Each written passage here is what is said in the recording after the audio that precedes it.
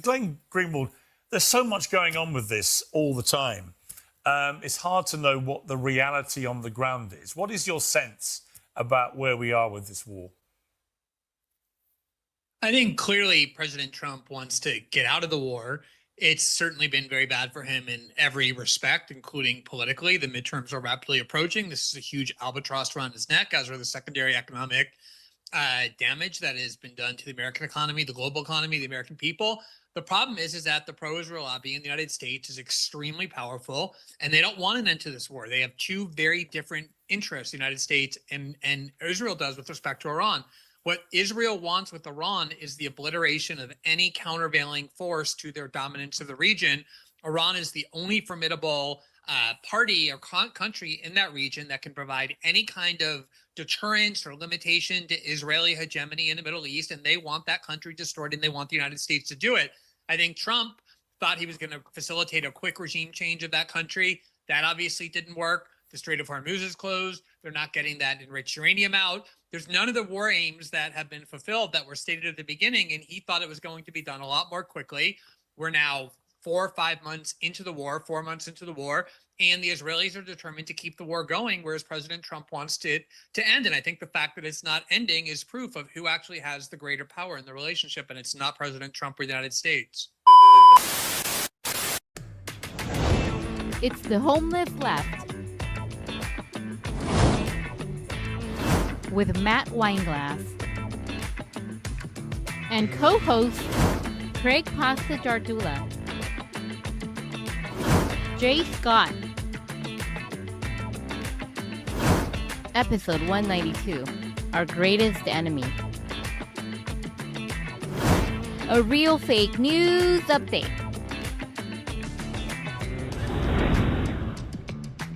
And here's your host, Matt Weinglass.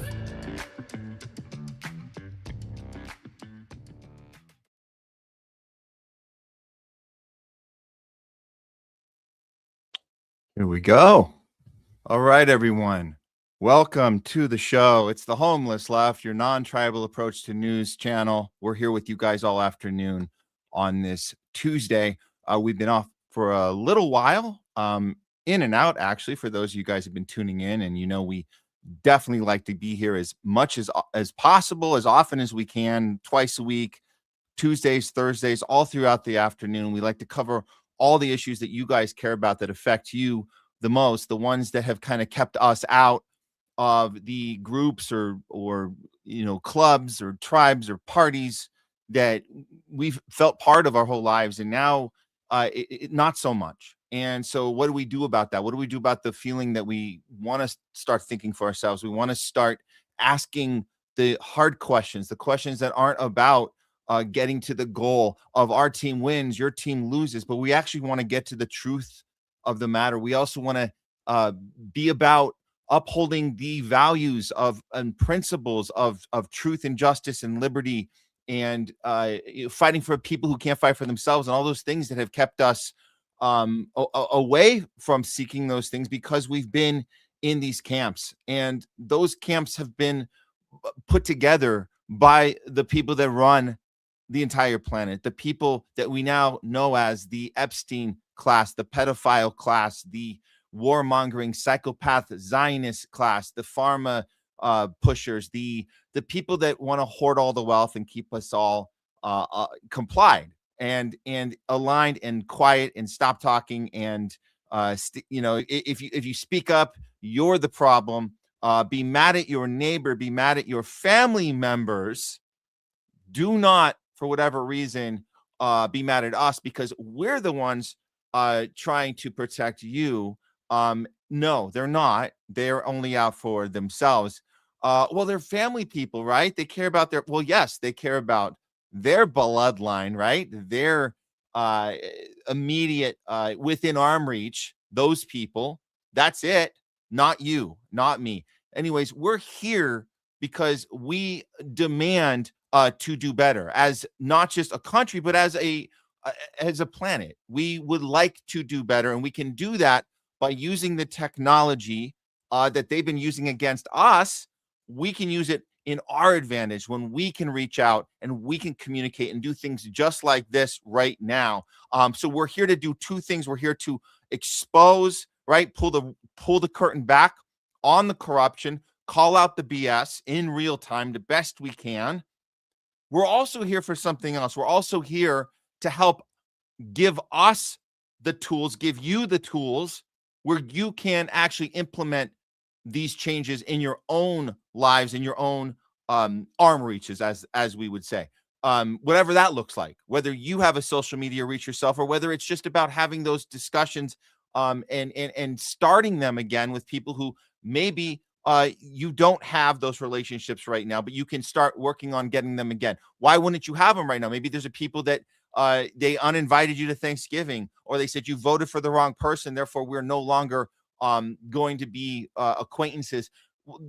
Those are strong things that have happened to a lot of us, but we can undo those things. The other thing we can do is we can be loud in other ways. We can show up to protests. We can and protests that are bottom-up movements. And you guys know that we talk about that a lot, the difference between the top-down protests, but the bottom-up ones. These are the Free Palestine. These are the challenging pharma. There's a whole slew of them. Anything anti-war. Right now, we're seeing the protests against tech, against AI data centers. We're going to get into that today. We're going to get into a lot of this stuff today, but I just want you guys to know it's not just about calling out the BS. It's also about doing something about it. And that's why we're merging these two worlds of anti-establishment media, right? So we're doing independent journalism, right? Doing our own research, right? And there is activism involved too. There's actual action involved. So let's figure out ways we can do both at the same time. And we appreciate you guys all being here. Wherever you're coming in from, we do have a lot of new outlets we're trying out. We've been messing around with Twitch. So we appreciate you guys. If you happen to stumble on the Homeless Left on Twitch, that's pretty cool. If you have done that, please hit a follow on that one or however it works on that platform. But we do want to give an acknowledgement to our home base, which it has been Rumble. Really, the whole time, Rumble has been the one that has allowed us to have these conversations, even if we're 100% know that they are pushing the surveillance state, they're pushing all those things, but they don't cut our feet off. And I think that's worth noting. The Homeless Left on Rumble, we've been doing this throughout the last 3 years, and we want to keep going. So we appreciate all your guys' support. Any way you can do that support, there is ways to do. You guys know what you can do. The Rumble rants. You can certainly do a subscription through Rumble. Through what we call, I guess it's called the locals. So you can do this through locals, and that's really cool. And you can get to that right from the Rumble page. If you're on our YouTube page, we really appreciate you guys too, because we had to start a second one, right? The THL Presents on YouTube. The first one, The Homeless Left on YouTube, no longer exists. Why is that? Well, because they told us that these conversations were dangerous. They told us that we had to keep the community safe from conversations like these. That's why that channel does not exist. So we just started a new one. And this is directly from top down Israeli spyware, Google telling us through YouTube, you can't do this show. You can't be affiliated with a channel at all and do this show. So we're surprised that we're allowed to do this on a new channel, and we have been. So we're grateful for that, but we don't know how long that's even going to last. But until then, until we get the next notice, or we wake up one morning and the channel's gone, and we will start it again. We will do that, guys. We're not going to just stop. But for now, thank you guys for help elevating this channel in such a short period of time. It's actually quite amazing how quickly we've been able to get engagement on that channel. It's been up and down. It's been a little weird, but we have had up to 120,000 people watching us on that new channel. But then sometimes it dips really low. So we don't know, we really don't know how this works. The algorithm, it's all over the place. But we are being spied on, and you are too. And it doesn't help with all these AI data centers popping up everywhere. So let's get into the show today. What we're going to be doing today, we're talking about our greatest ally oh, wait a minute. Hold on. Not the greatest ally, our greatest enemy. That's right. It gets a little confusing because we were told about our greatest ally, but it seems like it's the opposite of that. So most of the stuff we're covering today is going to probably circle back to that, as you guys could probably guess from the thumbnail today. Also, just want to let people know, both our co-hosts will be coming on today. We're going to be having Craig Pasta, JARDULA, and Jay Scott coming on, and lots to get into as far as the spy threat level from the Pentagon. That's official. That is now the highest threat level imaginable. They are saying it out loud. We're going to respond to that. Thomas Massie's been on the House floor, the Senate floor, doing amendments, trying to put an amendment into play for Section 224. We'll be talking about that as well. Plus, giving some exposure to the USS Liberty Israeli attack, a purposeful attack 59 years ago against the U.S. He's putting some light on that as well. So we thank Massie for using the time that he has left in his position to actually do something. And that's really awesome to see that from Thomas Massie. So we're also going to be doing some pharma stuff. Not so great news about RFK Jr. More of him stepping back, and more of the Maha people calling him out on this and realizing that he's not just bad at his job, he's been infiltrated, period. There's no other way around it. So we're going to talk about that. And I mentioned the data centers from earlier. We're going to be getting to that, and a little Erin Brockovich actually coming into play, fighting back against these data centers that have been popping up everywhere. Okay, so without further ado, let's get started with the show right now. We like to start off Tuesdays with a real fake news update. So I think we are all set. Let me make sure that everything's running correctly first. I think we're looking good here. Yes. I think we're good. And yes, thanks, One Cut. We are seeing some people giving us the love out. It is good to be back. We'll do our best to act as if we were never gone and we're right back in the flow of things. But yeah, we're excited to be here, guys. We really are. And thank you for being part of what we're doing here in this space. The homeless left, it's not just about being homeless from the left. It's about the detachment of all of the tribes, all of the parties. You might be homeless from another place on the spectrum, wherever that is, the right, the up, the down, upside down, all around. It doesn't matter. Let's all be homeless together in this space that we call non-tribal, but it is community, it is family. You're allowed to ask questions. You're allowed to punch up, which is what we're trying to do instead of punching down at each other. That's what we're about. Okay, let's get on with the show. It's time for some real fake news. Let's go for it.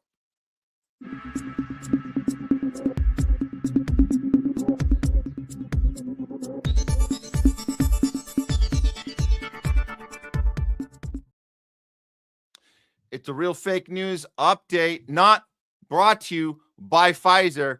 We have some pretty big developments happening at the exact same time. Coincidence, not coincidence, but when it rains, it pours for sure. And they usually come in threes.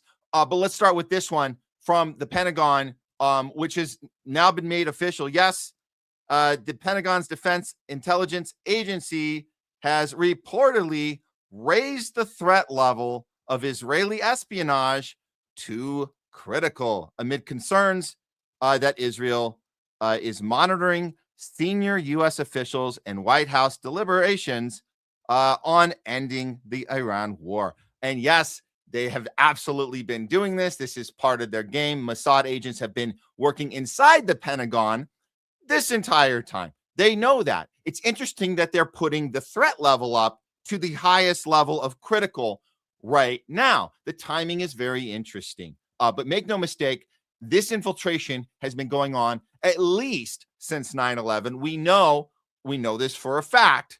Why? Because we've had ex-generals, we've had Wesley Clark tell us there's top-down messaging as far as Israel first policy coming right from the Pentagon. But why are they allowed to say this now? Now, of course, now that it is out publicly and all the other news agencies are allowed to comment on this, because they haven't been really at all. Even Fox News has to acknowledge that this happened. So how do they deflect it? We'll go ahead and bring J.D. Vance on, Vice President, to explain, to wiggle around exactly what this really means and why we shouldn't take this as any big deal at all, that the Pentagon literally has us at a critical threat level with our relationship with Israel as far as spying on us goes. Here it is. Here's J.D. Vance. J.D. Vance wiggling around with Jesse Waters. How concerned are you about Israel spying on the United States and freelancing in Lebanon? Well, look, I think obviously the Israelis and the Israelis and the United States, we have a lot of shared interests, but we also have some situations where our interests diverge. And I think where the president has been very clear here is that while Israel obviously has some objectives that it has, the United States' main objective in Iran is to ensure that Iran does not have a nuclear weapon. And we've actually, thanks to what's happened over the last few months, but really over the last year and a half, we've created the space necessary where the president believes, and I think that he's right. I love how the footage being played in the background is these little kiss-ass moments where Trump is like a guest at his own dinner. It's hilarious. Like, you're supposed to be hosting the guy and you look like a guest. And we covered this this last visit Netanyahu did. But we know that the spyware has been being put in. Every time Netanyahu makes a visit, they are implementing more spyware into the surveillance mechanism, whether it's the security around Trump, any of these vehicles that he rides in, any of his staff. So they're doing that the whole way. So I love how this is the footage here. And I love how JD Vance has that talking point. You guys know that that's always a red flag where President Trump has made this extremely clear. No, he hasn't. You're just telling us it's clear. It's not clear at all. That we can get the long-term settlement to Iran's nuclear deal. Now, Israel may like that, they may not like that, but fundamentally, we think this is in the best interest of the United States of America. So we're going to keep on pursuing it because that's what the President of the United States was elected to do. That's what we have to do in order to properly serve the American people. And that's enough maybe for this moment on Fox, and Jesse Waters can kind of shield it and go to a commercial for Pfizer, but we're at a wall now. There's nowhere to go. And you can't even sugarcoat this anymore. The fact that Trump keeps saying 2 to 3 days, we're going to have a deal, and Netanyahu keeps saying F you to your deal and keeps bombing the shit out of Lebanon. It's not, this is not sustainable. Al Jazeera tries to cover this in a neutral way, and it's absolutely hilarious because there's no way around where this is going. Our greatest ally, our greatest enemy is in charge, clearly. And Donald Trump says he is in the final throes of a deal with Iran that could be signed within the next 2 or 3 days. He said the Strait of Hormuz would open up as soon as an agreement was struck. Trump was also asked by reporters what he said on the phone to Israeli Prime Minister Benjamin Netanyahu after strikes from Iran. We hit back. They were going back and forth, and now they both agreed through me to stop. And we're in the final throes of what will be a very, very good deal that will not allow in any way, shape, or form nuclear weapons, etc. And the Strait will open up right away. It'll open up immediately upon signing, which could be in 2 or 3 days. Did you ask them not to hit back? No, I said do what's right, but I want you to stop as quickly as you can. It's hard to stop murdering people. I've tried. I've really looked into it. I'm going to support groups. I got my sponsor. I check in with my sponsor every time I'm feeling like having that one more drink. One more kill. My sponsor says, "Now, BB, you've done so good. You've gone how many hours? 6 hours without murdering anyone? Oh, I can't. I really have that urge." So Trump's just being that nice little, I would say sponsor, but he's not the guy that Netanyahu calls, right? He's the guy. He's like the cousin or the friend that's already been estranged, and he comes, he goes, "Hey, so how's it going with your little addiction of murdering people? How's it going? Do you think you maybe could cut it out in a little bit, or take your time, dude. Take your time." Maybe you got to get a few more in just for good old time's sake, but maybe you can stop killing people because really, and the reason I really want you to stop killing people is because it makes me look really bad and it makes my legacy look even worse. And that's really the only thing I care about. And it's obviously not going in that direction that I would hope at this point. So, let's see how if Al Jazeera is even going to comment on the ridiculousness of this Trump trying to justify that he has any say in this whatsoever. Because they have to stop. It's had to do with Lebanon, and it has to stop. We want to get it finished. I don't think there are any sticking points. I think we're very close to having a very, very good, strong, powerful deal. If we go and bomb, which we can do very easily if we want, and we spend another 2 or 3 weeks bombing, they'll have nothing left whatsoever, but you won't have the strait open for months. If we do the bombing, a lot of people are going to be killed. Who wants to do that? I don't. Well, you do, and Seth does. You guys you love the death and destruction raining down every day. And according to you, Iranians love death and destruction raining down every day. And they say, thank you, Trump. Thank you, Hegseth. Thank you, Secretary of War. You guys are raining bombs down. They're going to be upset that you've stopped doing that, actually, right? These people that love you raining down bombs on their country, if you let up, they're going to get angry too. So you're kind of really in a pickle here, Trump, really in a pickle. And we'll have a signed document that's actually stronger than doing the bombing. What has proven to be a very powerful thing is the blockade. The blockades turned out to be much stronger than bombing. And it was really a combination. It was our initial thrust and then the blockade. But, their economy is really suffering, and they're going to make a deal. U.S. President. Whose economy is suffering? What? Theirs is? Oh, ours is doing fine. That's right, because you got that all under control. President Donald Trump says he is in the final throes of a deal. Yeah. So there you go.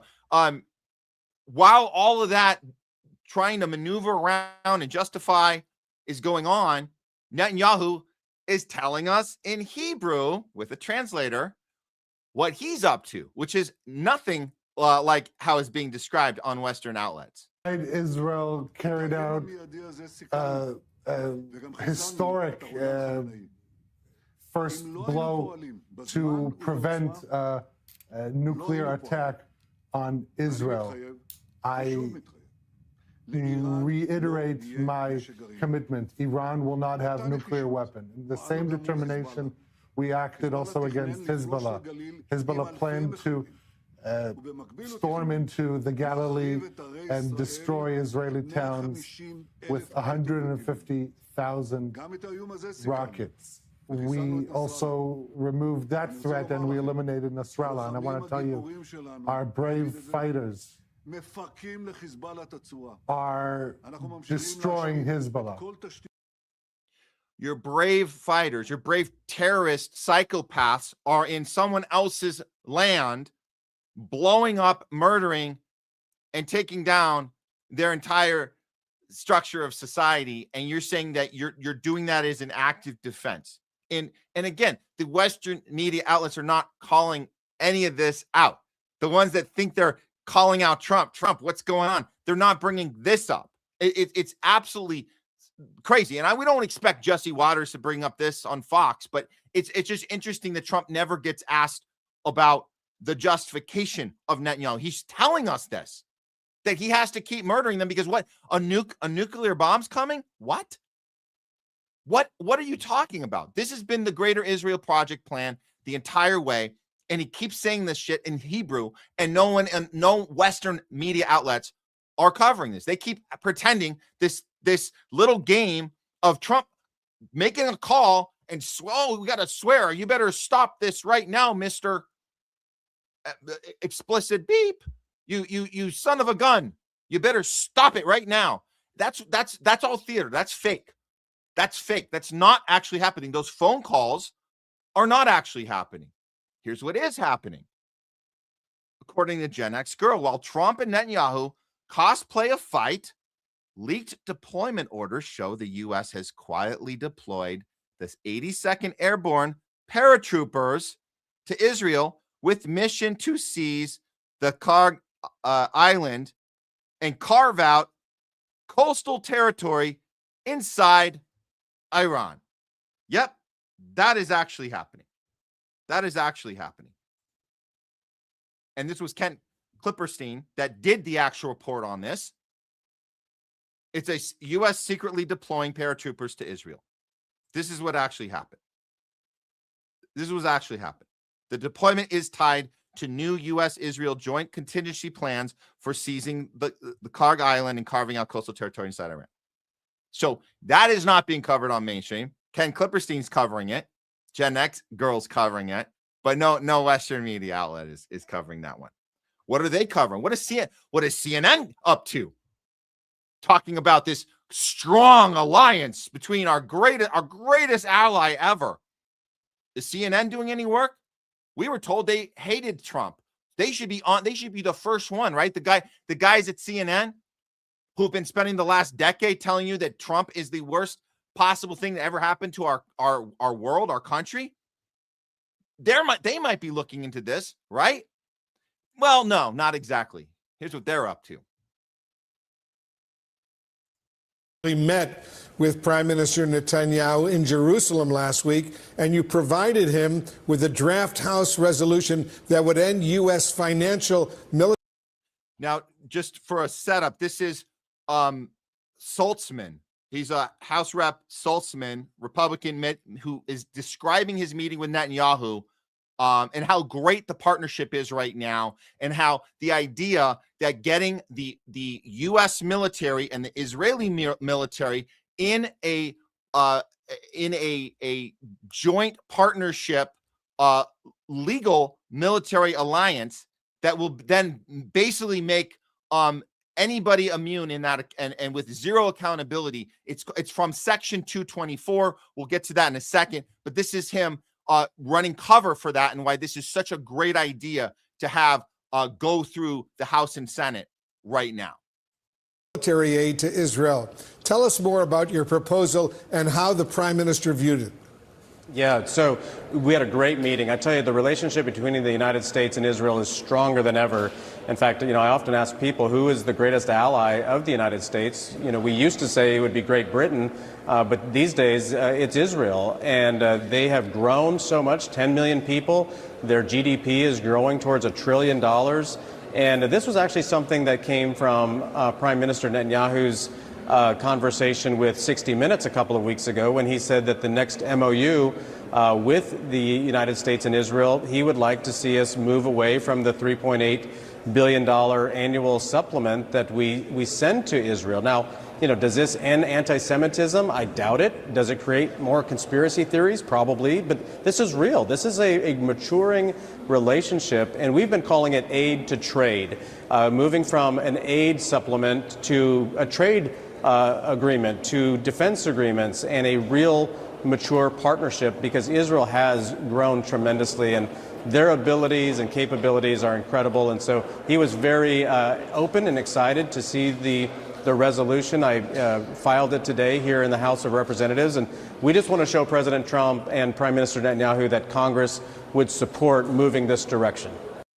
Okay, so we have a major problem here. And we'll get to Section 224 in a second here, but there's multiple bills being presented, all as cover for our relationship, our merger with Israel, the actual merger of the militaries, plus in this case, moving the financials away from the fact that they're not going to be dependent on our money, but that if they are able to do things for quote unquote free, then we have even more of a loyalty to them, which if you think about, that's how money really works, is that with us writing the check every time, we could easily just cut that off. We don't, because obviously we know why we don't, but that was the whole point of Free Palestine.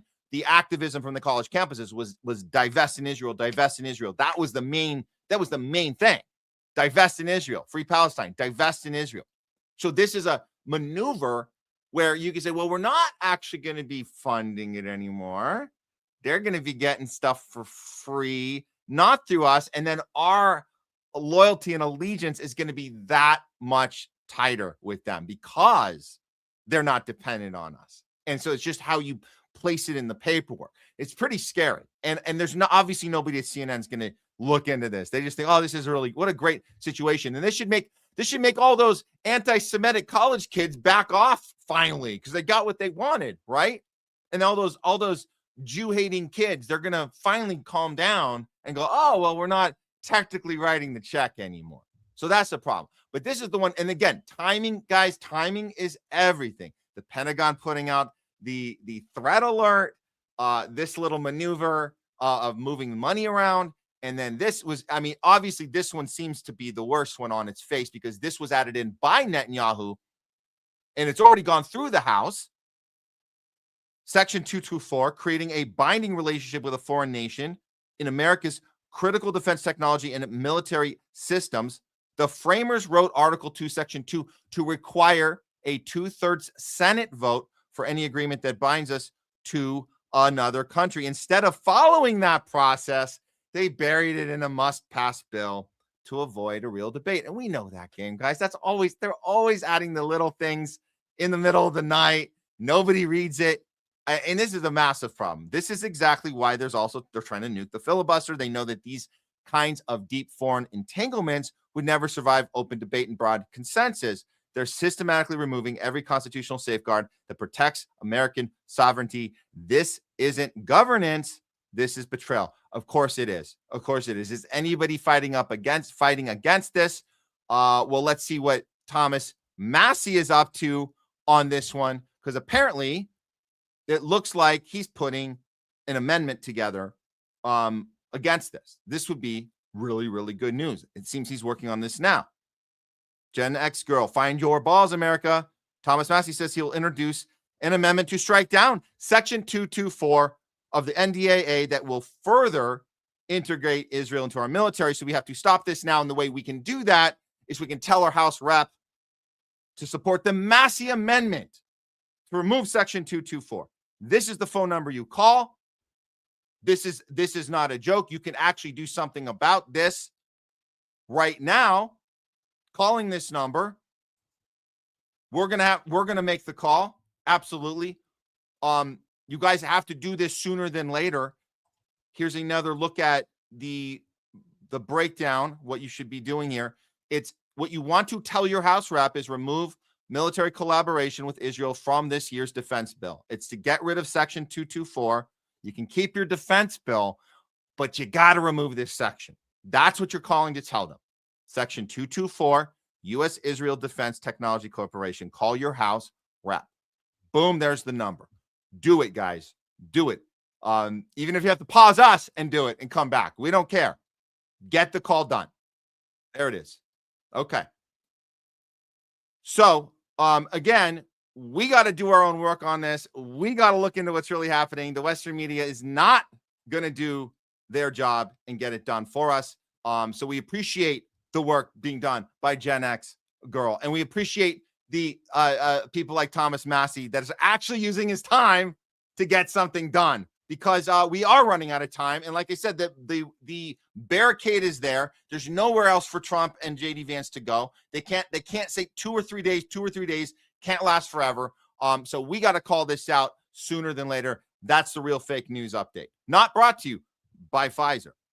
Okay, guys, we're going to do one more story here before we bring in our man, Craig Pasta. What we're going to be looking at right now, since we are on the topic here of Thomas Massie, and this guy is literally doing exactly what he told us he was going to do.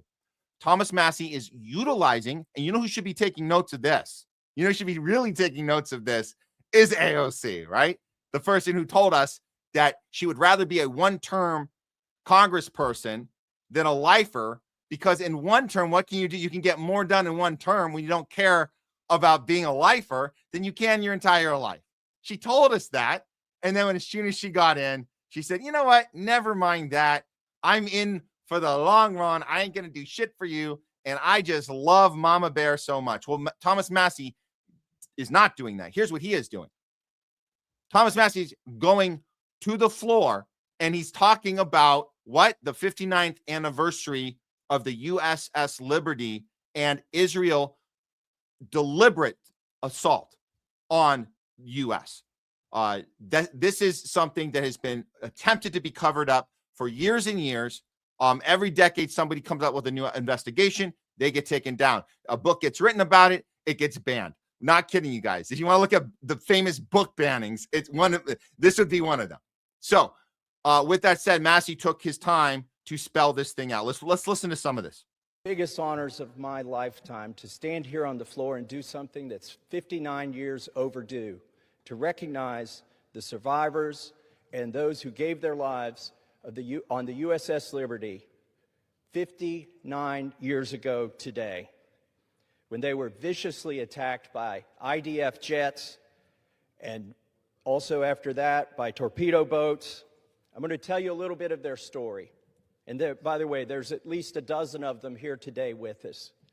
I just met with them in my office, and they related this story to me. You know, it was a clear day. The USS Liberty was one of the most technologically sophisticated ships in the Navy, but it was virtually unarmed, and it was sent to observe the six-day war going on in the Middle East between Israel and its neighbors. It arrived on June 7th, and the weather was clear. The planes came out to meet them, to investigate, and then on the next day, on June 8th, they started the day. The visibility was unlimited. The American flag was flying proudly on the USS Liberty. More planes came from Israel to surveil the boat, the ship. And they thought they were in good shape, but what happened next surprised them all. French Mirage jets showed up and for 25 minutes strafed and attacked the USS Liberty. They shot rockets. They shot 30-millimeter cannons into the hull and into the ship. They even dropped napalm on the bridge of the ship. This was an effort to kill everybody on board. There was no intention of taking prisoners. After the 25 grueling minutes of attack on this virtually unarmed ship, and they thought things were over and they could recover, the torpedo boats showed up, 3 torpedo boats. They launched 4 torpedoes. One of them hit the hull of the USS Liberty and killed 25 people instantly. It blew a 40-foot by 40-foot hole in the side of this ship. They were intent on sinking it. But they were also intent on not having a single survivor. According to eyewitness accounts, the Israelis machine-gunned the lifeboats that they put down. They machine-gunned the firefighters who were on the deck. They were bringing the wounded and the dead to the mess hall to triage them. They had one doctor who was trying to help them all, put a few stitches in. It was harrowing, and it's amazing. If not for that crew, that boat would have sunk that day. But it still wasn't over. Helicopters showed up, combat helicopters. And the USS Liberty, even though their signals were being jammed by the Israelis, got a signal out. And there were ships that tried to respond. The USS Saratoga, the USS America sent planes. Both of them sent planes to help the USS Liberty. And something happened that's never happened before. A ship under attack, the planes were recalled. This has never happened before. And they sat there for 17 hours. 34 dead, 174 wounded, out of 294 crew members. That's over 70% casualty rate, unheard of. Okay, so for him breaking these numbers down, he has the time to do this. This is the point. This is the moment to do it at the 59-year mark. Breaking this down. We've heard all of the deflections over the years of this incident, talking about how it was a mistake. We've heard all the different little explanations. We even hear people talk about, where can you get over that? The reparations have been paid. Really? Reparations over a mistake? Does it look like this? A government blackout, U.S. government media blackout, as these numbers, which all check out. The survivors were told never to speak about it or face 10 years of military prison and a $10,000 fine. The ship made to look new in Malta before sailing back to the U.S. So the whole fix it up for the cameras, fix it up for the photographers. Israel gives the widows, and here you go with your reparations. So stop your whining already, okay? Israel's the most moral army on the planet. Come on, guys, you know that by now. The fact that they got the $25,000 to the widows, surviving kids over 5 years got $10,000. But if you were under 5, you got nothing because you're too young to understand trauma. Isn't that the biggest giveaway of all? The kids are too young to understand trauma. What therapist told you that? Somebody who might be not so interested in getting those Epstein pedophiles in jail. Those are probably the people that would tell you that children that are 5 or under are too young to know what trauma is. It's weird that that's in there. But anyways, nobody is denying this happened. They're just saying if you say something about it, you're anti-Semitic. And of course, Israel made up for it. So why don't you stop using it as some talking point to get something anti-Israel done today? They admit it, though. They admit it in their own publication. They said that, but sir, it's an American ship. This is the quote. They printed this. They admit this conversation happened. Never mind hit her when Israel attacked USS Liberty. The Americans have findings that show our pilots were aware the ship was American, a newly published document by the state archives say. So it's all out there. But we're just understanding that. And again, thank God Thomas Massie can use his time to do something important like this. And not to discourage it. It's not the first time. There's been plenty of people looking into this and investigating this over the years. It's just nice to see somebody still in the position in Congress to use his time on the floor to do this. That's all. And that's important. And the more people that speak out about this, the less they can make the case that you must only care about this because you hate Jews, versus there needs to be accountability here. And it needs to be in the record books, it needs to be in the history books. And we need to start re-educating people about our relationship with what they call our greatest ally ever. We call him our greatest enemy ever. Okay, so that should do it for that one. And yeah, we're gonna stay on Thomas Massie for the remainder of his few months. We like the fact that he's again using his time in such a great way. And I said earlier, AOC should be taking some notes on this of how to use your time in Congress. Okay, let's go ahead and switch gears right now. We got some good stuff we want to get to, and we're happy to bring back our co-host. You know him, you love him. Please welcome back to the show, Craig Pasta JARDULA. There he is. Go Knicks. Go Knicks. Regardless of the idiots out there that do the stupid things, but those fucking idiots exist everywhere. Go Knicks. Go Knicks. Okay. You really want to get pissed off? They're using Palantir to fucking scan everybody's face before they go in the goddamn garden. You know, James Dolan has the contract. That should really piss you off, my man. Literally, Palantir got the contract to data mine everybody's face before they go in, take a picture of it. You know, and one of the things, like we obviously, we're sports fans. It's our kind of our outlet sometimes to get away from all the bullshit. But how do we get away with it, right? When you have Palantir involved and you have this kind of it's kind of this mind control on the sports arena, that they're going to get people to do whatever to come out and make this the big moment of their life, going to this game, going to Madison Square Garden.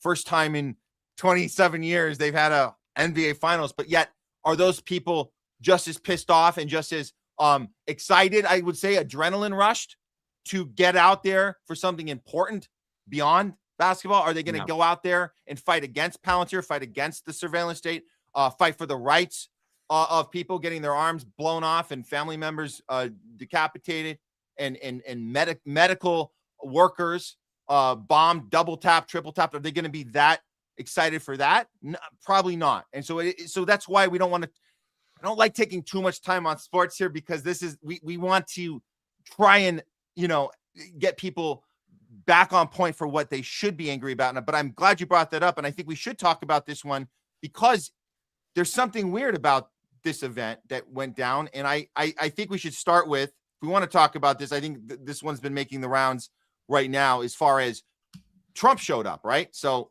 Trump showed up to a Knicks game. Was he was Trump ever a Knicks fan? Is that a thing? I mean, he has a lot of businesses in New York. He was in New York, but I've never, ever recalled him being at the Garden. You know what I'm saying? And I probably watch more Knick games on TV where they show all the celebrities. I've never seen, hey, Donald Trump's there. Maybe I might have missed it. He might have been there back in the days. And, you know, he was a resident of New York, so I can't completely, you know, go against it. But he fucking jinxed my team, and I hope he doesn't go back for game 4. Well, he didn't look like, you know, in his credit, he didn't look like he wanted to be there at all. Somebody was making him go there. I don't think he was excited at all. Here's his intro at the Garden. Take a listen if you guys didn't see this.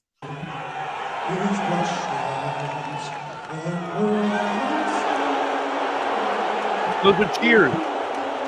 He said they were cheers.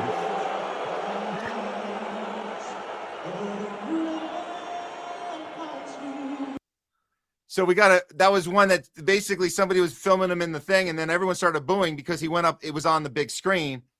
Here's another angle of that.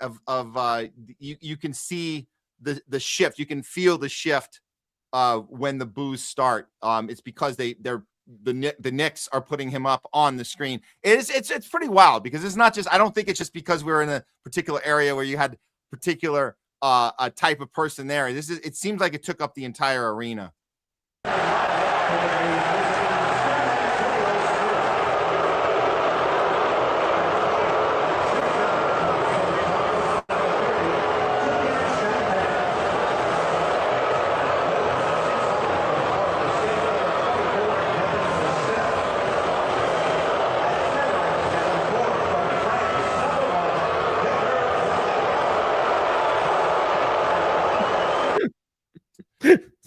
They were also playing it at the park nearby, and this happened there. This is one more.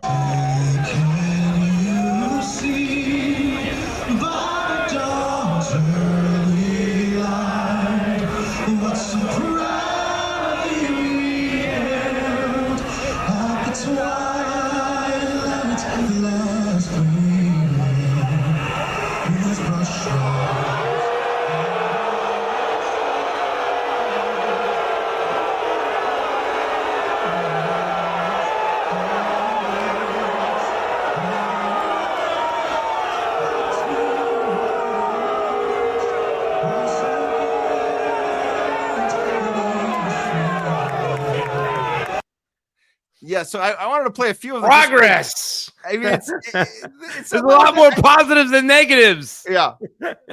Well, I mean, somebody asked Trump after he left. They asked him what his reaction was to the reaction to him. And of course, he had this prepared. This is funny. Mayor Mamdani at the game? I did not. No. What did you think of the reception you got from the Knicks fans tonight? I thought it great. I mean. I thought it was amazing, actually. You mean when they had the camera on me? I thought it was very good. Yeah. It was certainly amazing. It was. I think mostly cheers. It was loud and it was very enthusiastic. I mean, I mean, seriously, like it was amazing. It was a lot, mostly cheers. Okay, if you say so. Hey, can I just take myself down for 5 seconds? I just heard something. I just got to check real quick. Yeah, go for it. Go 2 for seconds. it. Literally 5 seconds. Okay, no worries. So, and we're gonna ask Craig about. Does that seem like a normal response from New York? Maybe that's the normal thing. I think that there's more people being vocal right now beyond just your little two-party divide. So that's something that I think. It feels to me this is beyond the Kamala versus Trump group. It seems like something bigger than that is happening here, right? This isn't just all you MAGAs versus blue no matter who's. This is something. There's something else. There's an unsettledness, I believe. That's how I'm picking up on. You agree with that? 1000%. You know what I'm saying? I think that Trump had more of this kind of like, he did kind of have this like nationalist appeal, and I don't mean like nationalist. I mean, buying into this American exceptionalism, yeah, that's a bad thing. But I just think that he cut across both lines where a lot of people are just so politically ignorant that they did like Donald Trump because they felt like he was fighting for them and he was an American. And now they don't feel that way anymore. And there was a lot of people, I think, in those crowds that were once cheering him on are now booing him.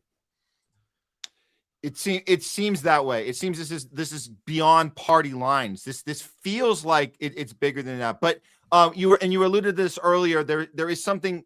Also, it feels like, particularly in New York, there's a aggressiveness in the air, and it's hard to tell at the beginning of the game. But when, as you alluded to earlier, the Knicks did lose this game, people were really, really upset, as you would expect, right? You expect the diehard fans to be going home pretty pissed off.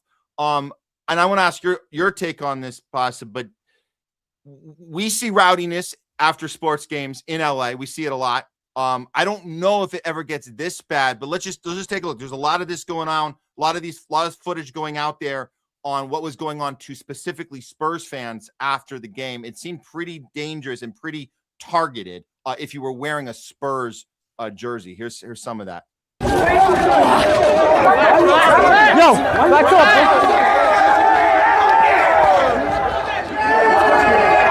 Take this through.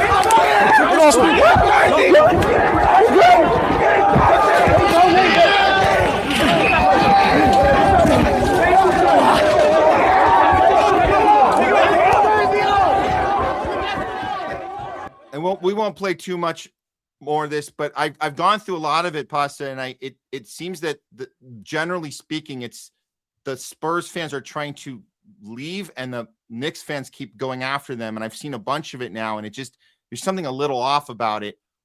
We did see that curbside kick. There was a notification on that on Twitter that might be from a different event, so I don't want to play that one right now. That might have been added. No, I think that was out in the. I think that was outside of New York too, right outside the stadium, not too far from it. Oh, it was. So, yeah. I do believe so. I could be wrong. Okay, well let's play it and you guys decide, because that one was a little disturbing, and if it was during this event, it could have just been somebody trying to deflect it and saying no, it's not. But we'll give people a chance to make their own decision on this. This is, I guess it's called a curb stomp. It made me think of that Natural Born Killer scene with Edward Norton. Oh man, here it is.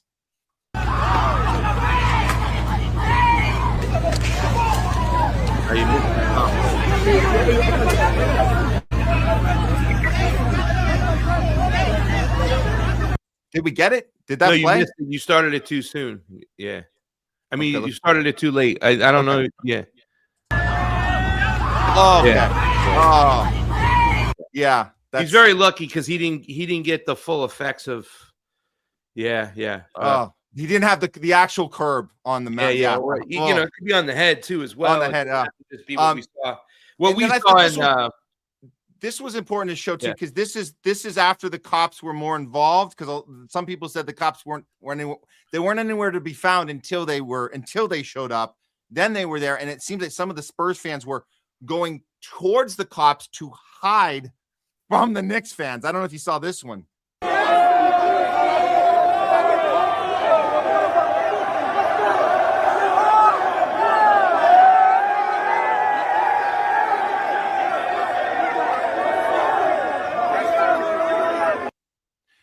So as a Knicks fan, as somebody that knows this side of the country a little better than I do, is this normal? Is nothing to see here? Is this happen in every city? What's going on here?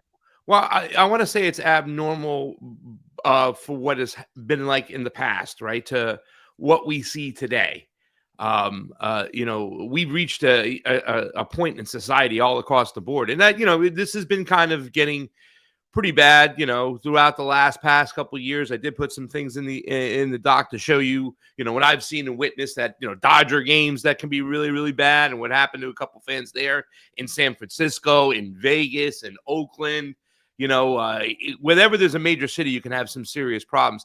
I think I wouldn't suspect this type of behavior at Staples, also because where it's located, LA is a little bit different, the regions, whatnot. And even though this is in Manhattan, this is a couple rides over from the train, 1, 2, 3, to go right across the ferry or the water to get in there. And the elements that would hang there are like, young, upset, pissed off, poor.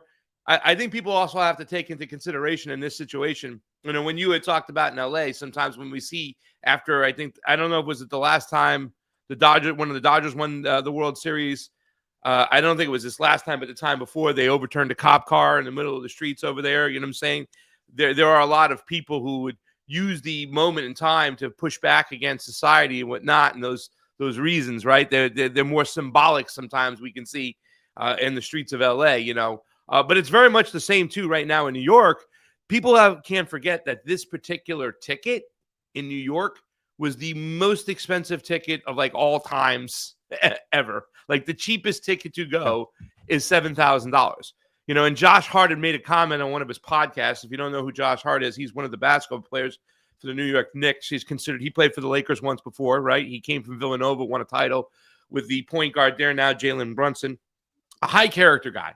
Michael Beasley, who was a basketball player who talked about his mental illness problems, talked about how lonely it was in the league. Because even though there's this brotherhood, there was still this, you couldn't express your problems and your pains. And he felt so balled up inside. But Josh Hart was one of those guys who recognized his pain and struggling and you know, said to him, you know, hey, man, if you need me, I'm here, whatnot.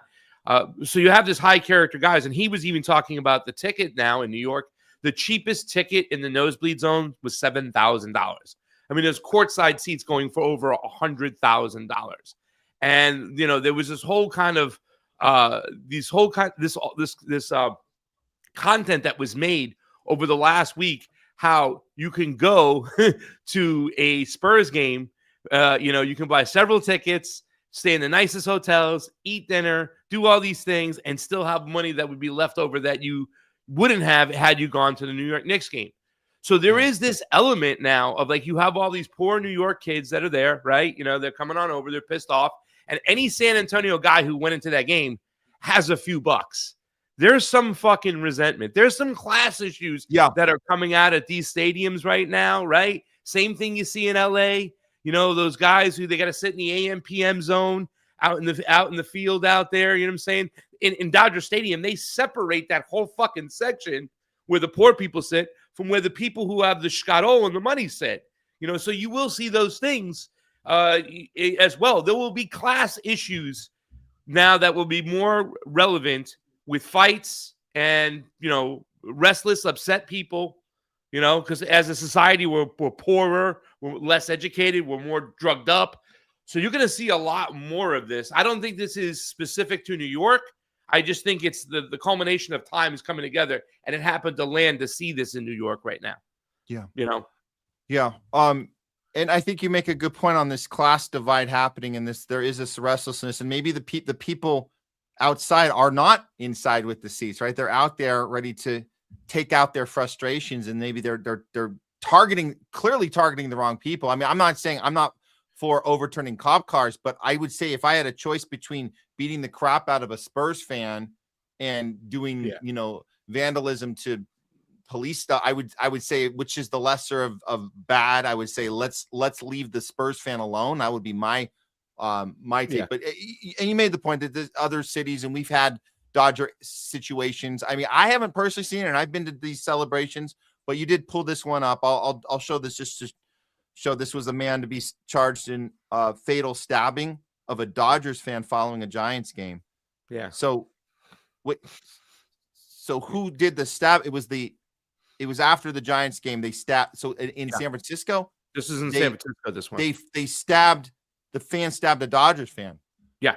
Yeah, San Francisco, like I said, it's San Francisco Giant fan where you would think it'd be the other way around. But this was an LA guy going to San Francisco to watch a game.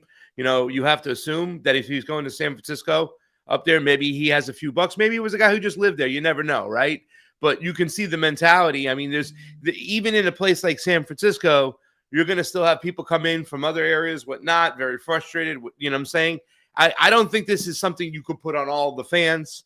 But I do think that there are more reckless fans now going on. I also sent an article of a couple Dodger fans, you know what I'm saying, beating the hell out of some Giants fan too as well. You know, it's like, you know, you have to put it on the individuals, but this is a growing concern, and it's growing bigger and bigger everywhere. Raider fans stabbing a Kansas City Chief fan, a Raider fan that threw a San Diego Chargers when they win San Diego off one of the balconies. I mean, this shit like this goes on all the time. And I'd be careful going into the black hole, even in Vegas, as an opposing team to go hang out with those guys. You know what I'm saying? It is a shame because I think that back in the days, like we said, we'd be more like you could be a Dodger fan, I could be a Mets fan, and we can go to the game together, whether it be in New York and LA, and we don't give a shit. You know what I'm saying? And there is a concern with this growing, but I think this is a societal problem. And as we see more people, remember, this is bred in circuses. This is to distract from what's going on, so they don't know what's going on. Now all their anger and all their emotions they're taking out at the fucking stadium. Yeah. And I think the hardest for me when I was watching the game, just seeing all those cutaways to those entitled celebrity assholes, man. I could not stand watching Ben Stiller's smug face and DJ Khaled and his I have nothing to say about freaking Palestine, but I love my Knicks. It's it was disgusting to watch that. And I think, Spike Lee has shown certainly some more, at least next to those two, but still there is this massive divide and it's getting worse. It's getting worse and worse and worse. And that we're celebrating these people in this stadium. Absolutely. There's going to be, The big story too, I think that you need to get into this one. I'd like to come back and do a segment with you. Maybe we can do this next week if you have me back on the show sooner than later. Is the Zionist problem that the NBA has, right? Like it's not like some of these players like Kevin Durant and Steph Curry and LeBron James going, I've heard so many great things about Israel and all that stuff. They're showing commercials, the pushback against hate, the blue square thing, and they're showing like commercials now, and it's literally a white kid walking down the hallway. You assume it's an Ashkenazi Jew, right? And he goes to and people like looking, and the girls are whispering, and you can see the uncomfortableness, like he's just being picked on. And he gets to his locker and he turns his bag and it says "Dirty Jew" on it, like a yellow Post-it. And all of a sudden, you see the sad face, whatnot. And then a black kid comes and he puts a blue square over it, like to hide it. Don't pay attention to that. And they turn and they look at their oppressors, and the black guy says to the Jewish guy, "I know how it feels. Like I've never witnessed anything, a white Jewish kid getting picked on. I mean, and I'm 53 fucking years old, and I understand that it was around before time. And I had people tell me that back in the days in New York, the early times in the 50s, when you said you liberal, you would be meaning you black person or you Jewish person. Like there was some type of bond back then, but it's a different day, a different time.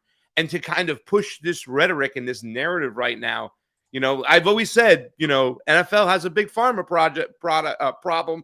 You got Pfizer all over the place. You got Kelsey going, you can get your flu and COVID vaccine all in one, you know what I'm saying, in the NFL. But now the NBA has a Zionist propaganda problem that they're pushing. And I don't think that should go unchecked. They got a Palantir issue. They got a freaking Zionist issue. So just to be clear on that commercial, that was aired on Super Bowl. That was so the NFL has both problems. Just so you know, that was funded. That commercial, we covered it on Super Bowl. Jay and I covered it here. We had, if I remember, it was the owner of the New England Patriots funded that commercial. The ridiculous. Nobody understood what dimension are you living in where a Post-it note and a black kid and that's not a thing. It's not a thing. Yeah. Nobody does that in school. Like you can talk to kids, you can see the kid. They don't have. That's not a thing. You want to talk about bullying in schools? That's the last thing on the list. So, anyways, they both have the problems, and we'll continue to we'll continue this conversation for sure.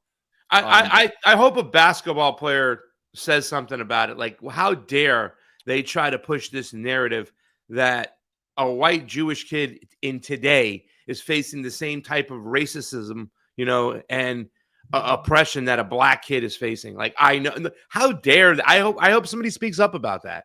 Yeah, I hope somebody. And you know how I feel about anti-Semitism versus anti-Zionism. I'm stern on that shit, but come on now. I hope Kyrie Irving is working on his Instagram post right now about it, because he should.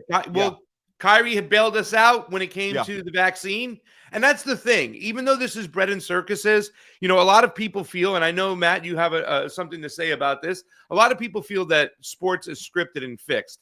I don't think it's scripted and fixed, but I think there are biases, and I think that there are wants from the leagues and the people who run the leagues that, control all the money, that look at certain things that are more profitable if they happen. Like right now, the big story, I would think that you can see that the NBA definitely wants the Spurs and Wembanyama to win, to be the face of what's going on over there. I mean, the officiating has been horrific in this whole situation. And I know people complain about officiating, but it's kind of blatant the way they're protecting Wembanyama right now. And Wembanyama also probably has a clot problem too that you kind of mentioned. There's a lot of stuff going on behind the scenes. So, scripted, no, but biases and trying to push a certain thing, yes. Well, yeah, and unfortunately, we have to keep an eye on Wemby for that reason, because he randomly got that. I guess those blood clots just starts in your shoulder. I guess that's a thing when you're a kid and you're an athlete.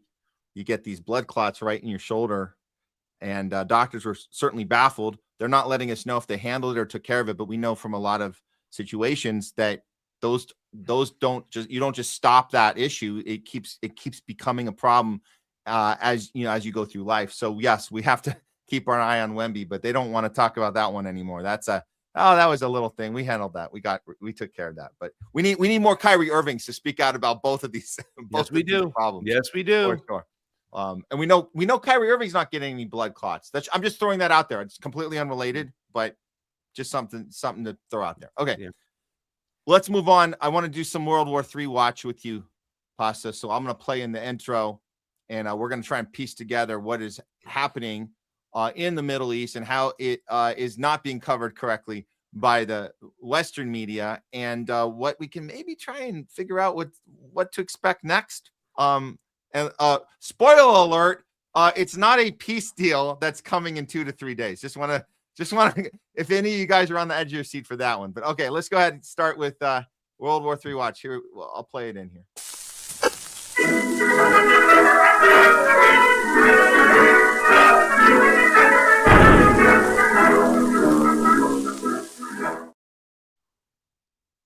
It's World War III watch. Let's just face it, it's already started. I'm here with co-host Craig Pasta, JARDULA. We're going to walk through what's been going on, the back and forth, the ceasefire, fake ceasefire, all the murdering sprees that Netanyahu's going on, and all of the excuses being made by Trump and the team about why that's okay and why he still thinks he's in charge of everything. I'm going to pass it to you on this one, Craig, to walk us through. But first, this just happened in the last 12 hours. So I'm just going to throw this one up first, and then we'll walk it back from here. This was posted by our friend Wyatt Reed.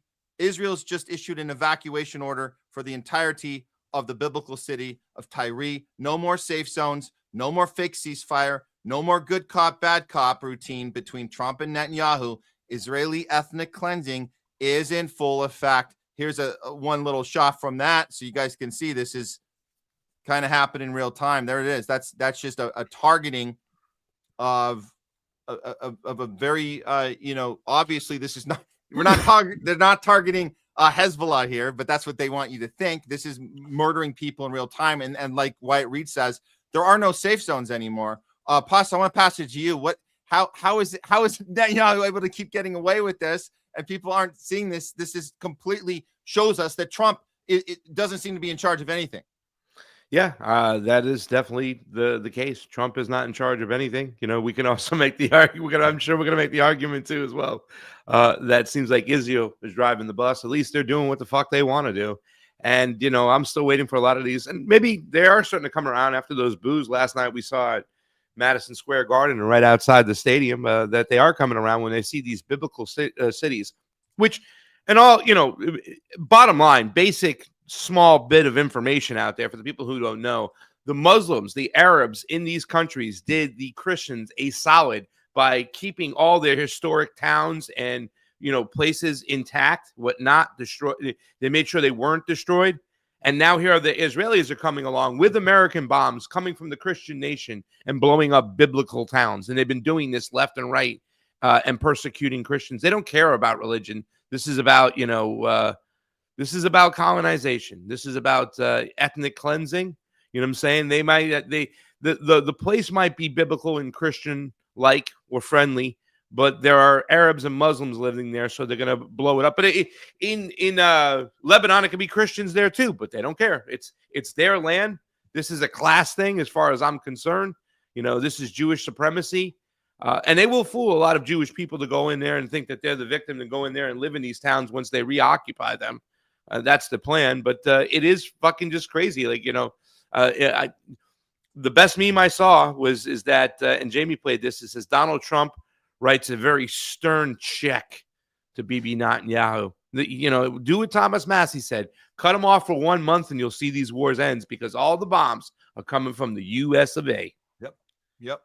Well, let's just remind people this is an ongoing thing. This isn't just one incident that Netanyahu is trying to defend. He's been doing this indiscriminately this entire way, and calling it a ceasefire, but then breaking it, because that's part of the ceasefire is supposed to be you don't bomb Lebanon, right? You don't bomb Gaza. You don't do these things that you just keep doing. So there's no way Trump's going to come up with any sort of peace arrangement when Netanyahu and Israel just want to do whatever the hell they want against any sort of peace deal. And Iran, we know Iran has got the backs of the Lebanese. He's got the backs of God. That's the whole point, that they're coming in to save the day, not just for themselves, but for everybody in the region.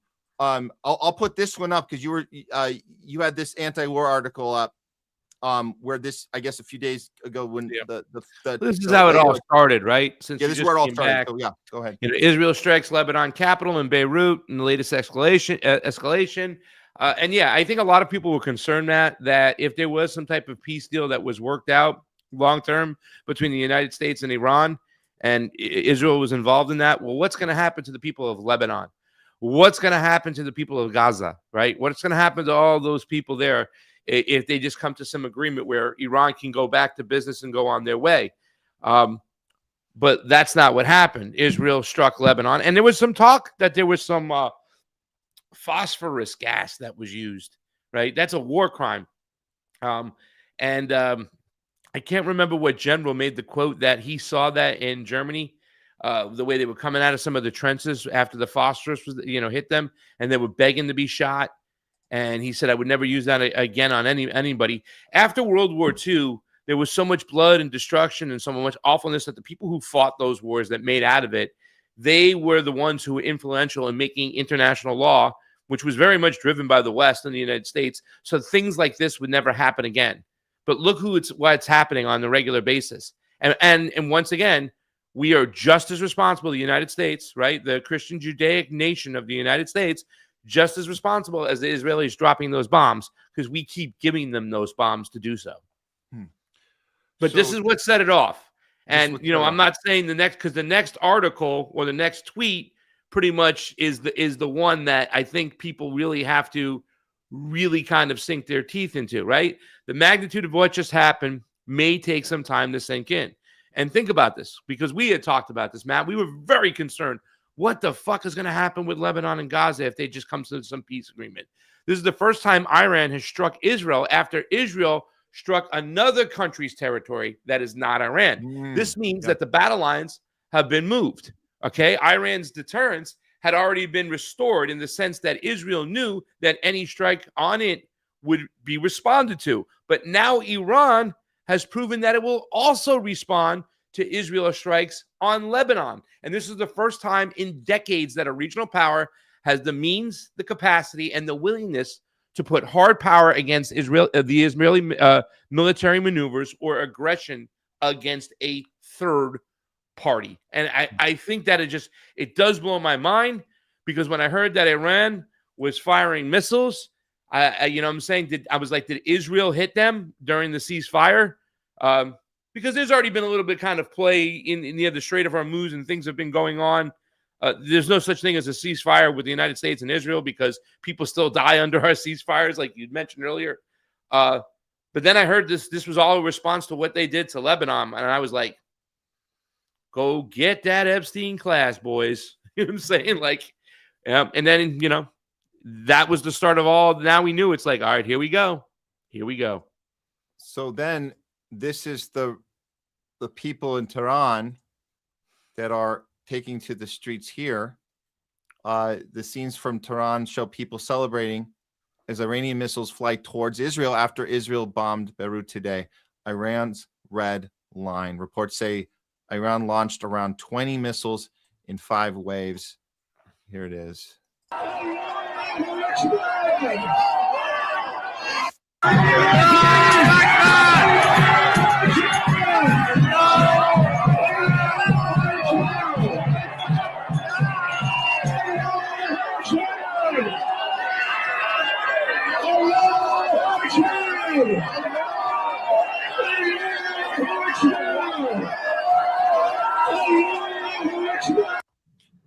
Crazy.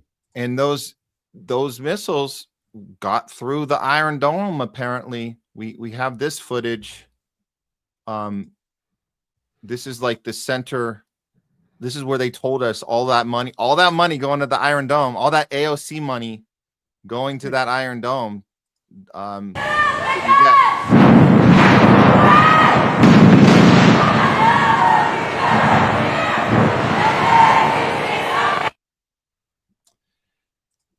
And this is a part I'm curious about, Pasta. If you have any inside intel on this, it seems that Israel's having to be very quiet about the damage because it looks really bad. Have you heard of what is the sentiment right now?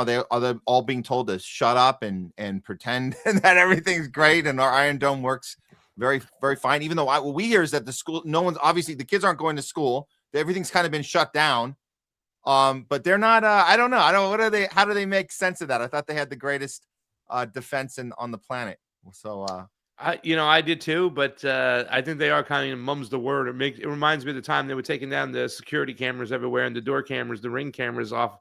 The IDF was going around and taking it down because they didn't want any footage being shown out there. I think that's always been the plan for them to do what they've been doing, but I haven't heard any real reports on the significance of the damage. I know they were going after a northern Air Force base or a base of sorts in airport, maybe military airport of sorts in northern Israel. So I don't know if they got through and hit that too as well. I don't know, but I mean, yeah, it was other shit happened, what I'm saying? So it's I'll let you get to the things. I guess we'll explain what happened as we go along, because there's more to this than just Iran firing missiles. Okay, so we're gonna. The next part is Trump saying that Netanyahu has no choice. Oh, really? So, what's going on here? Trump says Netanyahu has no choice but to accept Iran deal. Yeah. Did he really say that? Is that? Yeah. He said it. He said it on the tarmac the other day. Yeah. Okay. So. I call the shots. He doesn't call the shots. I don't, but that's, so he says it doesn't have any meaning, has no validity. Yeah. Of course Netanyahu has a choice, because what is this? What kind of open threat is this? No choice or what? So if he doesn't, what is Trump saying? What does that mean? He has no choice. Then what? What is the, okay. But I'm just trying to walk this through here. Is it okay? He's just trying to say he's the boss and let well, I don't know. It's fine. Okay. I can't make sense of what's coming out of that guy's mouth anymore. Okay. So the order of events is he says this, right? He says Netanyahu has no choice. And then right after that, this happens. Let's get this one up. This is a couple hours before Israel struck Iran. This is Trita Parsi told Al Jazeera English that if Israel defies Trump and strikes Iran, it isn't Iran's deterrence that is put under question, but Trump's credibility, right? Since he had so explicitly said, you better, or else, right? I don't even get what the or else is, but here's what Netanyahu thinks of Trump's very, very loose threat here. Here we go.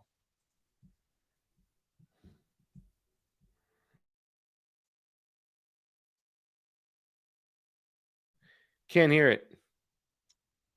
Can you hear it? Yeah.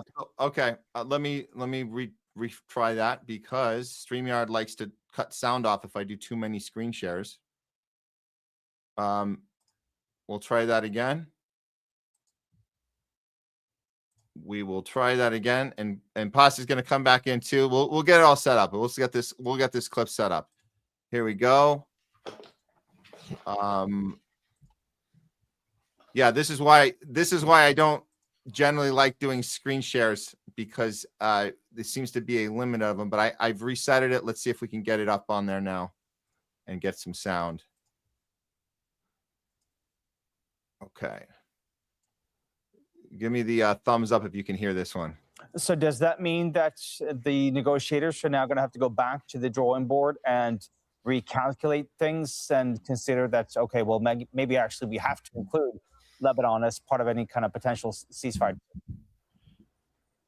I think Lebanon, frankly, already was included. We already saw a couple of days ago when the Iranians were about to attack Israel, that is the moment that Trump made that phone call to the Israelis, and a very colorful phone call pushing them to back down, which they did temporarily. But what we always have seen with the Israelis is that even if they back down temporarily, they find a way to wiggle themselves out of any promise they've made to the United States. And a couple of days later, they did strike.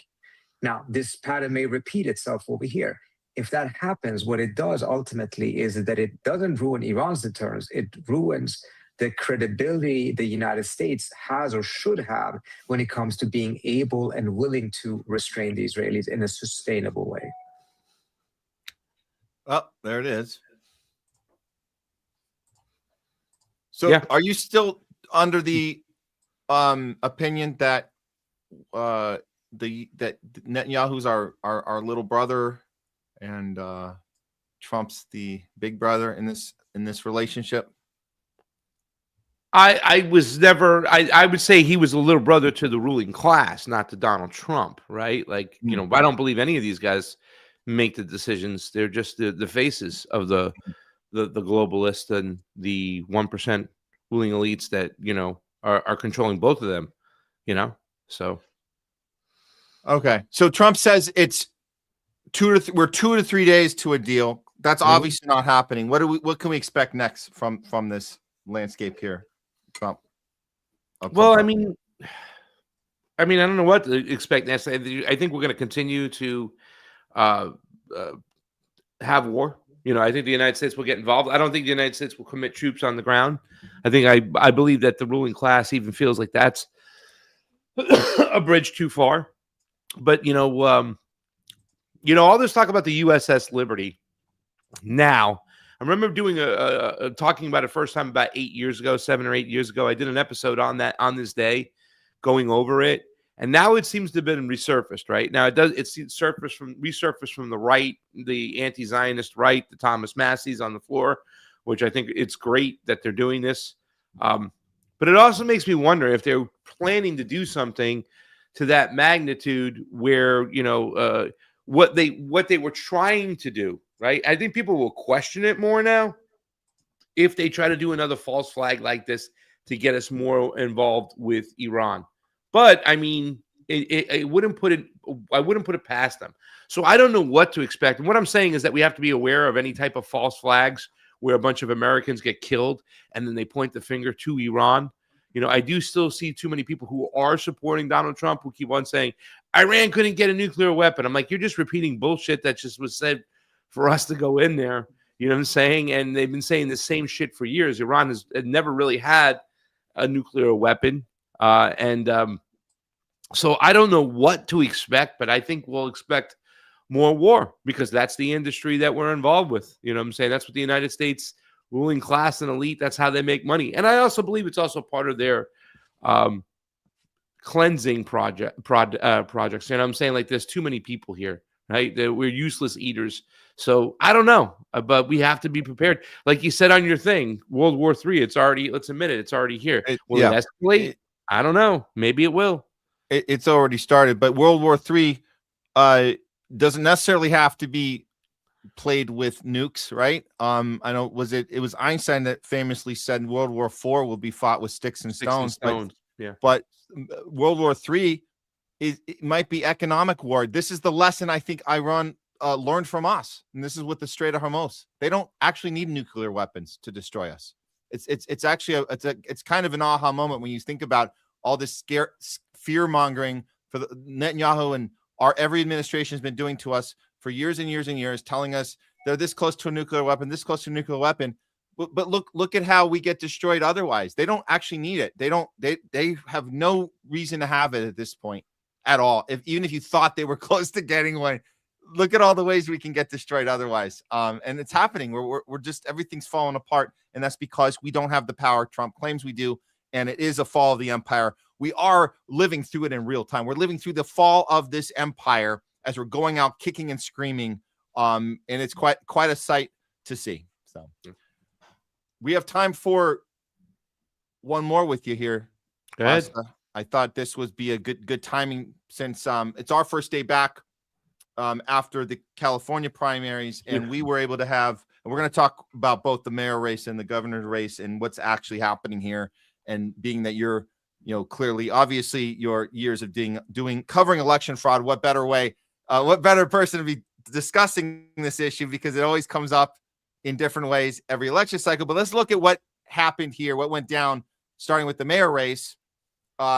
This is where we're at. We have 3 Zionists that were the last 3 left out of all of them. There were 60, 70 of them running, and we had about 60, 70 running on the governor's side too. But these mayors that are all going against the incumbent, going against Karen Bass, you had this last minute happening, right, where you had all these other ways that California counts votes, right? Because we know they do a lot of mail-ins, a lot of things that happen late, and it takes a few days. This election was already a week ago, and it took a whole week to figure this out. But apparently, Rahman has taken not only the second place lead from Spencer Pratt, but he's now Spencer Pratt is officially out of the race because it was only going to be the top 2.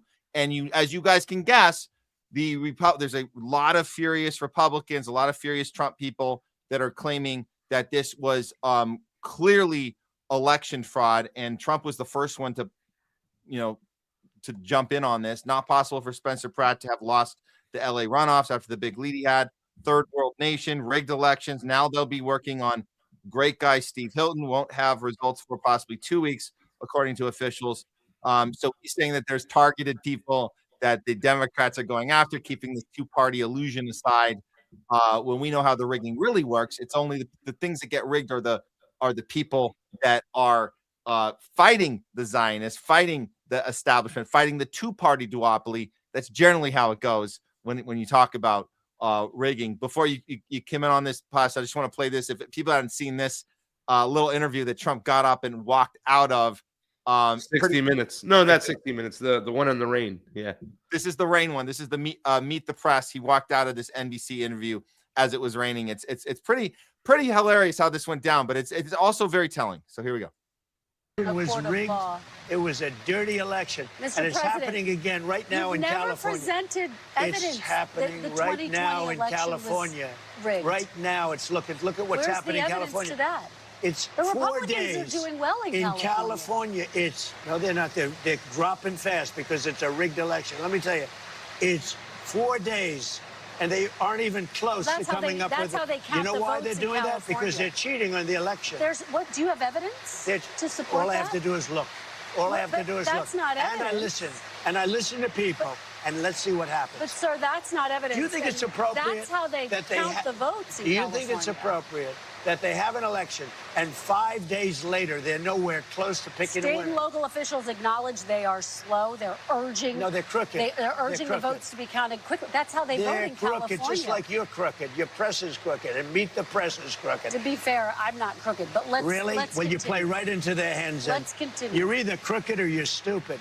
You play right into their hands with this rap. You know that these elections are rigged.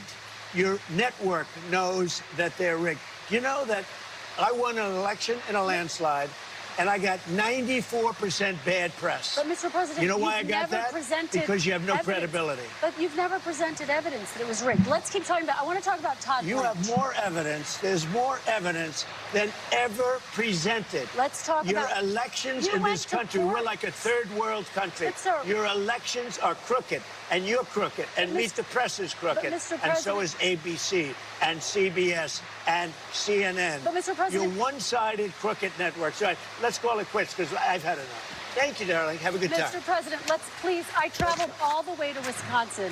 I've sat I in the traveled rain with all. you. I know. I I've sat in the traveled rain all the with way you to for an hour, Wisconsin. on and off in the rain, and I've given you enough time. You ought to straighten out your press because you know what? Mr. A President, country can never be We great traveled with a dishonest Listen, press. we Come on, let's traveled go. all the way to Wisconsin for this interview. Yeah, you know, she's good because she paints this picture like I'm just this lowly independent journalist who had to fund myself on a road trip to get to you. It's hilarious. But anyway, I came all the way to Wisconsin. Yeah. Come on. I mean, do you know how much fees they're going to charge my credit card when I have to go back early? Oh, I hardly my got God. any miles for this. Please. Yeah. It's funny because like we're talking about this. I mean, we're talking about election integrity, which we don't have any in this country. But at the same time, it's like you're able to. Trump's still able to take his half of the voter base and make it think it's uniquely the Democrats going after him and his guys. Yeah. And it's wild that people are falling for that thing versus how we know they really rigged this stuff and how it would be. How refreshing would it be if we actually had a conversation about the actual rigging? But this is the thing. Like I don't know. What's your take? What actually happened here? You hit it on the nose. I never asked you about that. What actually happened to Spencer Pratt here? What's his deal? Well, I mean, the thing is that there's no transparency. There's no chain of custody in these elections. There's so many areas in which a ruling class could cheat. You know what I'm saying? I'd have to look into the numbers a little bit more, but I've stopped kind of even looking into these things because first of all, I just want to say this is not being sold right by the president, right? He's making this about the individual, that it's just about rigging against me. He should say, well, whatever. When she asked the question, well, what evidence do you have that it's rigged? He should say, what evidence do you have that it's real? Because you don't have any real evidence, right? You don't get to see the counting take place. It's proprietary software. Yep. This private equity company tells the state the numbers, and the state then tells the press those numbers, and then they report those numbers, right? It's not like what we see in other countries where it's publicly verifiable. These elections are not publicly verifiable. And I'm like, from start to end, there's so many bad things about it, and I put a little video over there. And once again, I wouldn't agree with everything the guy says. He's obviously a conservative and he talks about certain things, and, he'll probably blame immigration or whatever, or dip into other things that he feels that it's an issue. But at the end of the day, the elections are so bad. What type of election is fair when you have like 37 days after election day until the official results come out? Or that's how much time they have to count some votes. You know what I'm saying? And there's no chain of custody from the ballot making companies as these ballots go out. So unfortunately, it's not being framed right. And I think it's more of a distraction at this point, rather than getting to like having what you would say a refreshing talk about elections and how they're run. You didn't hear the Trumpers say shit about the election that was stolen from Thomas Massie. It's highly likely that it was stolen. I can't prove it, but you can't prove that it's real because once again, I'm listening to a private equity company with proprietary software give me the results. And that is really the telltale that there's not an honest conversation going on here. If she was a real journalist, she would bring up Thomas Massie in this conversation and really hold him accountable for how there was no transparency in that election, and the fact that people said out loud and AIPAC said out loud that we went and took care of that, and like saying exactly what they did, not what the voters wanted, what they wanted.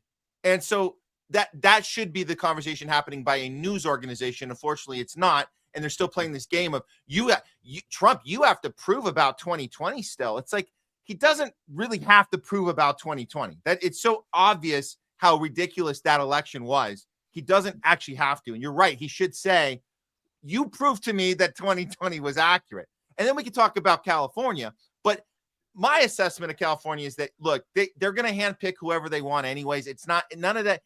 It's not against Trump. It's not against Spencer Pratt.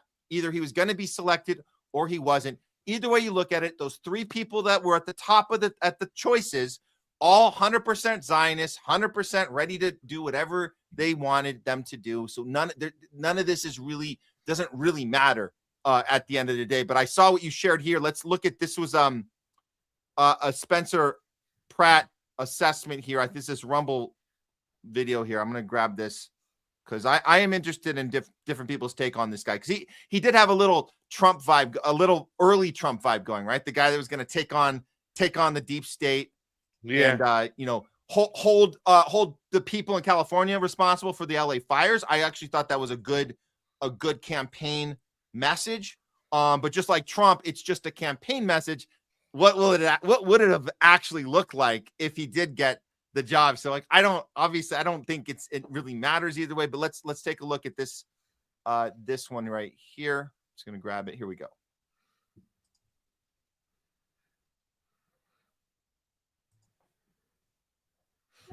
Can't hear it. Just a few days There you ago. go. Can you hear it now? Okay. Did you Yeah, guys you see can. what's happening in Los Angeles right now? Just a few days ago, Spencer Pratt looked like he was going to the moon with this whole thing, like cruising towards a runoff spot in the mayor's race. Now his lead over Nithya Raman has completely or closely, nearly, however you want to phrase it, disappeared. According to the latest ballot count, a lead that was over 20,000 votes has been cut to less than 7,500 votes. And here's a lesson.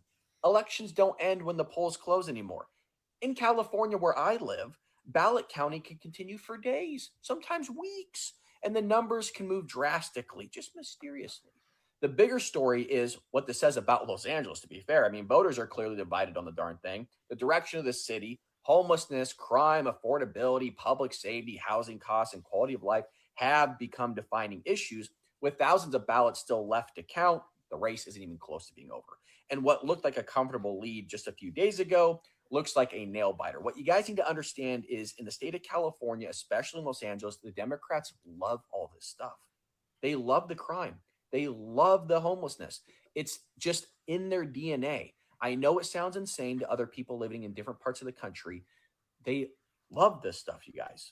It's not going to change. Let me know what you think about this in the comment section. Appreciate you. So I just think this guy's playing right. This guy's playing right into the narrative that is keeping us in these camps. Like the Democrats are uniquely. It's not going deep enough. I know obviously I'm glad you pointed it out, because I stopped it before the end when I played it the other day. I'm like, I'm not putting that last part out because I'm not buying into that bullshit. That's the divisive. This is the red team versus blue team. But the stuff he was saying in the beginning about the process of elections, right? That's no joke. Like taking all this time and mass mail-ins and vote centers. It's pretty fucked up. Just look at the people at the top of the considerations on any of these. Look, I voted here last Tuesday, and I went down it was very, very difficult to find anybody that was calling out the war machine on both sides, calling out Israel, calling out any of this stuff, the surveillance state, and being honest about that stuff in their case. So you had to write everybody in. We had to literally write in Butch Ware because they removed him. There was no Green Party candidate for governor, and we'll get to the governor one in a second. But I just look, it's clear to me when we're down to these three choices, we're kind of Trump was that last, like, let's see what this guy does if he gets in. And it's just like, you guys, this is everyone's hand selected to do the thing that they're going to be used to do. The only thing that guy got right was that California does like it to be. They do. The problems here are on purpose, absolutely. But this is a uniparty running it. It's not unique to Democrats. And if Spencer Pratt were to be hand selected to come in, he would probably follow the exact same timeline as Trump. That's exactly what would happen. Let me just play this James Lee take, because I thought this was absolutely hilarious, because he delivers this with a straight face, and there are people that think he was serious about this. I'd like to hear your take on this. I don't know what you call this like straight delivery comedy he has going here the whole way. Check this out. They're going to piss a lot of people off, but we got to talk about voter fraud in California. First off, it's official. Nithya Raman has officially surpassed Spencer Pratt for second place in the race for LA mayor and will likely face off against Karen Bass in the general election. Spencer Pratt is now in third. And this is 100% fraud, and I have the proof. On June 3rd, Financial prediction guru Jim Cramer guaranteed that Spencer Pratt would be the next mayor of LA, and he's almost never wrong. So this is your first sign that there's some kind of fraud going on. Okay, and Spencer Pratt himself predicted that he would get over 50% of the vote just a few days before the election. That obviously did not happen, so also fraud. And then there's also this, the final poll that was taken before the election that had Karen Bass in first place, Nithya Raman projected to be second, Spencer Pratt third, and we all know that polls are fake. Put another tally in the fraud column. And the fact that Spencer Pratt got the same percentage of votes that Donald Trump got in LA in 2024 should signal to you fraud. This one's a little bit more anecdotal, but we have friends texting other friends, allegedly reminding them of where they grew up and that city's particular political leanings and where they went to college and where they now live and how they feel about the election. The results are fraudulent.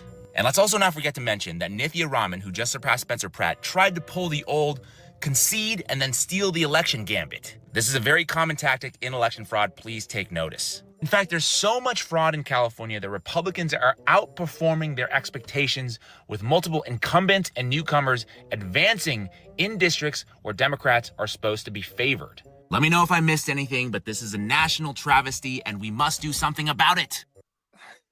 Was that an Obama shirt he was wearing too? That's awesome. It shows you that it's all about keeping us in these two camps. We got to stop the Democrats are uniquely coming after us, and the Republicans we have to go after.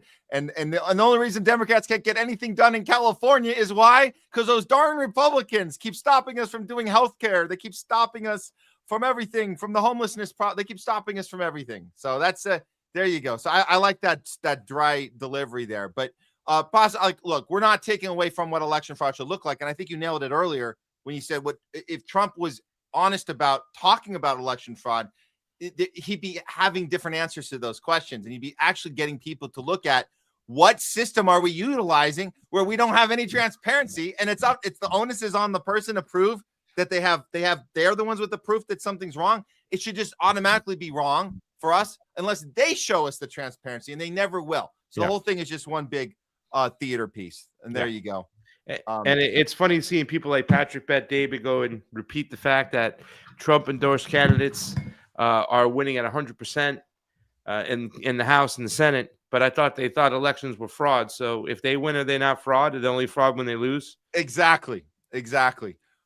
Before we wrap this one up, I just want to peek in on the governor race, because this is an interesting tidbit about who did take the lead on this. And we told you guys that yes, the writing in a candidate was all I could think of doing was Butch Ware. He was on the show the other week, right before we had the primary. And I just was like, there's nobody on here that made sense to me. I ended up writing him in for the Green Party candidate that was deliberately taken off. But this is where we're at now. Let me make sure I'm sharing the right thing here. Okay, here we go. This is the current numbers, and it looks like it's pretty much over here. Here we go. The results are in, and we have Javier Becerra is looking like he's got this at 27%. We got Steve Hilton and then Tom Steyer. Again, all these three people, they're all horrible. Every one of these are horrible Zionist psychopaths, as far as I'm concerned. But can you give us why do you think, and following my theory that every result is handpicked from the start anyways, if Javier Becerra is the guy, why do you believe he was handpicked for this position here in California?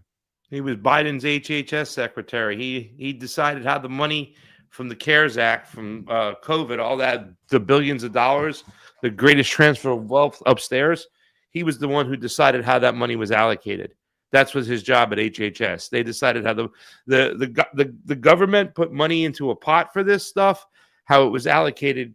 That came from his office, and he's the one who did it. So since he was a good boy to all the oligarchs and the one percenters during COVID and made them the billions of dollars, if not trillions of dollars, this is his reward. You get to be the governor now. And, it's like I said, it's a controlled, I believe 100%, and once again, until you prove to me that the numbers are real, I'm going to look at those numbers and say they're false. They just don't make sense. They're mathematically impossible at times. And with a situation like this. And, we're looking at these, it's hard to get into the California websites to see the actual numbers. And, during Massie's election, we can see how many were absentee versus how much were day of voting. It will be the complete opposite in these elections. There'll be like 85% mail-in, 90% mail-in, 10% day of voting, right? Nobody goes and votes anymore in California. The system was always screwed up, and it's, this is why they implemented the mail-in balloting. So, honest people who just think that it's going to be accurate, they just mail out their ballot or drop it into a drop box. But it's no way to run an election, and they have complete control of this. And this is something that I've told, like, the grassroots people, right, in the Democratic Party, or people who are running in the Democratic Party, or Greens and whatnot, is like, you guys are the ones who will be most affected, will be grassroots leftists, because they will never, ever get in office, because the establishment will always have the power mechanism, which is our elections, to pick and choose who they want and get rid of who they don't want. Yep. Well said, man. I'll just say this. If those don't know, we have a little saying here in California. Whoever you vote for, you're going to end up with Kamala Harris. Just joking. But John you know McCain. what I'm saying. It's all the same. It's all bad. It's all bad. Okay. Pasta, tell us what you have coming up, and yeah, anything. I know you've been doing the AM show. Yeah. On the awesome, Pasta to Go channel, the PASTA, the number 2 and Go, Pasta to Go on YouTube, on Rumble. I believe we have a Kick too as well, but I don't know what's going on over there. But we're doing a morning show every morning, Monday through Friday, from 8 a.m. to 10 a.m. Eastern time. That'll be 5 a.m. to 7 a.m. Pacific time. So it's a little tough, but you can always watch the rerun. And it's a call-in show. Wait, are you on Wednesdays? On Wednesdays as well? Yeah. Dude, I'm up at 5 a.m. LA time every Wednesday, and I'm doing my workout in the Hollywood Hills. So I'm gonna put you on, pump me up going out there tomorrow morning. Yeah. It's still dark out. It's 561-247-2721. That's 561-247-2721. I say Bernie Sanders blackjack. Remember when Bernie Sanders $27 and blackjack's 21, so 27-21. 27-21. Every day of the week we have a different co-host. The only day I don't have a co-host is on Monday, but on Tuesday today it was Nico House, and he's done his third Tuesday with me now, I believe. Tomorrow, the third Tuesday, will be Karen Kwiatkowski's day. She does every Wednesdays with us over on Drive Time in the Mornings. That's the name of the show on Pasta to Go, Drive Time in the Mornings. On Thursday, we have Kyle Anzalone. And on Friday, we have Andrew Zigman from the Action for Assange Coalition. And we just field calls and we have conversations. And, today, Don DeBar called on in. Some people who call the radio show on Wednesdays when I do it on Wednesdays. Tomorrow's my double duty of Drive Time. I do Drive Time, Truthwire, Drive Time. Because I do my Drive Time Wednesdays at 4 p.m. Eastern on WBAI. But gone over to Pasta to Go, PASTA, the number 2 and Go, over on YouTube.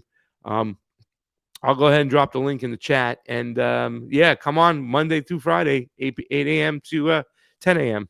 Awesome.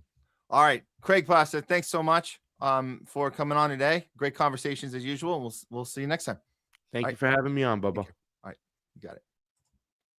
All right, guys, we're moving on with the show now. It's good to be back. I'm feeling like we're getting back into the rhythm now.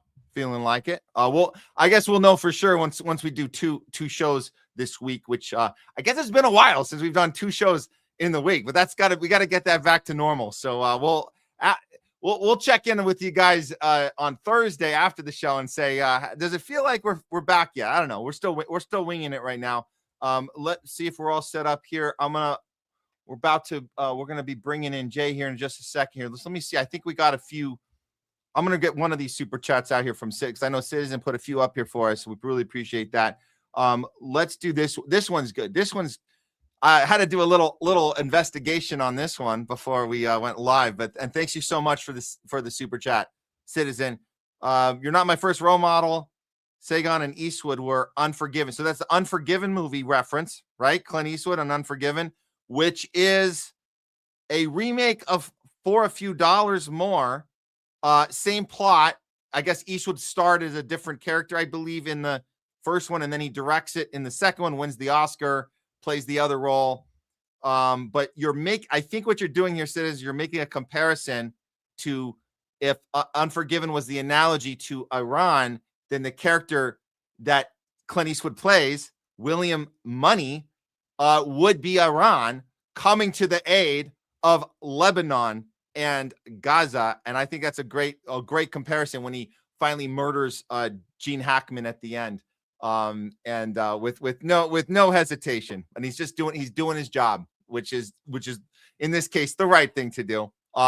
Good analogy. I had to look at that before we went with it. So good stuff on that one. Okay, we'll get to the other super chats later in the show. And you guys can throw up whatever you want on our YouTube channel. Not to mention Rumble rants on Rumble. We get those too. So we love your engagement. We'll be doing some talking back with you guys later in the show. But for now, let's go ahead and bring in our next co-host. You know him, you love him too. Please welcome back to the show, Jay Scott. What's going on, Matt? Welcome back, man. Glad to have you back. I know you needed a little bit of time off, but how was South Florida, man?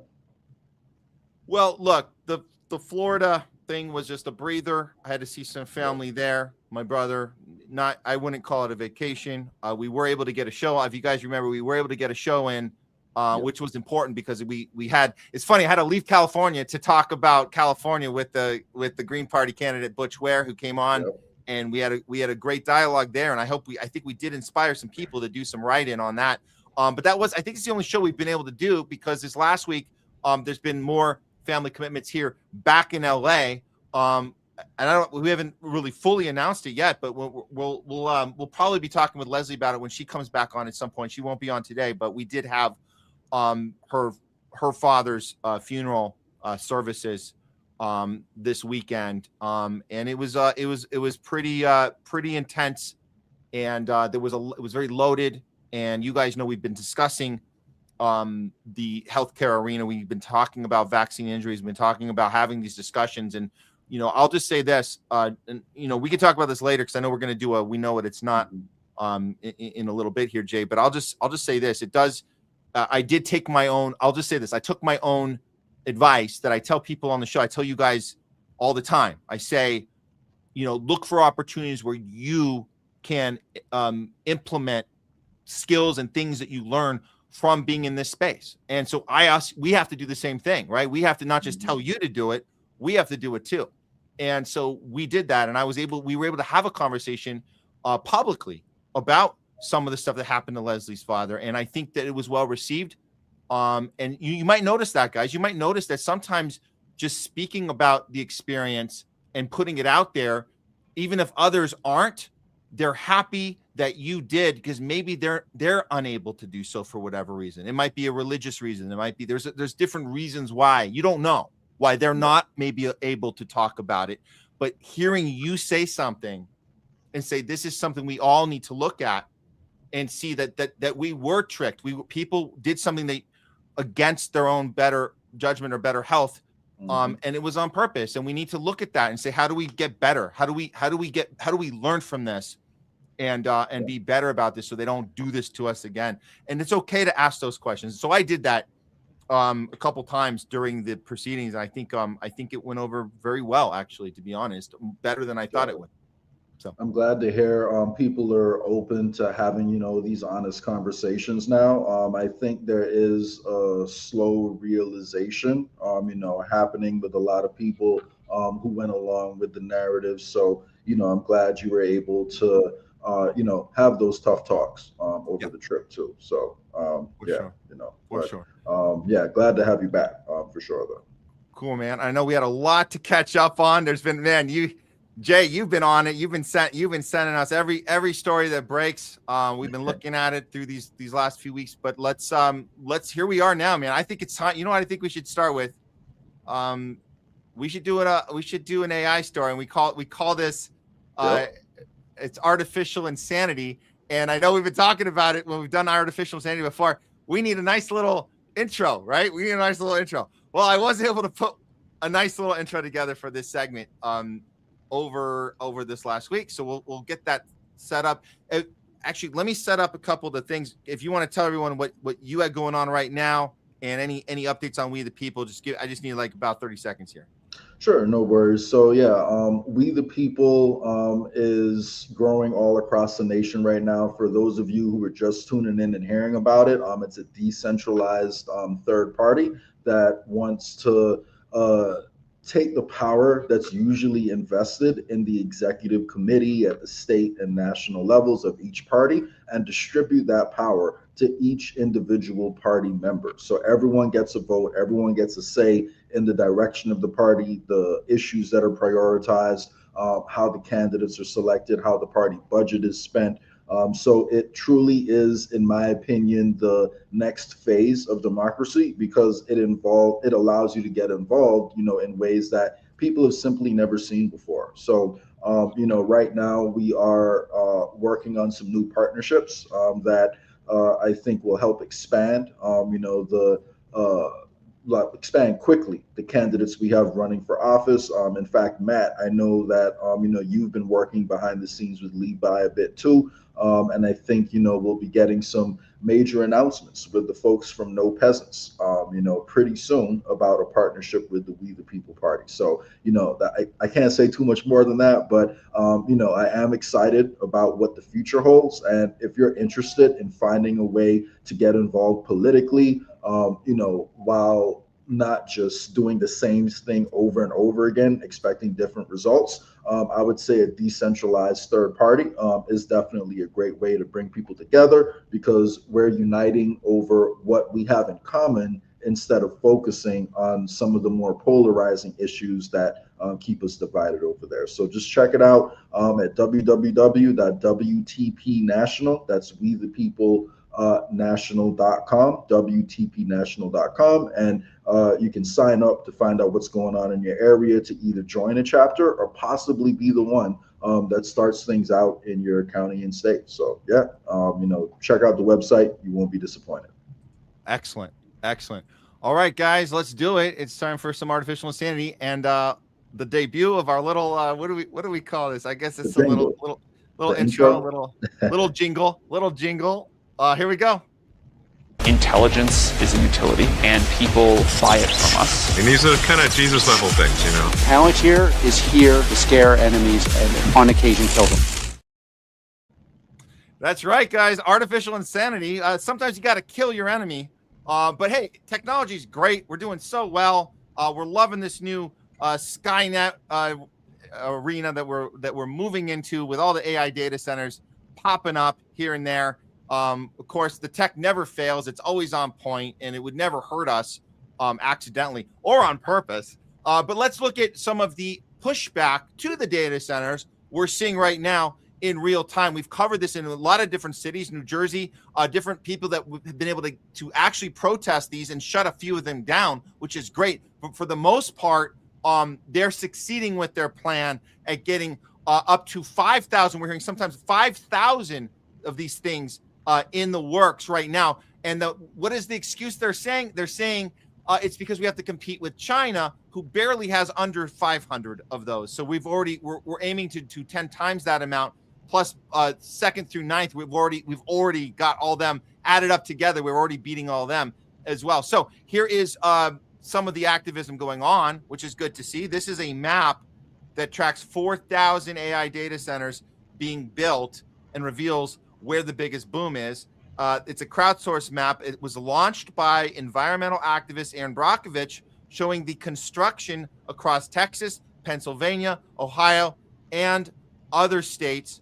It's the Brockovich AI Data Center reporting website. It aims to give the public a platform to speak up and voice concerns about AI data centers in their communities by naming where they already are operating under construction or rumored or proposed projects, focusing on locations where communities are actively voicing concerns.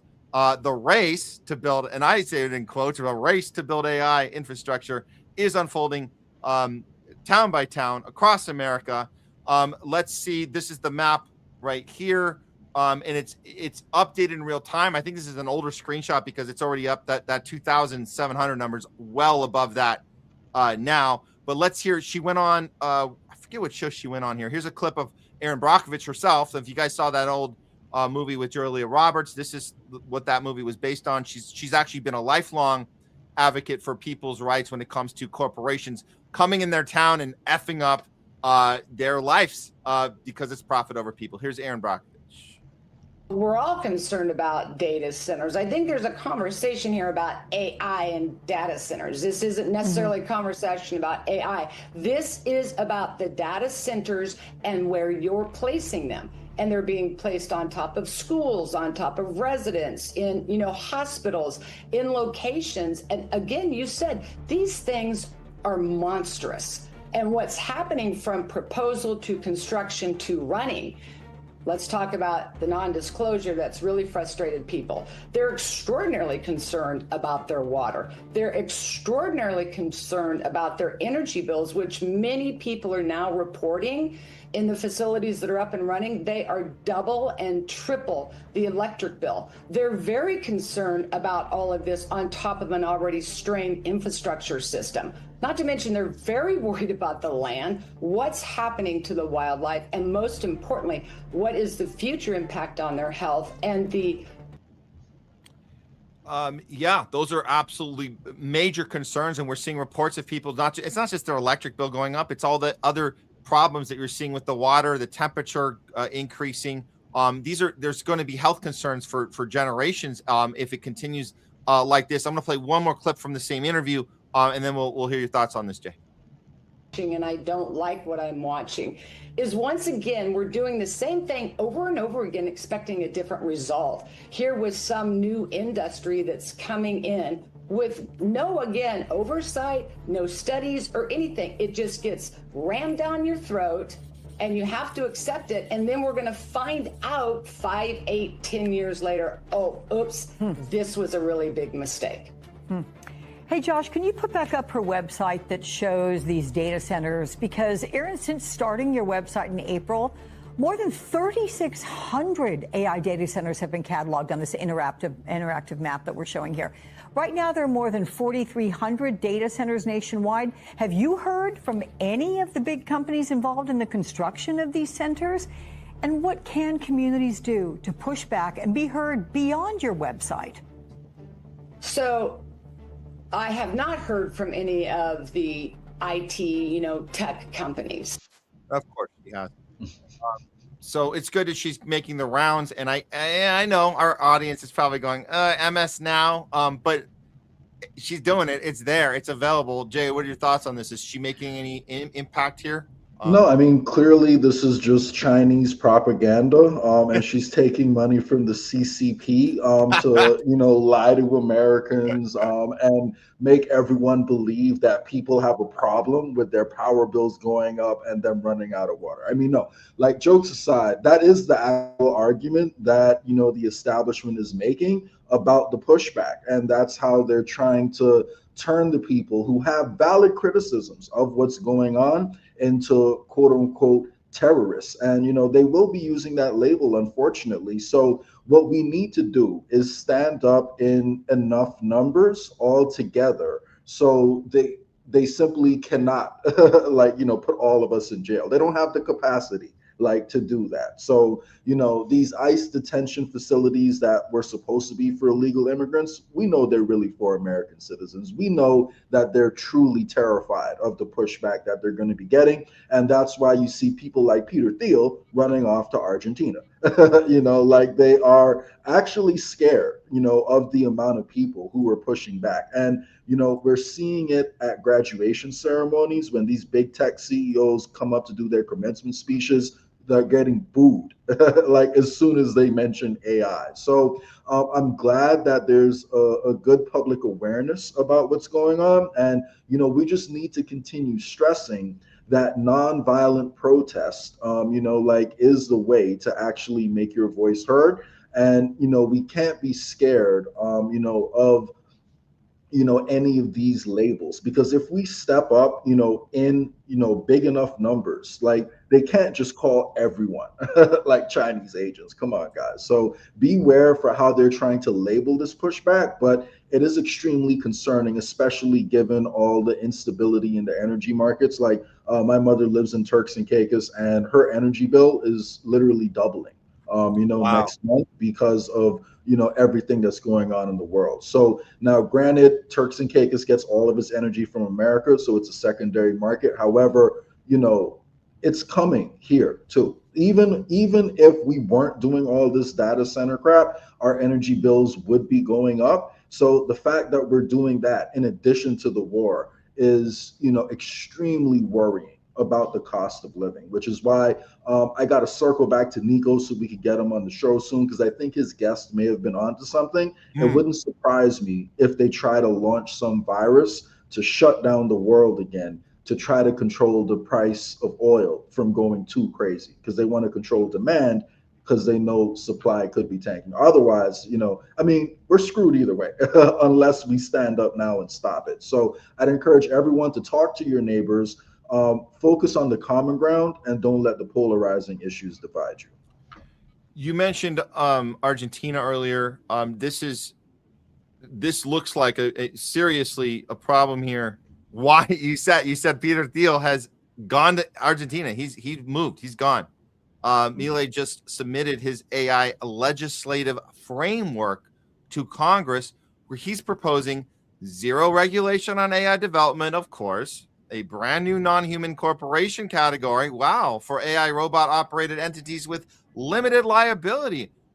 And of course, add into that a low tax regime with flexible governance rules. You gotta have freedom. That's freedom, Matt. Whenever there's low taxes, that means you're more free. So he's going there for the freedom. I'm sure that's what it is. And then a side note, that the Dutch East India Company gave the world the limited liability company in 1602.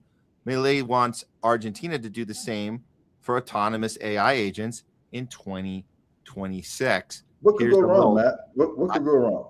What could possibly go wrong? Well, here's the actual wording from the legislation. It's this creation of a new corporate category in Argentina law, the non-human corporation.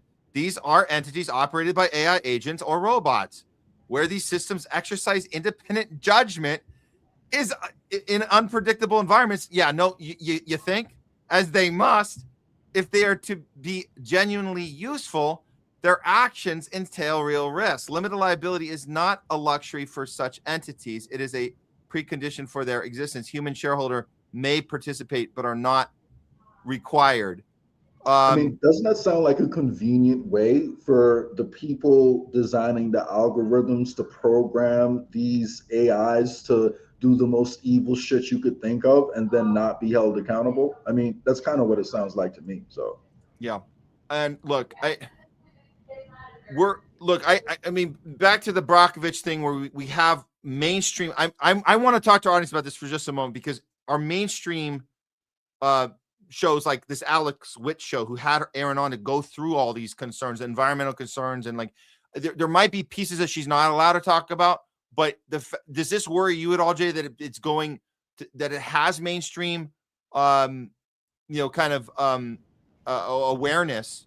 Does that make this protest less bottoms up if you have these mainstream outlets covering this, or are they covering it only in a certain way? They're covering the environmental part, but they're not covering the surveillance part. They're not covering the part, like Erin Brockovich isn't getting into the nitty gritty of the, even the why. They're not really asking about the why. Exactly. I noticed on that clip also, I just watching it the second time, I'm like, she's giving cover a little bit, right? She's saying, this is gonna be one big fat mistake, and we're gonna only know about it 20 years from now. We're gonna go, oops. It's like, really? Oops? They're not making mistakes here. So is that maybe why? I'm just trying to talk this through myself, but is that why it's allowed on the mainstream? Is because we're gonna pretend that the people doing this are accidentally causing problems that they didn't intend to cause? Yeah, in my opinion, we got to take, the win where we can get it, and then add on top of it. So the fact that they're talking about this on mainstream news is a win, point blank. Now, that being said, obviously, it would have been nice, if she mentioned the purpose, of these data centers, instead of just talking about the negative impacts, environmentally speaking. But, that is a major concern too. It's damaging environments, it's disrupting wildlife, it's using up our water, and it's skyrocketing our energy bills. So that alone would be enough reason for people to actually care about it. So if you can spark people's interest by at least getting them to go to that level, it doesn't take, in my opinion, that long for people to figure out why the data centers it might though, Jay. I think that's a harder place to go, because enough, I bet, and I haven't seen that Erin Brockovich movie in years, but I bet you if we whipped that out and threw it on and we're like, let's see what that looks like years later now, because she won, they won Oscars for that film. That film was about challenging the profit over people model, where you had this this power company, I guess, or they were the poisoning of the water and the people getting cancer from the water, and she was representing a class action suit that held this company responsible. I think it was PG&E. Yeah, PG&E. They were holding them responsible for contaminating the water. It was never mentioned in the movie that they did it on purpose. It was that it was an accident, and then they covered it up because they didn't want to be in trouble. And then she exposed it, and they had to pay out like multi-million dollars to families. So that's how so people don't ever actually cross over to they're trying to kill us on purpose. They don't ever really get there unless they tune into our shows. But if they keep watching MS Now, you're going to have Erin Brockovich saying, we got to wake up before it's too late. And it turns out they're making another huge mistake. It's like, is it a huge mistake, Erin, or is it on purpose? I think that's a hard place to get people to go to. It's easy for us because we're already there. But I'm just saying, and you're right, take the win where we can. But keep in mind, there's another step we got to go here. There's another step. They're leaving the lane open for us, man, because once people actually, are aware of the problem, then they can do their research and look at sources like the Homeless Left, where they're going to get the full story and the background information and the why. So, I agree with you, it would be nice if mainstream media actually bothered doing investigative journalism and, covered what's actually happening. But, they're clearly way past that point. Yep. So we know that the intelligence agencies are the ones running mainstream media for the most part. So it's all limited hangouts. And I think, the data center conversation has gotten to the point where they simply cannot ignore it, because they're in a struggle right now to maintain at least a little bit of credibility. You know how fast their ratings have been dropping and their viewership is tanking.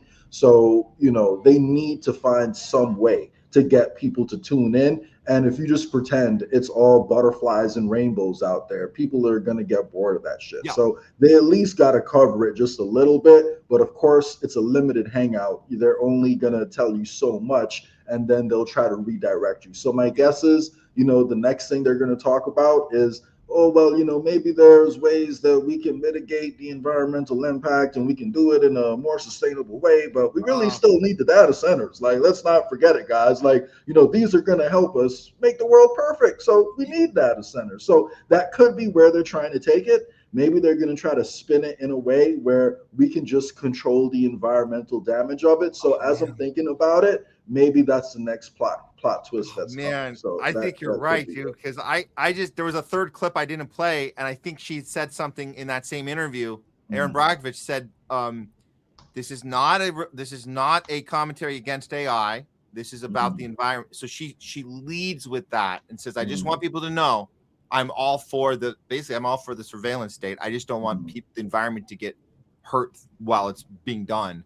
And that's unfortunately harder to celebrate, but at least you put the map out there and we can see, people can go on the website and see where these things are popping up and be prepared for that and maybe organize protests. So that's good. That's good. We're not done with this segment yet, Jay, because we're talking about, what are we talking about? The deliberateness of using technology against people to hurt them on purpose. Here's yet another example of it, an example of it being said out loud. This is Dr. Maya Ackerman telling the American Jewish Committee that AI presents an opportunity for Israeli narrative management. Oh boy, I'm not going to do the Anna Kasparian thing because I don't want to get but man, I'm feeling like a little grin coming up, man. I want to.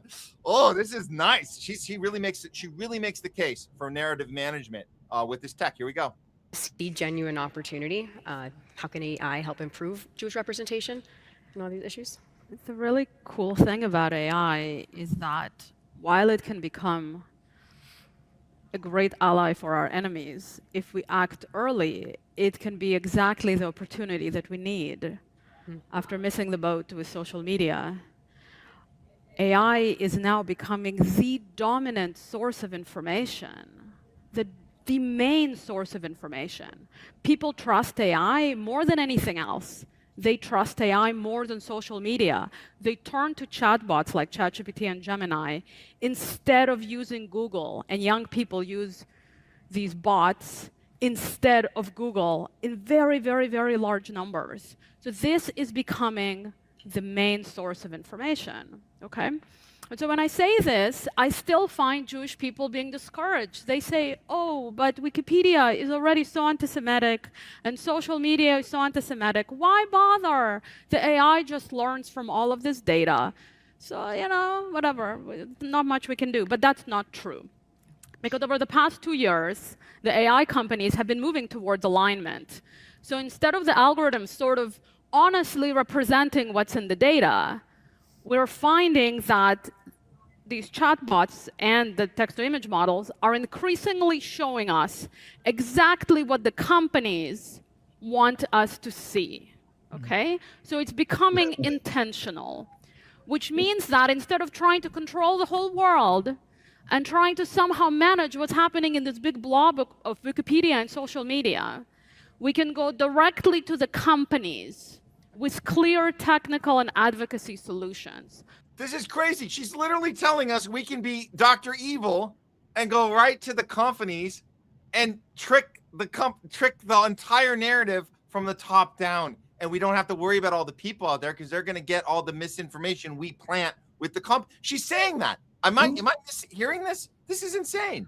They make like life so hard, right? Because it's like I get on this show, Matt, and you get on the show, and we tell people, hey guys, it's not all Jews, man. You know, there are some evil people at the top, and a lot of people are being controlled. And then this lady gets on TV and says, we Jews, we control everything. We're telling these guys what to do. Us Jews, we're telling people not to tell you the truth, and they're doing it. We're finding that they're doing exactly what they want. Like she literally said, instead of the AIs giving you an honest summary of the data, they're telling you exactly what we want the AI bots to say. So like they give people who were actually racist so much ammo, bro, like to go run with. And it's so easy to like take these clips and be like, look, this is what the Jews are doing. This is what's going on, blah, blah, blah, blah, blah. So it's like, you know, I really hope that people in general can just recognize that the people at the top, you know, like they feed off the division. They can only survive off the division. And unfortunately, there is a large, like, people in Israel, a large percentage of them need like Nazi level re-education. And unfortunately, people with that mindset are not just located in Israel. So you have Christian Zionists, you have Jewish Zionists, you have a lot of Zionists. But long story short, talking about the AI, at least they're telling us like what's going on. They're telling us that AI is going to give you the answer that we want it to give you. And, you know, what's really dangerous is, you know, something we've covered on this show before, Matt, the brain rot that, you know, AI encourages, because if you depend on it too much for your, you know, opinions and your source information, then you lose the ability to actually research stuff and think through stuff like by yourself.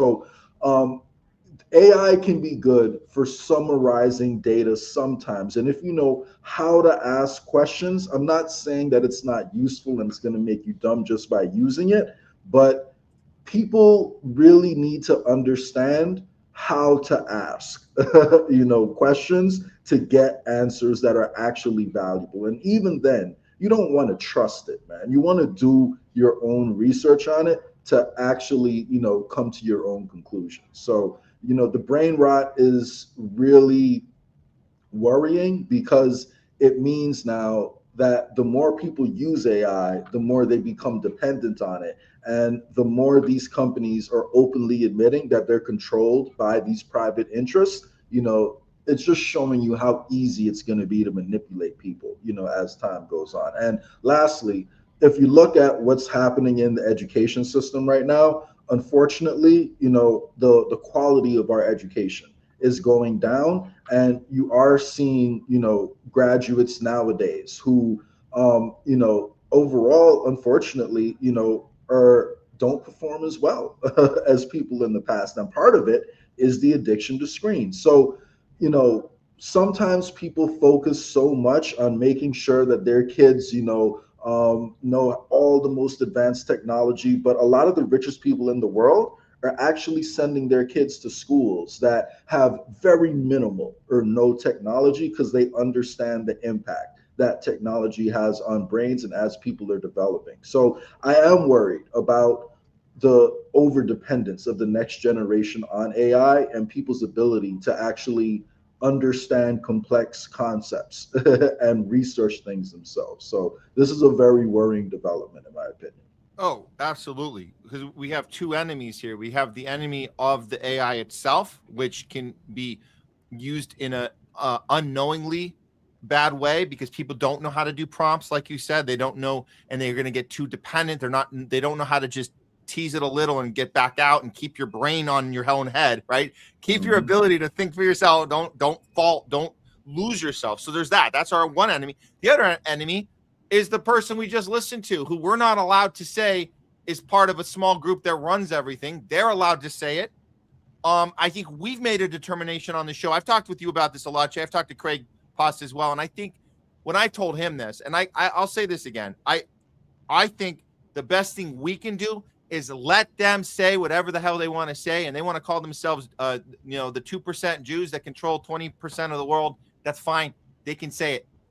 I don't want to waste time explaining why what they're doing is bad, because that's what they want. They want us to take up time on our show to talk about how bad it is and how we have to stop people from using those words in our space because they're going to make us look bad, and they love it. So let's just let them say it, and that's fine. I don't give a honestly. It's the same outcome. You still have a small group of people controlling the world. They can call it what they want. We're not going to lose ourselves in the discussion of, did we say the right thing? You and I know we'll say it the best way we can, but I'm not going to spend time. Guys, they said it, but we're not supposed, and you said this, and no, they want us fumbling over that, and that's wasting time. We should be talking about what she's saying, which is we're going to control the narrative by going to the companies and giving them the information they're going to feed into their AI so that people will act accordingly when they hear these misinformations about Israel, because that's what we want. That's what we're going to do. And we're going to get away with it because we didn't understand social media when it started. We effed up. Now we're going to take full control over that narrative. And that's what she's doing. So we're just calling that out. I don't care how she says it. It's what she's doing. So and it's like seeing people hear the story of the Nakba and they just wonder, how did they get away with that? How did Israel get away with starting out its state by committing a mass ethnic cleansing of all these areas and pushing people out their homes without the world standing up and saying something? And we're seeing it again, in real time. We've seen how they've managed to manipulate history for the most part. Because if you were to do a poll on the percentage of Americans that are even aware of, the thing called the Nakba, the ethnic cleansing called the Nakba, you're probably talking about at max, maybe 15-20%, of the country, if I was to guess. It might be lower than that. So, they have done a good job with erasing history in the past. And now with the brain rot that AI could be encouraging, we are at risk, of losing more than that. So we have to look at the positive possibilities too, because social media does also give us the ability to share information a lot more quickly in a decentralized way than we have before. And I think that's part of the reason why, knowledge of that event, the Nakba, is higher now than, it would have been in the past. So we have more tools to solve this problem, but it does take people being actively involved and, wanting to solve it for that to happen. Yeah. Okay. Well, we'll top this segment off with just a couple of indications of all the different ways that we can look forward to AI getting it wrong, whether on purpose or accident. They're getting it wrong. They're certainly getting it wrong. Here, this is a AI misidentification. It results in the wrongful arrest of a man who's now seeking justice. This is just to sum it up. The Florida police used AI to identify a vehicle theft suspect from surveillance video based on an 85% match. Oh, way to go. Way to cut some corners there. They arrested. Not even 90%, 85%. 85. Is all it took. They say good enough. So they arrest and charge this guy, Jalil Richardson. He spends 3 months in jail, loses everything, his job, his home, custody of his kids. By the way, Richardson lives in North Carolina. He's never actually been to Florida ever. And his timesheet from his job, which he no longer has, shows him at work the time of the crime. But no one checked before charging him. And here you go. Oopsies. This seems like it would have been so easy to prevent this if the people investigating this case just took made a little bit of effort to look into it. Because, like, you're telling me that you guys got all these cameras, flat cameras all over the country. You couldn't have checked the license plates and to see if you saw him even in the state, like the day before, the day of, the day after. Well, where does he live? He lives in North Carolina. Well, was he there? Like at the time, like all they had to do was literally call the man's job and ask, like, hey, was this guy physically at work that day? Oh, he was? Well, let me just double check with a coworker to make sure that, he was there that day. None of that. They literally arrest the dude based off an 85% match likeliness of, his face matching the suspect. And, the unfortunate part is, AI, I've read articles in the past that, indicate that AI finds it harder to essentially tell the difference between Black people because they have less models of Black people and less data about Black people. So it's much easier for them to confuse it. So if they're now building a system that gets stuff wrong all the time, even more so for Black people, and it's not just going to happen to Black people. It will happen to everybody eventually, unless we stop it. It's just that, unfortunately, because of the way the country has been set up and what's happened and what's led up to this point, Black people often get the shortest end of the stick first, and then what happens to Black people winds up happening to other people too after that too. So pay attention, recognize if you don't stand up, like for other injustices, it's only a matter of time before that injustice reaches your doorstep too. So yeah. One more artificial insanity moment for the road here, to tie it up with a bow on this segment. Here we go.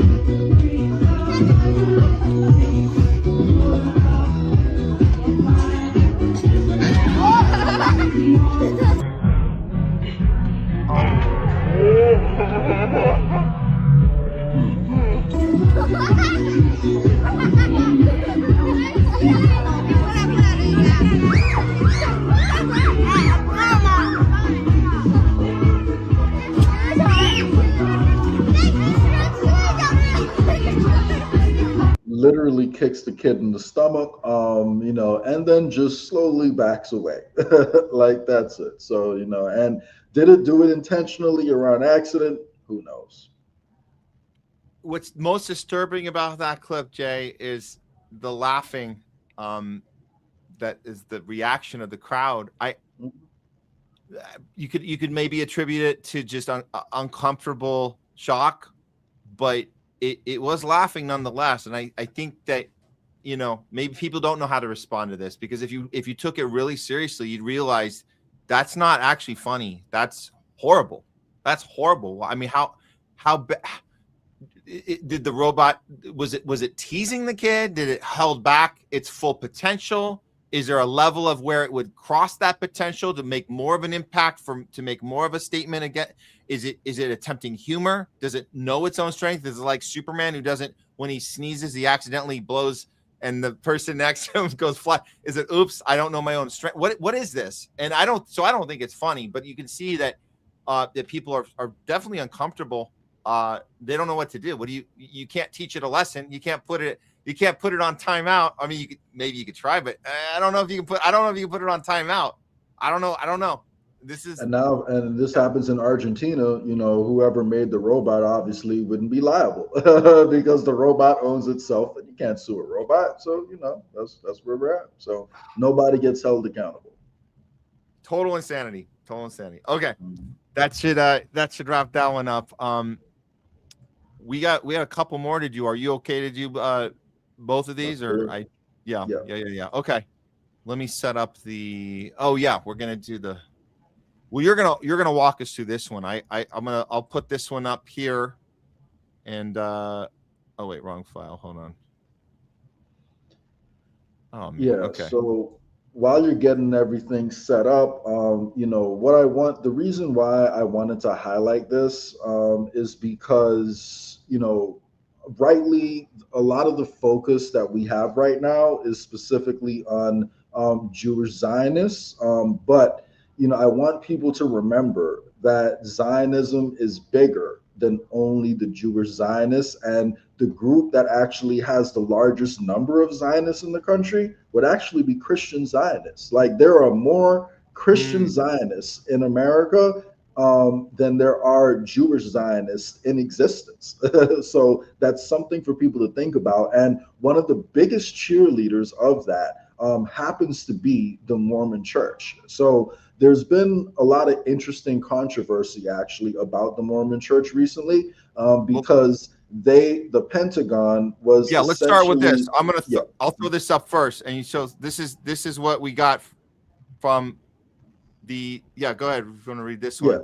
So the Defense Department drops atheist, pagans, and 175 other religions from lists of military faiths because they're supposed to keep track of the faith of the declared faith of people who are in the armed services. And on the list, so just to read it real quickly, the Defense Department is substantially reducing the number of religions it officially recognizes, reportedly excluding atheists, pagans, humanists, and New Age faiths. An independent military-focused news website reports. The recognized faith groups represent the first time the military has revised the list since 2017, when it vastly expanded the list of recognized faith groups to about 211. The new list includes only 31 recognized faiths, as first reported by military.com on June 4th. The outlet said its report was based on a May 20th memo it obtained after it was issued by the Undersecretary of Defense. And one of the most controversial, one of the parts that's caused the most outrage is the fact that on this list, when it was originally released, it had Christian denominations separated, and it said Christian-Catholic, Christian-Evangelical, Christian-Baptist, et cetera, but a few Mormons, and notably a Mormon senator by the name of, I believe it was Mike Lee, I think that's the next link that I had sent you, he raised hell because he realized that Mormons were not listed as a Christian faith. So they had all these different denominations of Christians, but the Church of Latter-day Saints, commonly known as Mormons, was somehow not categorized as a Christian faith. So this set off, a big controversy, among Mormons because they consider themselves Christian, but a lot of people who are part of other Christian faiths don't recognize them the same way. So Matt, I don't know if you can see what's going on, but it looks like you've gone off the screen and it's just me on here right now. So is everything okay on your end? So yeah, looks like, over here a little bit solo right now, guys. Let me just make sure, Matt is aware about what's going on because I think he froze for a second just now. So let me make sure we are all on the same page here because it looks like only I'm showing up. So give me 1 sec, guys, just making sure everyone's on the same page here.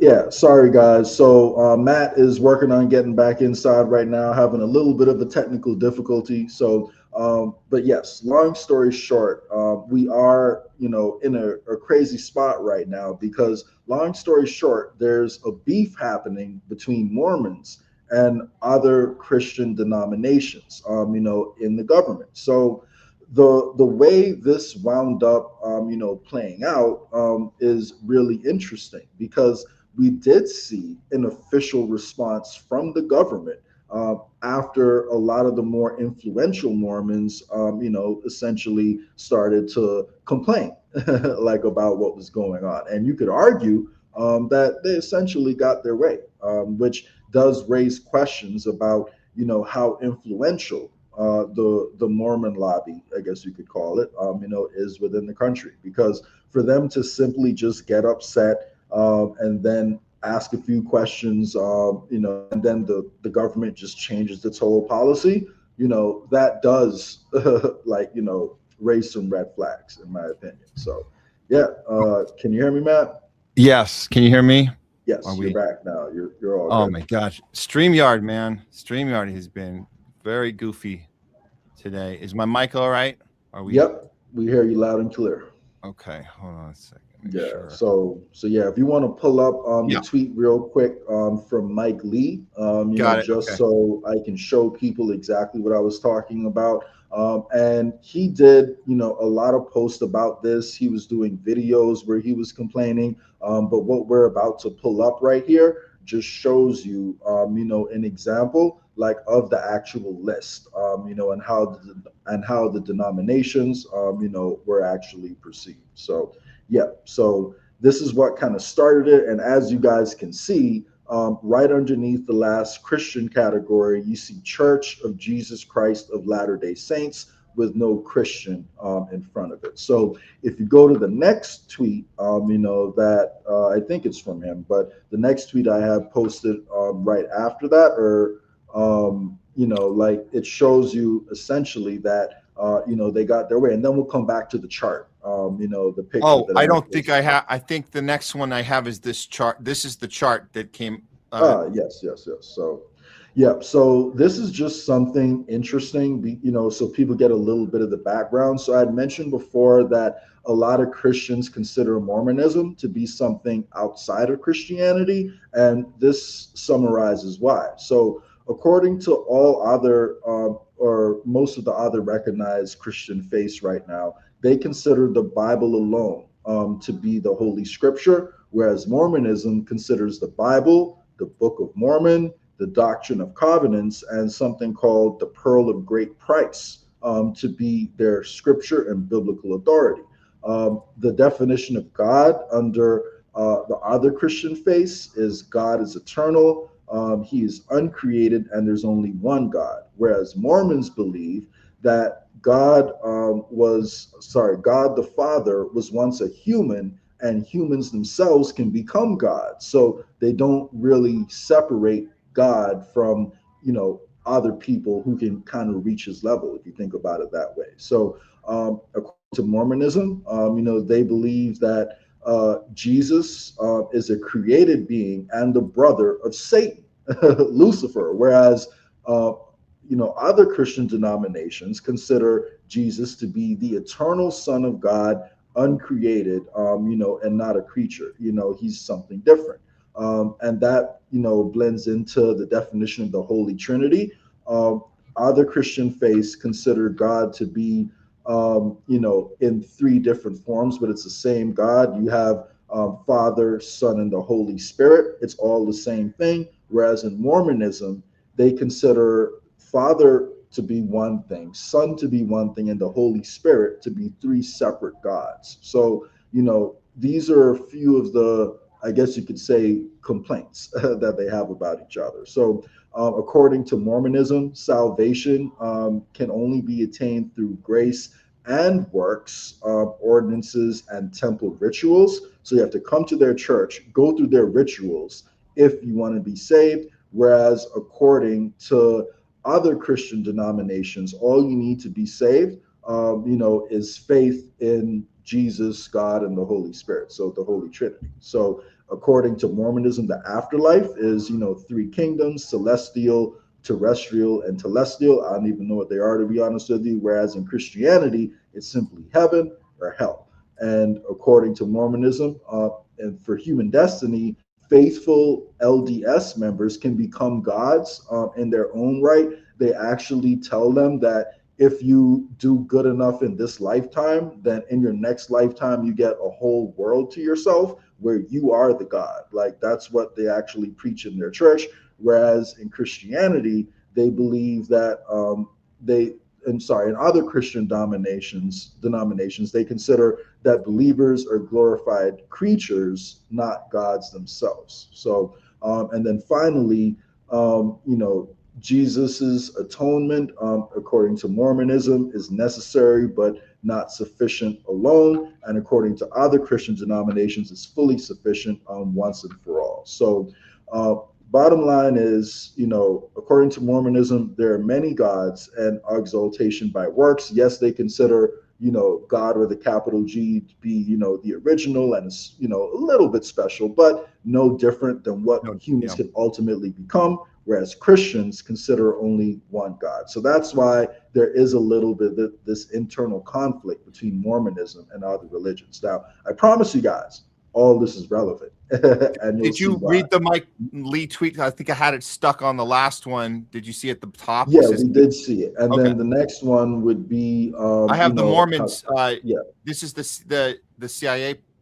Yeah, right. Exactly. So, so after all the pushback from Mormons, what we found was that they eliminated the group Christian completely, and now they just named the denomination. So that was the end result of the Mormon pushback. Rather than including Mormons as a kind of Christian, they just eliminated, Christian, the word Christian, from that list, and they just named the denominations by themselves. So that tells me that Mormons do have, a significant amount of power. I don't know. What do you think, Matt? It looks like they do. If they can get that overturned fairly quickly and take a step backwards on their behalf. Yeah, it does sound like that. This is they seem to have a ton of influence when it comes to employment at the CIA. This was the one you found. I'm going to put this one up next because this might start to explain. And it's something very familiar about this. A small group of people getting to make big decisions. It's really interesting. And when you look at the wealth of each different denomination in the country, it's funny that the Mormon church is actually the wealthiest church, like in America. Like overall, yes, the Catholic Church is more wealthy if you take the global assets under their control, but within America, the Mormon church is actually the wealthiest in terms of money. But it's not just the money. As you guys can see, Mormons are the most overrepresented religious group in the CIA. They believe the U.S. Constitution was divinely inspired at a level just below that of Scripture. And from this comes the idea that the U.S. is an instrument of God and thus presumed correct in its actions. Whatever the government does, it is correct, according to some Mormons. And the belief that they believe that the U.S. is the promised land, and that Mormons that don't become gods of alien planets, will inherit it after the end times. So the Mormon idea of blood atonement, that some sins are not redeemed by Christ's death and resurrection, and so the sinner must be saved through being put to death, is not, while not an official doctrine, is something that, a lot of Mormons say amongst themselves. So these factors, combined with a high rate of multilingualism, experience living abroad, and inability to be reasoned with, make them ideal recruits for America's premier strategic asshole reserve, otherwise known, as the CIA. And of course, that post didn't even touch on the connection that we're about to go into next, between Freemasonry and Mormonism. And again, just to put this in context, guys, a bunch of the most influential founding fathers in this country were Freemasons, who go back to the Knights Templar, which is based in Switzerland. But not to get too off course. So Mormons represent about 2% of the U.S. population, but like you mentioned before, are widely reported as overrepresented in intelligence roles. And FBI training classes estimate up to 20% of the class are Mormon, compared to them being just 2% of the whole population. And historical reporting on this includes in 1971, Ramparts magazine,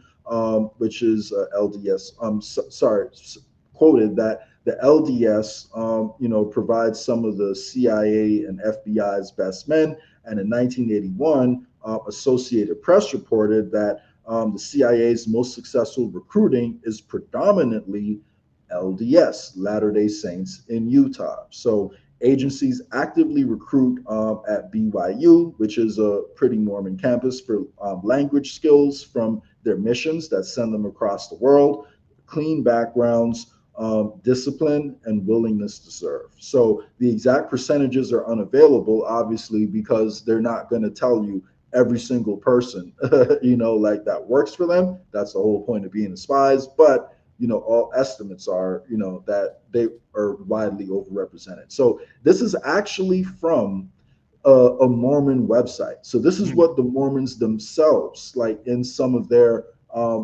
promotional materials, say about their relationship with intelligence services. So does the church have any official relationship with the CIA?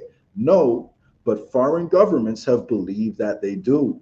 For example, in Russia, the church's perceived relationship with the CIA led to a reduction of the church's missionary efforts. In 1989, the government in Ghana accused missionaries of being CIA operatives, leading on a ban to missionary work and public church activities in the country for almost 18 months. So then it asked them, is there a scriptural precedent for the use of intelligence gathering? And the Mormon website, says about it. Yes, in the Old Testament, when Moses prepared to invade Canaan, he commissioned 12 spies to conduct espionage against Canaanites. Similarly, in the Book of Mormon, Captain Moroni sent spies into the wilderness to watch their camp. Captain Moroni did not view his intelligence gathering efforts as sinful, and he did not delight in killing. So, he just had to do it. So, according to this Mormon website, spying and intelligence services, that's part of it. That's part of being a good Mormon. It's not required of everyone, but it's perfectly justifiable according to the scripture. So I think that's pretty interesting. Yeah. Now, sorry, you were going to say something, Matt? No, this is, we know this playbook very well. Yeah. The entitlement of a very few, and the justification of the, the surveillance and spying and just, the access of power for them because of who they are, and this small group having so much power and influence in such high levels. Yeah, we've seen this playbook before.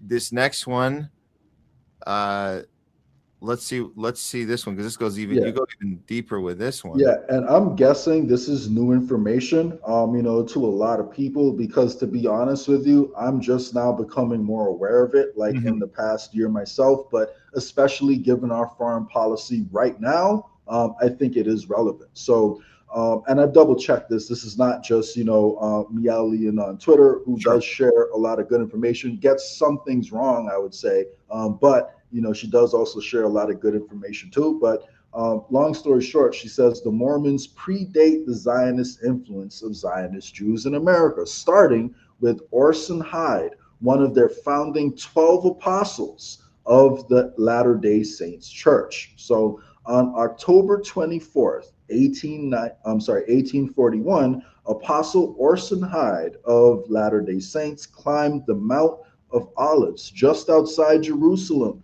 and dedicated the Holy Land for the return of the scattered Jewish people. The Latter-day Saints is, quote unquote, charged with unlocking the doors for the gathering of Israel. Wow. End quote. Now, this happened over 50 years, nearly 60 years before political Zionism held its first meeting in, wait for it, Basel, Switzerland. The Templars founded Switzerland the same year they lost control of the Holy Lands, and the Freemasons have a direct line back to the Knights Templar. That's why I think all this is relevant. So long story short, this is going over, the story of what happened. And, for the sake of time, I don't think we have to read the whole thing. We can probably skip, like to the next part of it. But, the end result is, the prayer is a symbolic act. And it's kind of weird because he goes to Palestine and then declares that Palestine one day is going to be the home of Jewish people of today. Wow. And another thing that Latter-day Saints believe, which is a little bit strange in my opinion, is that, long story short, they're also Israelites. They're just long lost cousins, like of Sephardic and Ashkenazi Jews. They think they're all part of the Jewish family, and part of their prophecy is Israel going back to the homeland. That the Jewish population goes back to the homeland. So they double down on it in a way that no other Christian faith does. And I think it's really a big coincidence that the Knights Templar, has wanted to control that place, like literally since the Crusades. And when they lost control of it, they founded Switzerland, and then they, founded this church, the Latter-day Saints. And in the Latter-day Saints doctrine, they say that essentially they really have to maintain control of it. So a fact that most people don't know is the only religion to fully endorse the concept of Zionism at its start in 1948 was the Church of Latter-day Saints, aka Mormonism. So the LDS Church, under President George Albert Smith, its top executive leader, provided explicit public and private assurances to Jewish leaders of full support for the new state. This aligned with long-standing Mormon theology on the literal gathering of the house of Israel, including what we just mentioned, Orson Hyde's 1841 dedication. The church later reinforced this by purchasing Israel bonds in the early 1950s under President David O. McKay. So the next guy after him doubled down on it to, quote unquote, show our sympathy with the effort being made to establish the Jews in their homeland, end quote. So other Christian groups and their support levels at the time, just to put it in perspective, because I know nowadays it seems like a lot of Christian churches are Zionists and on board with this, but let's take a step in the time machine and look at what it was like back then. Support from other religions was generally more diffuse, individual, or organizational, rather than a single executive decision from a centralized authority equivalent to the LDS president's position. So, for example, liberal and mainline Protestants by advocacy group, the American Christian Palestine Committee.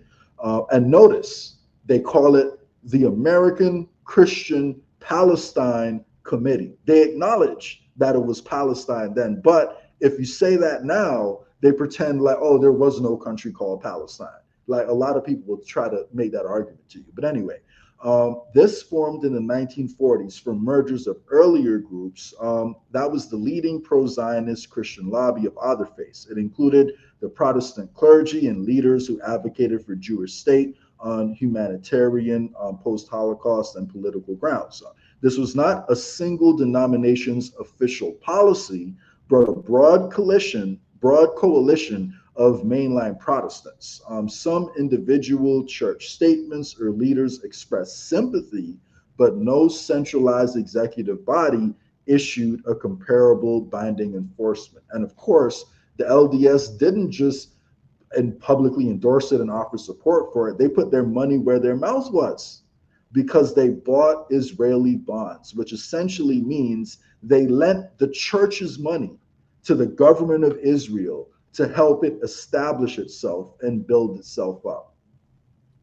Wow.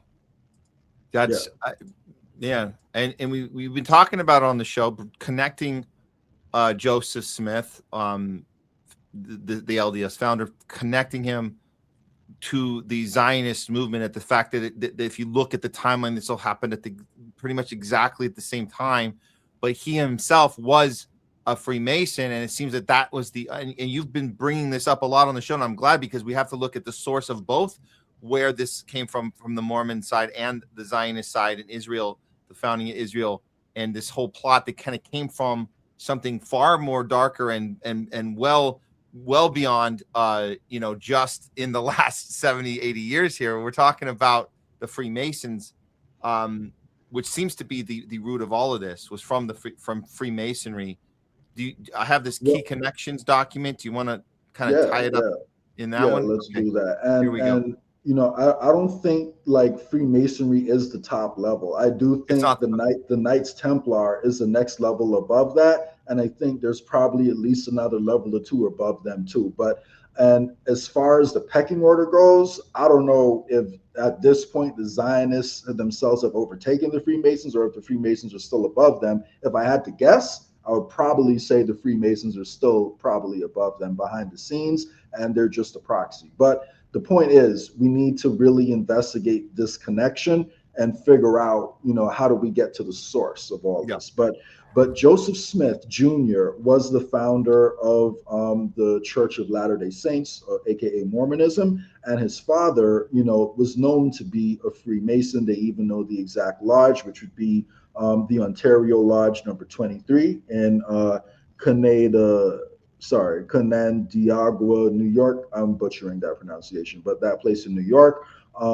And his brother Hiram Smith was also a known Freemason. So he himself, Joseph Smith Jr., was actually given an honorary Freemason membership. So he grew up in it and around it, but he wasn't officially ordained a member until later on in life. And then they let him skip the entire initiation process and just gave him the final decree. And my guess is they probably wanted to keep it under wraps that he was a Freemason as he was founding everything. Right. And then they came out and said, all right, we'll just make him an official part of it now. So at least 9 to 11 of the original 12 apostles have been fully confirmed to have become Freemasons, primarily through the Nauvoo Lodge from 1842 to 1844. So the original 1835 quorum consisted of Thomas B. Marsh, David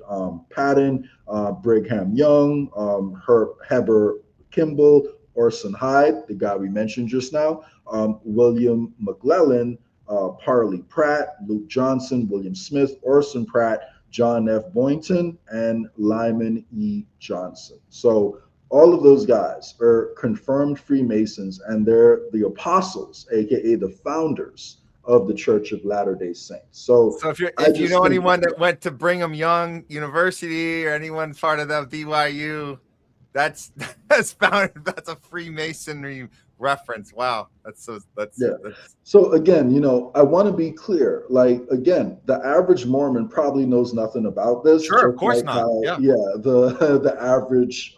Well, there are definitely plenty of Jews, who don't fully endorse everything the government of Israel does. Like it's the same thing with Mormonism. So this isn't me saying blame all Mormons, blame all Freemasons, but we just got to really investigate where these connections go to, and remember that a whole lot of money is located in Switzerland, and that's where these rich people go to hide their money. And it's quote unquote a neutral country in every war. So it's never attacked by any side, and it's always quote unquote neutral. So I think, and it was founded the same year that the Knights Templar lost control of the Holy Land. So I just want people to remember that connection. It's where the central bank of central banks is located, called the Bank for International Settlements. That's in Switzerland. They have a Vatican-like setup over there where they have their own police force at the Bank for International Settlements. They have a lot of protection and they're under the radar because right now, all we're talking about is Zionism. And it's definitely a terrorist ideology that needs to be addressed. So I just wanted to do this segment to make people aware that maybe there's other stuff happening behind, and maybe Zionism is a more powerful version of ISIS that's been around a lot longer. It's just a proxy for the people actually running the show, possibly. Well, if it's any indication of how people respond to learning about the Zionism being done out in the open, I'm not really holding my breath, Jay, that if we educate people about Freemasonry, about the Mormon connection, that they're going to change much about how they behave, especially if they're involved with it, right? Because like you said, there's Israelis, there's a small percentage that are against what's going on right now in the Middle East, but yet they're not really doing too much about it. So, I mean, the fact that there seems like there's way more secrets involved when it comes to Freemasonry, way more people not knowing. But if they were to find out, what would they actually do about it? Probably turn their head the other way or make excuses. Here's the thing. What I'm saying is you don't see a full uprising within the Jewish community. You see some, but you don't see enough to say we gotta turn this entire thing on its head, man. Like, especially if you live in Israel, you don't see that. So I'm saying let's not hold our breath that you expose this and then everybody's gonna, do things differently once they have the information. Well, here's the thing, right? In Freemasonry, it's explicit that every time you go to a new degree and every time you learn more stuff, you go through another initiation process, right? And then you are given more information. So the entire organization is built on giving people information on a need-to-know basis. Now, there are rumors of which I have not personally confirmed, but there are rumors that the same type of blackmail operation that we saw happening with Epstein has been going on a lot longer within Freemasonry to ensure that people who get into positions of power in those organizations are going to do what they're told. So if that's the case, then it's possible that the people higher up are even less likely, to do the right thing than the ones at the bottom. So, these are all things I think people should, consider, and, people should ask themselves, why all the secrecy? And I'll be honest with you, I'm really, interested in what it is they do. So I'm reading a book right now that was written by the current head of the Grand Master of the Knights Templar, which is a guy named Timothy Hogan. It's a book called Entering the Chain of Union. And the truth is, I actually agree with a lot of the things they say about spirituality, but I have major questions about some of their rituals. And there's this obsession in all these secret societies that you have to go through spiritual death and be born again every time you get to a new level. So when you get initiated as a Freemason, you go through a process that's supposed to represent you dying spiritually so you can be born again. And that just doesn't sit well with me. Because why can't I just learn, Matt? Why do I have to die to go to the next level?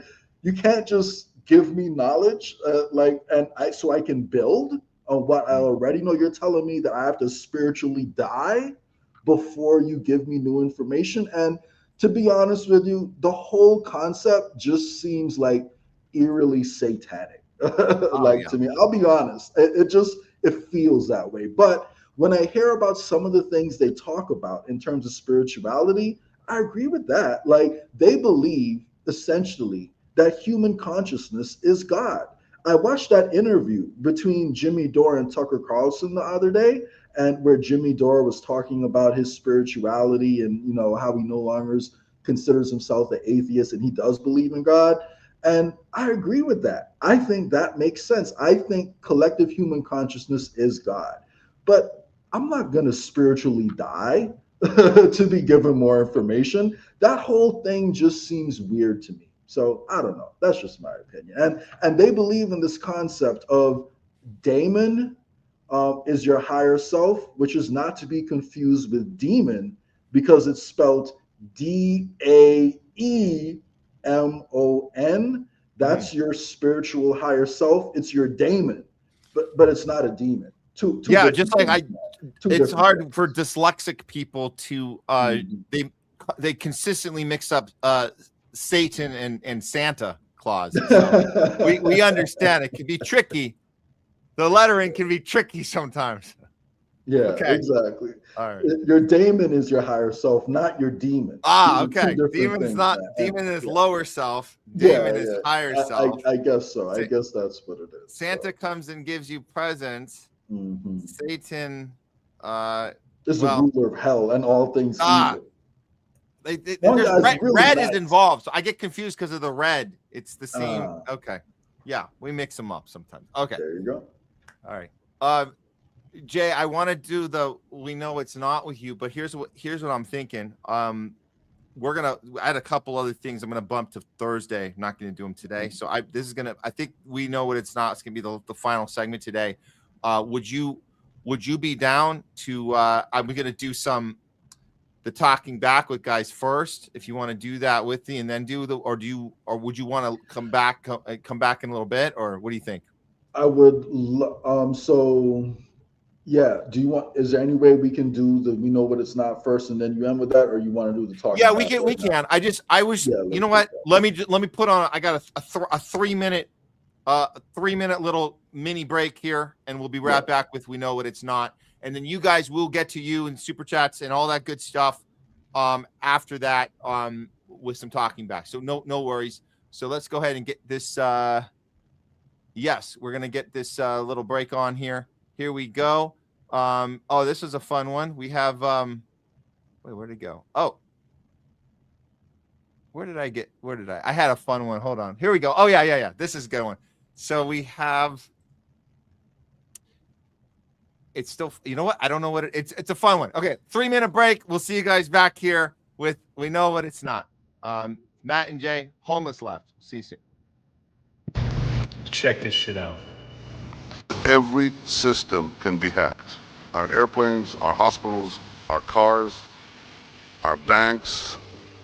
Actually, the most important word here is our data banks. With the click of a button, you can bring down nations to their knees very rapidly, if you so desire, and if you're willing to take the risks. And the possibilities of sabotage and worse are all there. I set the goal for Israel of becoming one of the top 5 cybersecurity powers in the world. It's a goal we have met.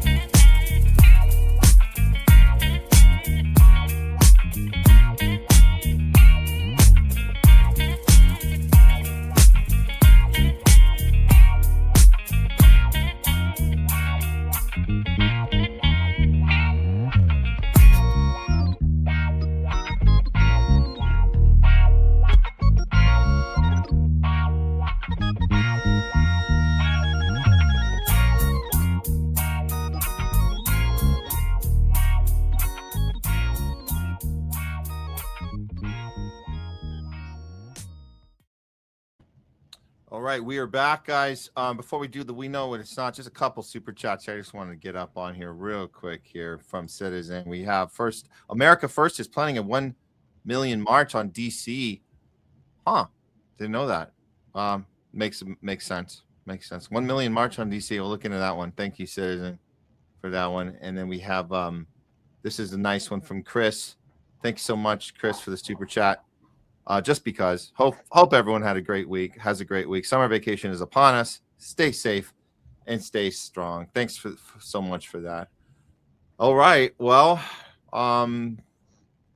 this is a big one. Well, not a big. I mean, it's always for us. It always hits home. This medical freedom movement collapse always hits home every time we have to call it out again. But it's nice when people get on board and say, "Hey, this whole thing has been total. Maha has been total bullshit. It has the whole time." So let's get going on this. Play it in. Here we go. But the virus stops with every vaccinated person. But this is a pandemic of the unvaccinated. The conspiracy theory about this related to vaccine, you're right. We have to really move at the speed of science.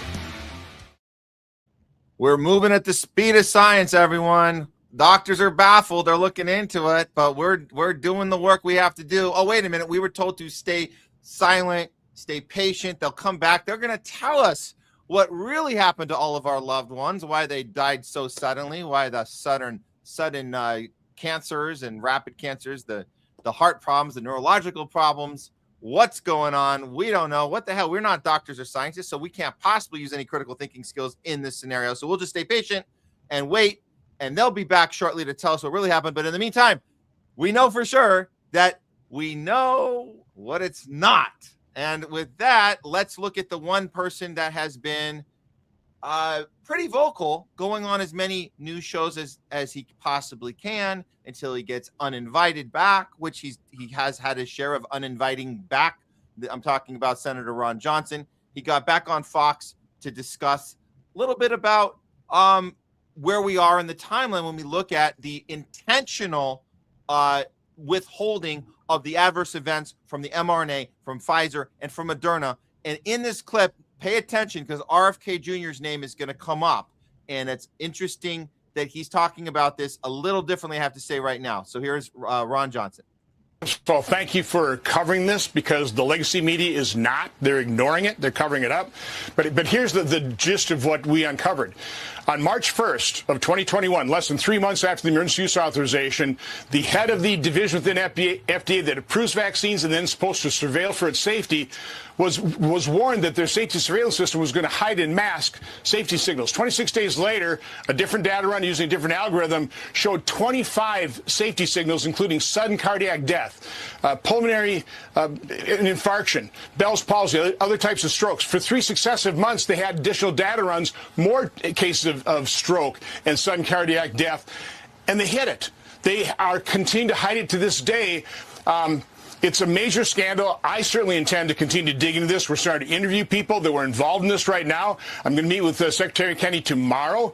Hopefully we don't have to subpoena records. He doesn't want that. I don't want that either. But he's being sabotaged within these agencies. So, again, this is a massive government cover-up, not only inside these agencies, but in the legacy news media. Anybody involved in this, they don't want to admit they're wrong. They don't want to admit these shots that they imposed on the American public could have killed or disabled people. That's why, Rasmussen reports 24% of Americans believe they know somebody who died from that COVID shot. It's shocking this is being covered up to the extent it is.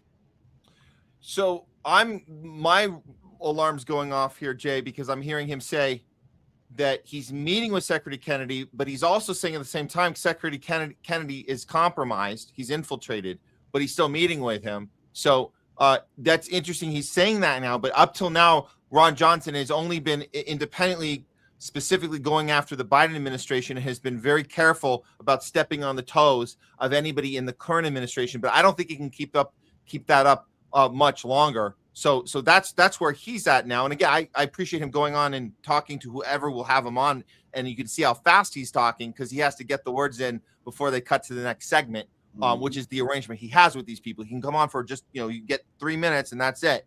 And that's why he's talking so fast. So that's good. He's doing that. I'll take it one step further with someone else. It's great to see Peter McCullough being a little more explicit about RFK Jr. And this part, now we're talking here. Now we're talking. Tell us the timeline, McCullough. He says RFK Jr. spent decades fighting vaccine harm. Now he is absent from every major Senate vaccine hearing. What has changed? The chambers are filled with vaccine-injured patients and activists. These are the most significant health accountability hearings in modern Senate history. And the man who built his career around this exact issue isn't showing up, not even in the audience. Something shifted, whether it's political pressure, institutional constraints, or the realities of serving inside an administration. The movement he helped build is watching and wondering. And here's a clip of him discussing it as well. Here we go. Dr. Peter McCullough. Absent from all of these Senate proceedings, Robert F. Kennedy. These are big health events. Even if he showed up and would be in the audience, it would make a difference. The chambers are filled with vaccine-injured patients now and activists, filled. And it's interesting that at all of these, Kennedy is a no-show. I hate to put you on the spot, but what do you think's going on? Why is it? Did somebody get to him? Has he been told just take a lower profile? What do you think's happening? You know, we'd have to ask him directly, but he used to take a lot of interest in vaccines. It's either he's completely lost his interest or he's been told to stand down. Yeah, look, there's no way he's lost his interest, which then means he's been told to stand down. And who told him? That's the big question. But you agree with me, right? There's no way this guy loses interest in vaccines. His whole life was built around fighting them. You can actually see the body language. Do you remember when him and Trump came out and it said Tylenol causes autism? His body language was so uncomfortable. He knew Tylenol had nothing to do with autism. He knows that vaccines, as McCullough Foundation report has shown, it's now fully published, Grant, that there are predisposing factors, but it's a big bundle of childhood vaccines that makes the conversion to autism, you know, now in about 3.2% of American kids. You know, when people talk about the quote unquote realities of serving in an administration, just remember, and this is not me excusing it, but I just want everyone to remember the context. Like he watched his father get shot running for president. He was there when his father was murdered.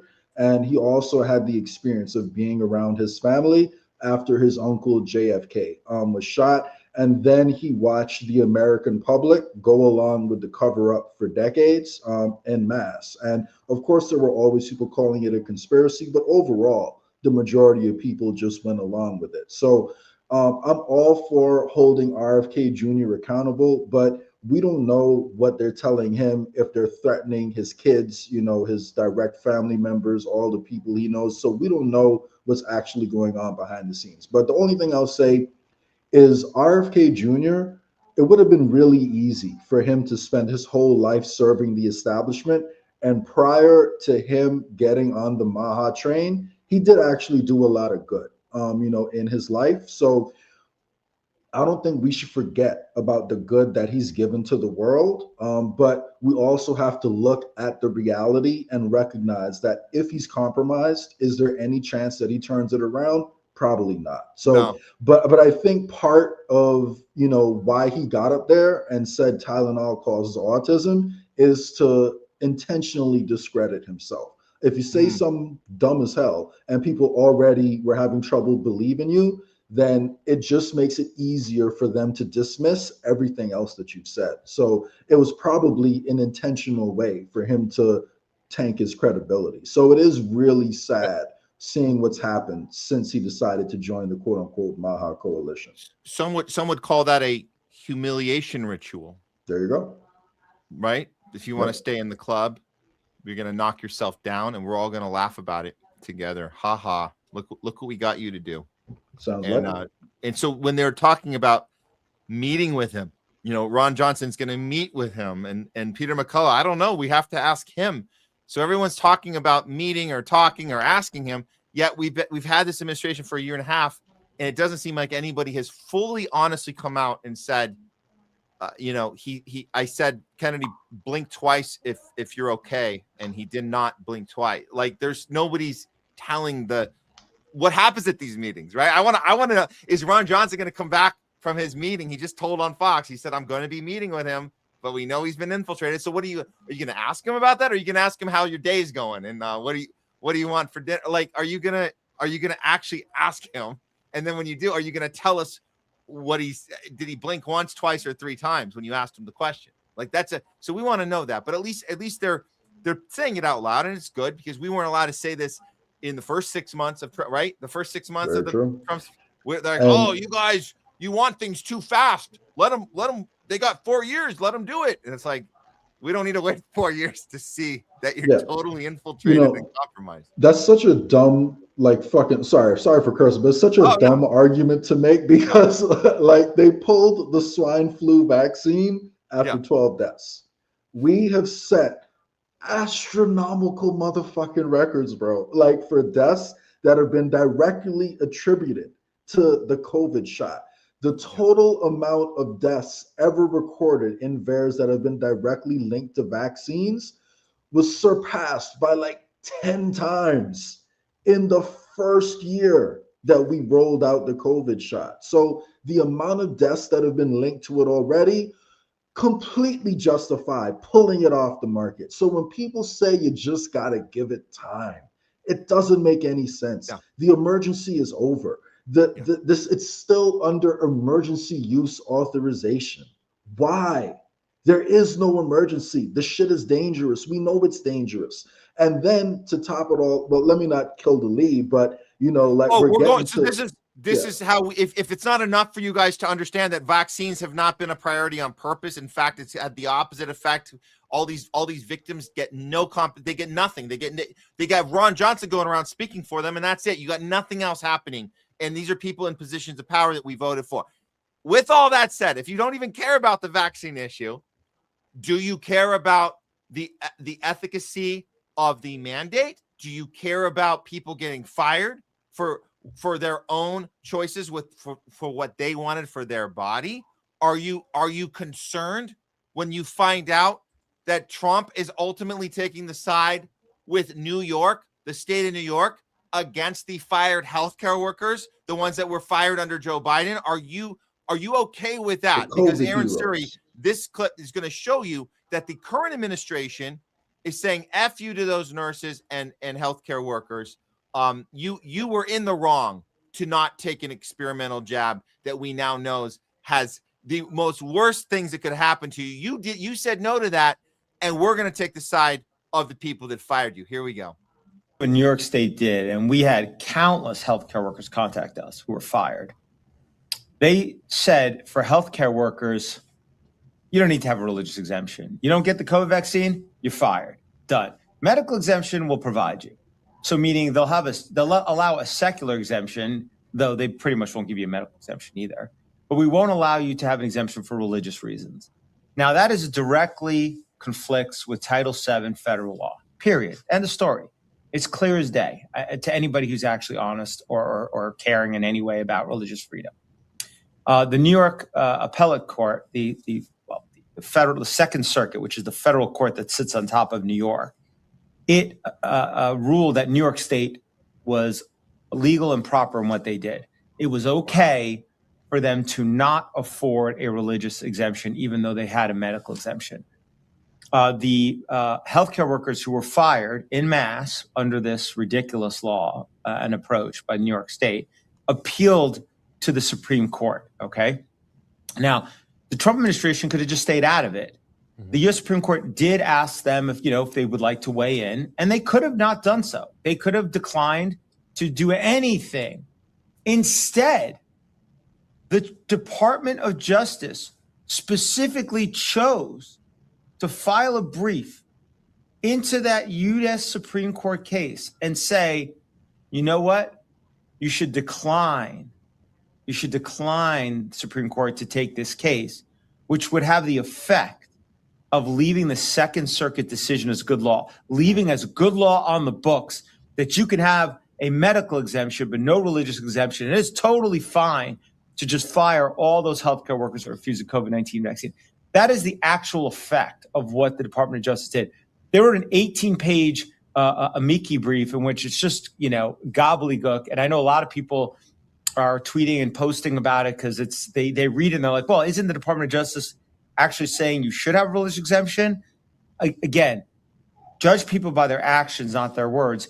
That brief, as it stands, the purpose is to let the Second Circuit law stand as good law. The Department of Justice should have come in and they should have very simply said, no, you cannot have a medical exemption without a religious exemption. And in the workplace context, you can't have no religious exemption because that violates Title VII.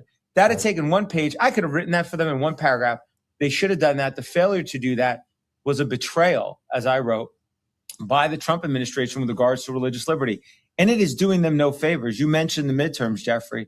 Let me tell you, you said it's going to have an impact. Oh, it is. It's going to have an impact. And I think the impact it's going to have, and it's part of why I put this tweet out, I'm really hoping the White House takes notice, and I'm hoping they reform their ways very quickly, because if they don't, they are going to lose millions and millions of votes. The millions of folks out there who are impacted by vaccines, be their injury, by medical liberty and so forth, they're seeing what the Trump administration is doing on that front, and they're not happy. They saw this. They understand what the Trump administration just did with the Supreme Court intervention is not good. Yep. They're seeing what they're doing, for example, and going and giving Bayer, arguing they should get immunity, not just by the way, for glyphosate, but it would have been for all herbicides, pesticides, fungicides, rodenticides, basically would have given them immunity. People they need to turn course immediately on these issues, or they're going to lose incredible amount of votes. Man, I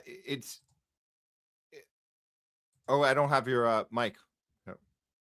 Yeah, sorry. This was someone who worked directly with RFK. He was a major part of the Maha Coalition, and he is turning around and directly criticizing the Trump administration for what they're doing. And we didn't see nearly enough of this. When the Democrats were in power, they just go along with whatever it is Biden is saying because Trump bad, Trump evil, Republicans scary. But let's be clear. The Democrats didn't vote for Biden because they wanted to hold pharma accountable. They voted for Biden because they wanted to stop Trump from asking questions about how the COVID lockdowns were working, if there was an alternate method, if there's things we could do, should we shut down all the schools? So the questions Trump was asking and not necessarily really doing much about, but he was just trying to talk about it. That's why they voted for Biden. So those Democrats were not being let down by their people they wanted in office, Kamala and Biden.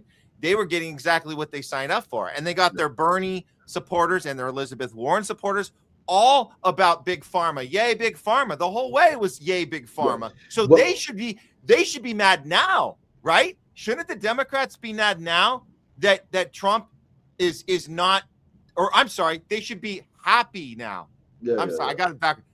Trump's doing the thing that they were told he wasn't going to do. He's backing the pharma brand that they love. They love the pharma brand, and he's backing it 100%. Well, all I meant, and I agree 1,000% with what you said, but what I meant was essentially Biden promised to raise the minimum wage when he was running for office back in 2020. He wasn't running on supporting Israel and upping their genocide against Gaza, yet they did not push back on him when he was doing all these things that he said he wasn't going to do, and he went back on his word. Right. They agreed with how he handled the pandemic. And I'll never forget the poll where I saw a third of Democrats thought that parents who were unvaccinated should have their kids taken away. And I just want people to really think about that. Yeah. They said parents who were unvaccinated and did not want to take an experimental jab should have their kids taken away for that reason. And this now is why they should be excited that Trump's team just overturned, that just said, yes, New York State did the right thing, punishing those workers. They should be happy about this. We thought you guys were going to come in and get the backs of the vaccine injured and the people that got. No, they came in and did the same thing. So they should be celebrating this right now, just like Zionist liberals should be celebrating Trump and his Israel First plan too, right? I mean, all these. It's funny, right? Because they're getting exactly what they did vote for. But you're right. I think the point is that you have Trump supporters calling this out right now. It's so important that they're not waiting 4 years or 8 years, or like, you know, like the Obama years. You had a lot of people had to look back and go, oh yeah, maybe that wasn't a good idea, but not too many people were doing it in real time. So that's really, really good that they're doing it. But at every turn, Trump's team is backing the corporations behind every pharma product, every violation of any ethical law, every protection legislation, every contract for AI and mRNA and Larry Ellison and Oracle, everything. Bill Gates and even Pfizer itself gets a opportunity to invest in Trump RX. I mean, every single thing. He mentioned Bayer and the protection of the oh, don't worry, you can't sue them because they're not the ones. They're just giving you the drug for the cancer of the thing they owned, that they screwed up the food, but it wasn't really them that did it, so you can't really sue them. It's just on and on and on. Do we want to add one more to the list? How about what, just for good measure? Here's one more you can take to the bank. There it is. The Trump's new Medicaid rules just made it official. Having cancer is not enough to be exempt from work requirements. No, you have to prove cancer is stopping you from working while you're in chemo. What? Yeah, this week the Trump administration released a final 400-page rule on how states must enforce the Medicaid work requirements that were buried inside last year's one big, beautiful bill, which starts at the beginning of next year. Most low-income adults on Medicaid must prove every single month they are working, volunteering, or attending school for at least 80 hours or lose their coverage. That includes if you're on chemo as well. Wow. Think about that, Matt. Think about what that actually means in reality, right? It means that you've been diagnosed with cancer, you start chemotherapy, which makes people incredibly sick. You're vomiting, you have headaches, you're weak, all this stuff. Like, you have to be able to prove that you were incapacitated. And we have at-will states, employment at-will states all over the country. So that now means employers can fire you at the drop of a dime without any explanation if they want to. So you start chemo, you miss a week of work, your employer fires you because they feel like it. They don't need to justify it for whatever reason. And you can't get your Medicaid. Like, you literally can't get your support because you have to wait for them to, I guess, they have to look at your paperwork. They have to see, well, how many days did he miss work? Was this aligned, like with when he was taking chemo? They have to do all this investigation and figure it out for thousands of people at a time before they can justify, continuing to give you the help that you've been promised. And think about how that ties into other support, and all that you may need during the time too. So, like, this is so disrespectful on every level imaginable, especially because cancer rates are increasing right now, in part because of the medical intervention that Trump gave us with Operation Warp Speed. So, like, without Operation Warp Speed, none of this could have been possible. Because guess what, Matt? You know what Republicans love to do? They love to deregulate. And they love to let the free market handle shit. And without Trump deregulating the processes they had in place for vaccine approvals, we never would have had the shot as quickly as we got it. So Trump was necessary. None of this would have happened without a Republican, and probably Trump specifically as president at that point in time. And now, just to throw salt on the wound and to stomp you when you're down, they're letting you know that you can't even expect to receive Medicaid coverage while this is happening. Wow. I mean, and you're absolutely right. This is how you get the other half of the country on board, because of it. It's ego, it's pride, it's tribalism. Guys, we talk about tribalism. That's what we're talking about here. They knew they can get enough of them to go along with it and keep making the excuses that they're working on it. Oh, Trump's playing 5D chess. He's playing 10D chess again, Jay. Oh my God. And then, of course, some of the rhetoric you hear on the right is, oh, well, it's government handouts anyway, and people need to work for it, and you can't just give people stuff. Come on, Matt. Like, people don't deserve health care. People don't. How did they get the cancer that they're on chemo for? How did they get that cancer? Are we even going to draw this together and say, are you freaking kidding me? The cancer rates are out of control. We're talking about just the people that were in remission, it's coming back. We're talking about the food supply being contaminated by Bayer, and then they're giving you the treatment for the cancer. So you end up on chemo because of the thing that is being done against you on purpose, and then you're still going to go with that BS. And I still see these right wingers. They're still saying, pull yourself up by your bootstraps and figure it out. Once you get free stuff, I've heard this. Once you get free stuff, Jay, that's called slavery. Oh, this isn't what we're living in now? Are you kidding me? What? Yeah. Don't accept the free stuff. Work for it. Don't be Work a communist, for your health care, Matt. man. Work for it. Don't be a communist. Of course, the fact that we pay taxes and that we're asking for some of the tax dollars that we give to be used to benefit us, somehow that means we're asking for it for free, even though we're asking for our tax dollars to be spent. Somehow, they attribute that to, us asking for it for free. So, it's so sad to see, how people can, to be turned against like basic facts. Like it truly is simple math. Like that doing insurance, handling insurance through public funds just makes the costs go down, and it ensures that everyone, can get coverage. The per capita cost goes down. So, conservatives love talking about fiscal responsibility. And the truth is, we would spend less on it and get better results if we just did what makes the most sense instead of enriching middlemen, which is all that public insurance, which is all that health insurance companies are. They're middlemen who are jacking up the prices and distorting an already very problematic healthcare system. So that is something we need to do yesterday.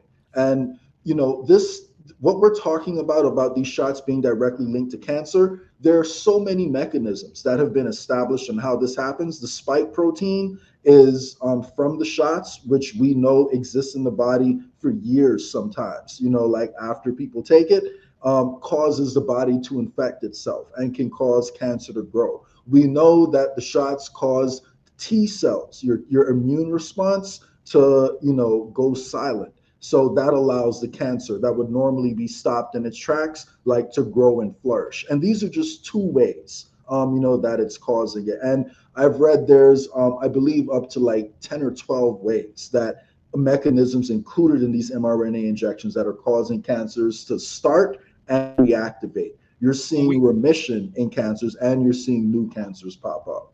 The SV40 carcinogen is deliberately in the mRNA, in the injection on purpose. And some of the batches have it in more than others, also on purpose, not accidental. The way they delivered it to different regions was strategic. Some say it was specifically trying to target certain areas. I think ultimately it was about spreading it out and not making it so obvious when you see certain things pop up in different places. So we talk to our viewers a lot, and I think it's a good way to end this segment, because I know sometimes we like to do the whole let's see who randomly, dropped dead, nothing to do with what we're talking about. We'll do that next time. Right now, I think this part gets looked, aside from sometimes, and we just need to let people know there is some things we can do right now. So because it was distributed in a very nefarious way, where you had one type of batch that had saline solution. We know that for a fact. That's not a guess. That's accurate. And we're telling you guys, you might have gotten saline solution. That's good if you got that. You might have gotten an mRNA that wasn't as potent. It did not have the SV40 in it. So that was distributed differently and in different levels, and it was held in different temperatures. So there's all these different variations and variables that'll go into how bad is my batch. And you might be asking that. If you still have your Vax cards, if you have it recorded somewhere, or if any of your loved ones that took this and you want to know, it's okay to go up. I think it's okay now, Jay. I think it's okay now to go up and talk to your family members and your friends and your colleagues. It's okay to bring it up and say, hey, do you still have your batch number? I can do something about that for you. Here's what I can do. Let me walk you through it. You guys know about this?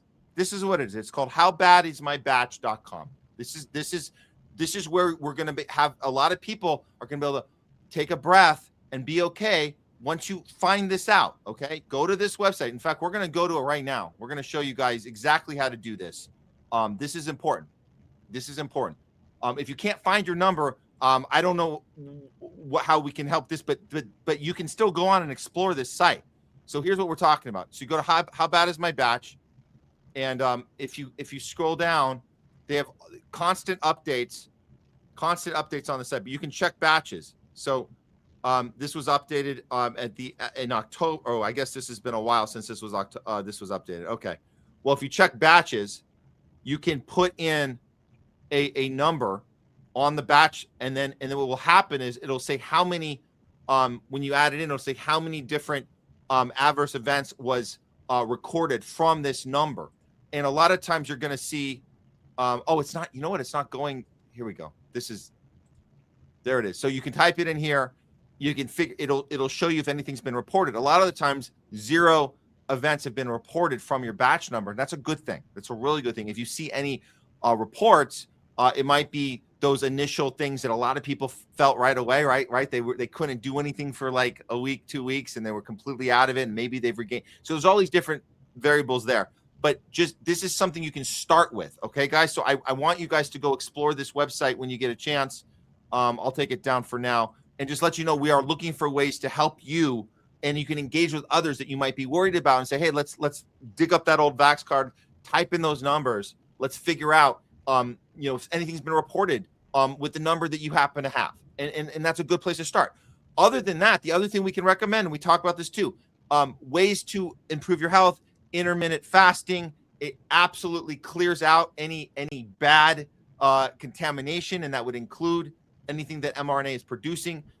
It's not going to be gone all, whatever right away. You just have to keep changing your lifestyle and doing less digestion. The less digestion you do in the day, the more opportunity your body can get rid of toxins. That includes this toxin that a lot of people have in their body right now. So I'm just throwing stuff out there for you guys that you can work with and apply. And if you have, again, family members, friends, people that maybe would like to hear this, you could be that person that comes with that bit of information that might make them say, finally, after all these years, they might say, thank you for showing, I'll look into it. And that's great. So yeah. In addition to that intermittent fasting, I also have started doing a 2 to 3 day water fast every month. Now, if you have health conditions or you're taking some medication, don't do this until you're aware of how that will affect whatever you're taking right now. But if you're healthy and you're able to, that is a good way to get an even stronger reset than what you would normally get in intermittent fasting. And I do intermittent fasting anyway too, and there are plenty of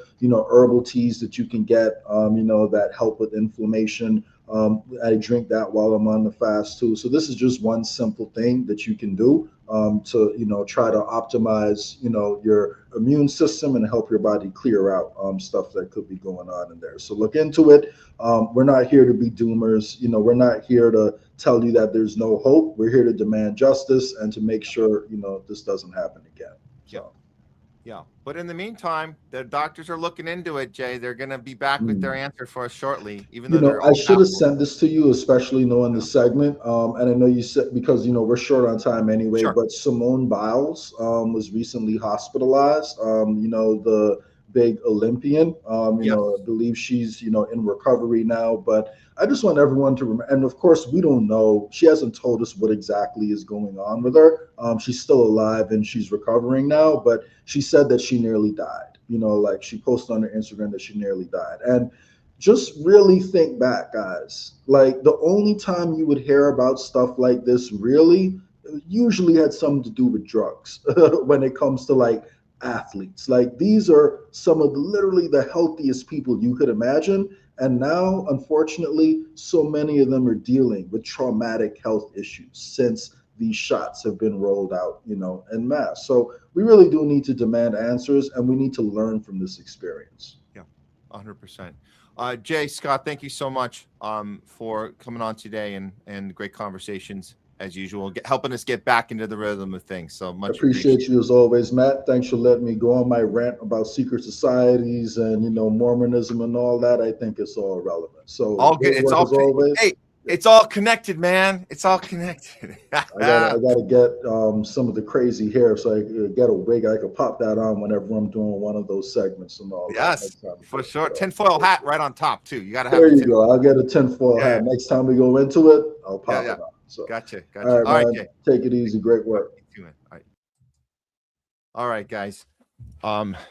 Thanks for being in with us today. Whenever you came in, you might have missed a lot of the show. It's okay. Or you came in and out. No problem. We keep our lives up on Rumble and on YouTube. You can always go back and watch the raw versions on either channel.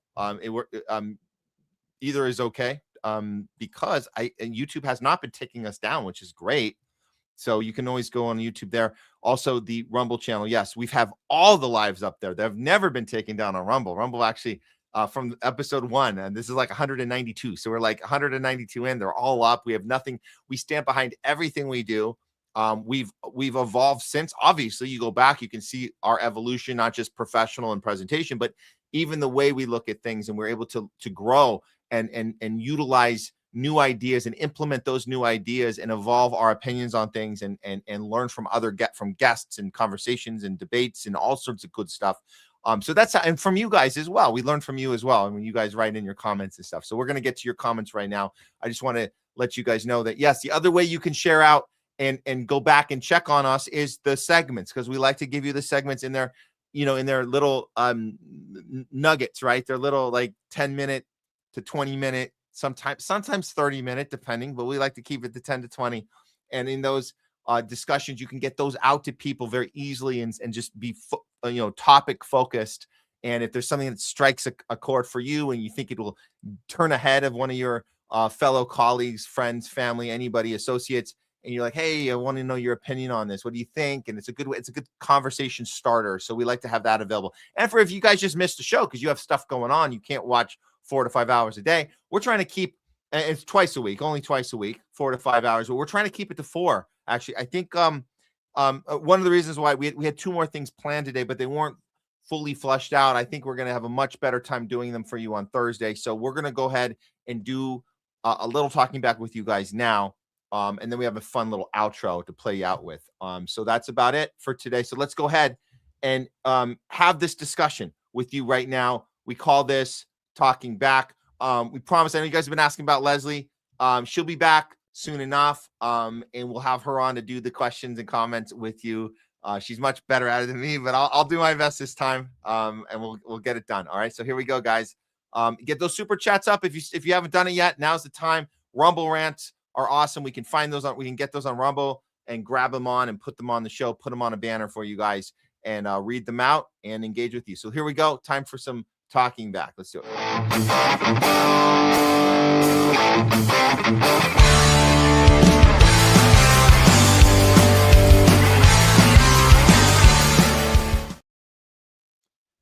It's Talking Back with Matt today. We were talking today about what is our greatest ally? I mean, greatest enemy. Oh man, it's easy to mix those up sometimes. It's such a thin line, right? There's such a thin line between what is our greatest ally, enemy. I think we're going with enemy, but we know who we're talking about here.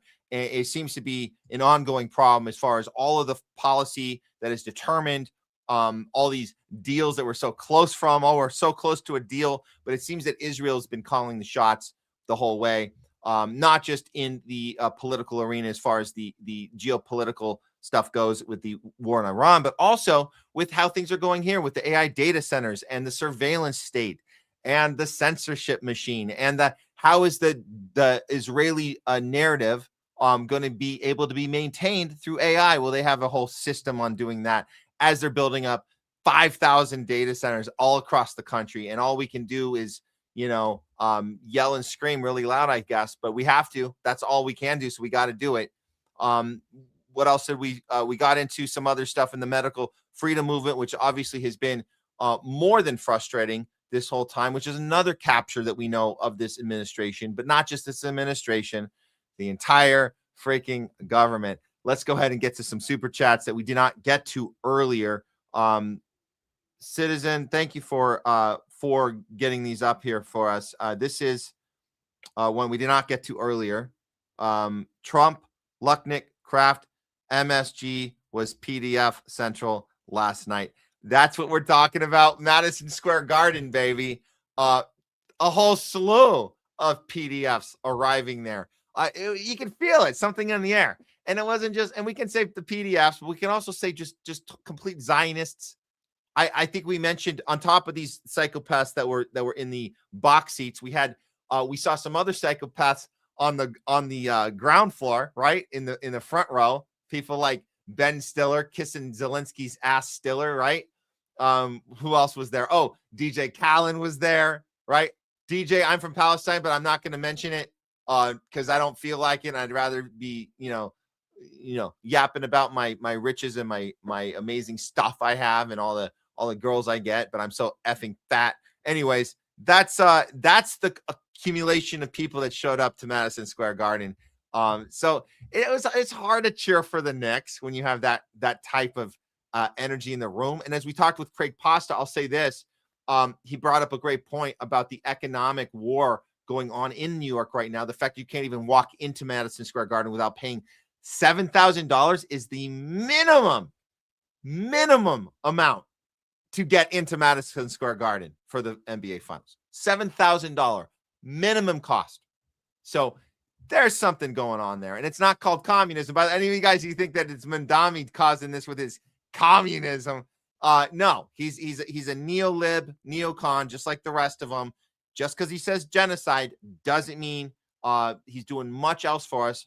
As far as handling that problem, even if it's little tiny breadcrumbs, which we get, little breadcrumbs, we still have this problem because of the system we live in, not in another system that we don't live in. We have the problems because of the system we actually do live in. That's the problem. Okay. We got I think I got the rest of these. Yeah.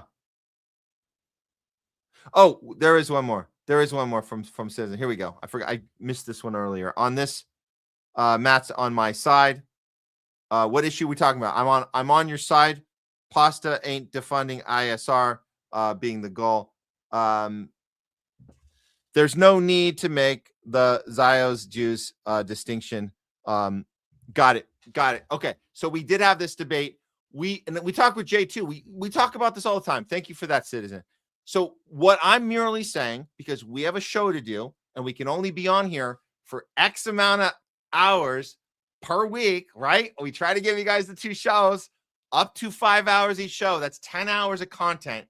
I don't want to spend out of that 10 hours. I don't want to spend 2 of those talking about this issue about who's saying the wrong word when talking about the people that control the planet. I don't want to talk.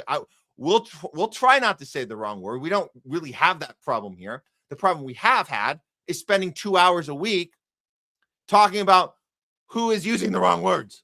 Oh, they use the wrong words on purpose. So isn't that enough? They use the wrong words. They don't say Zionists. They say the Jews. That's what they say. So I'm not going to waste time on my show when I only have so much time, so many things we can get to in 2 days a week for 10 hours. I only have so much I can cover. And I'm not going to spend 20% of that time saying Dan Bilzerian said this wrong. Oh, I don't care. They don't care. They want us to be caught up with that shit. And that wastes our time. They want us to waste our time with that shit. I don't care. We'll use the words we want to use because we are good with presentation, and that's just how we are. I'm not going to say something that you can use against me later. I'm going to say things very thoughtfully. If someone else isn't as thoughtful, I don't really give a shit. Because they want us to argue with each other. Not going to do it. Not on the homeless left. We're not going to have that argument. It's a waste of time, guys. It's a waste of freaking time. Okay? So we cover the thing being said. Not if it's, oh, they said the wrong word. Oh my God. Oh. It's anti-Semitic to be a Jew and to say Jews are controlling everything. That's it. That's them doing it. We're not doing that. They're doing that. It's funny, actually, that they just do that. They just do that. That's crazy. It's freaking nuts. But we're not taking the bait on that. Okay. Now to get to some of you guys' other comments. Oh, this was really funny. Earlier in the show. Oh, thanks, Jungle Jar. Yes, welcome back. We missed being here. And I think you noticed we had a thumbs down already. Someone gave it a thumbs down before we started. Yes, they did. Must have been a Zio. Thanks, Wish You Go. Miss you too, and welcome back indeed. Yes, welcome back. Yes. Thank you all. And we miss Leslie. Leslie, she'll come back on one of these weeks, one of these shows. We'll get her back on. She's doing really well, guys, and she appreciates. By the way, Leslie appreciates all of your guys' support, everything that's been happening with the family. Her father's funeral was this weekend. Very intense, very powerful. She really stepped up and represented her father very well in this community, and so many people showed up for her, for him, for the family. It was quite remarkable to see it. Quite remarkable to see so many people showing up. I don't think I've ever seen so many people show up for a service like that, like ever. Pretty remarkable. I'm humbled to be part of that family unit that was there to share and be consolidated and be part of this experience, this life experience where we have to, go through the grief and go through the process of, all that. You guys know the whole process of acceptance and guilt and, anger and numbness happens too.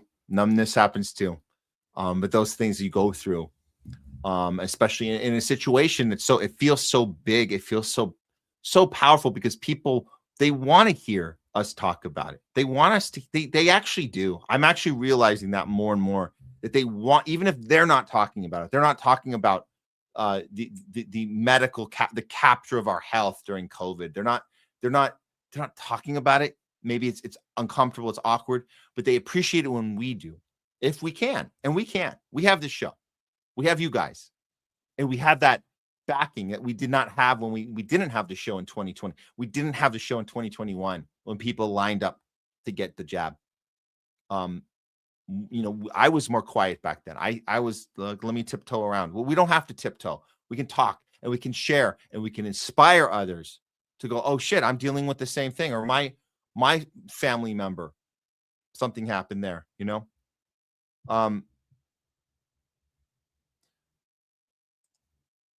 Okay. I had to remove one of the streams just now. I think we might have gotten a red flag on LinkedIn. I don't know why. I was messing with a little LinkedIn today, and I think it just booted us off. That's funny. Okay, let's get to some. Yeah, we've heard the weapons of mass destruction from Iraq. Oh yeah, same old shit, guys. We got the weapons of mass destruction. They're going through the same thing again. Here we go. Let's get to some others here. Great point. We love this one. The people who don't vote are the majority, and they have the power too, by the way, guys. Athabasca, thank you for that. The people who don't vote have the power. That's the point. They're not dominant, competent, and indecisive. They're people who say, I've had enough of this system. So who's going to come and get them back? Who's going to do that? Who's going to go to the non-voter and say, hey, sorry we let you down with this two-party theater bullshit. How can we get you back? Oh, I don't know. How about don't run in the Democratic or the Republican Party? How about that? We'll start with that. How about don't support AIPAC, Israel? Don't take that money. How about that? There's one. How about be for free speech all around? How about that? How about be against the AI data centers? How about be against pharma protection and legislation Be against ADL getting all the protection they want through all this legislation. How about be against the House and Senate trying to pass right now in the Congress, trying to pass a law to get the military of U.S. and Israel combined into one military? How about you be against those things? Maybe you can get us back to the polls. Maybe not. Maybe not. Okay. And this is true. No bread, only circuses. Isn't that funny? We say bread and circuses, and yet in a lot of cases we don't actually get the bread. The bread is supposed to be the free stuff, right? It's supposed to be the candy and the chocolate, the popcorn and the soda and all that goody stuff. And they're like, you know what? We don't even have to do that. You get nothing. And then we'll give you the clown show. But you're starving while you're watching the clown show. Not that the candy and stuff's good for you in any way, but it's just that it's a respect. You can't even give us that to hold it. You can't even pretend that you're hooking us up with the cotton candy, right? And the big milkshake while we're watching the clown show, circus show, right? No, F them. They'll still show up and watch the show. We don't have to give them anything. You get nothing. And forget your Medicaid too. By the way, that's also done. Medicaid, now you can't, you have cancer. You have to prove that you cannot work. You have to prove that you can't work because of the cancer. If you can't prove it, you don't get your Medicare. You can be on our Medicaid. Medicaid is now, you have to prove that the chemo that you're on for your cancer is preventing you from working. You have to prove that to the U.S. government now, or you don't get your Medicaid. While you're getting treatment you can't afford anyway, because you don't really have great health coverage to begin with. So that's a thing now. That's the thing. Oh, ChatterX. Thanks for tuning in, ChatterX. Zionism is but a specific case of imperialism, for sure. For sure. Too many people still prefer to remain willfully ignorant of the fact that Zionism, Israel, has always been an Anglo-American imperialist colonial project. Well, all you got to do is look at the people promoting it, and they all, I don't know how many of these people look like they're actually from there. Like, how these people want you to believe that they are Middle Eastern descent, like the Michael Rappaports, right? I mean, it's nuts. It's nuts to me that we have to pretend that these are people that are indigenous in any way, shape, or form, or they had their land stolen 3,000 years ago. It's of course it's Anglo-American imperialist colonial project. It's the only way it exists. So no, Israel does not have a right to exist, because Israel only exists because of this colonial project that was put into play. And the only reason it has any legs is because we allow it to be an ethno state. We allow it to be an apartheid state. We allow it to be a genocidal, crazy, just machine that goes around taking more and more homes and taking more and more land that it doesn't even need. It just keeps doing it because they say so, because it's in their prophecy. They have to have the Greater Israel Project. They have to have it. They have to have it. So that's what that is. Thanks, ChatterX. Really appreciate that.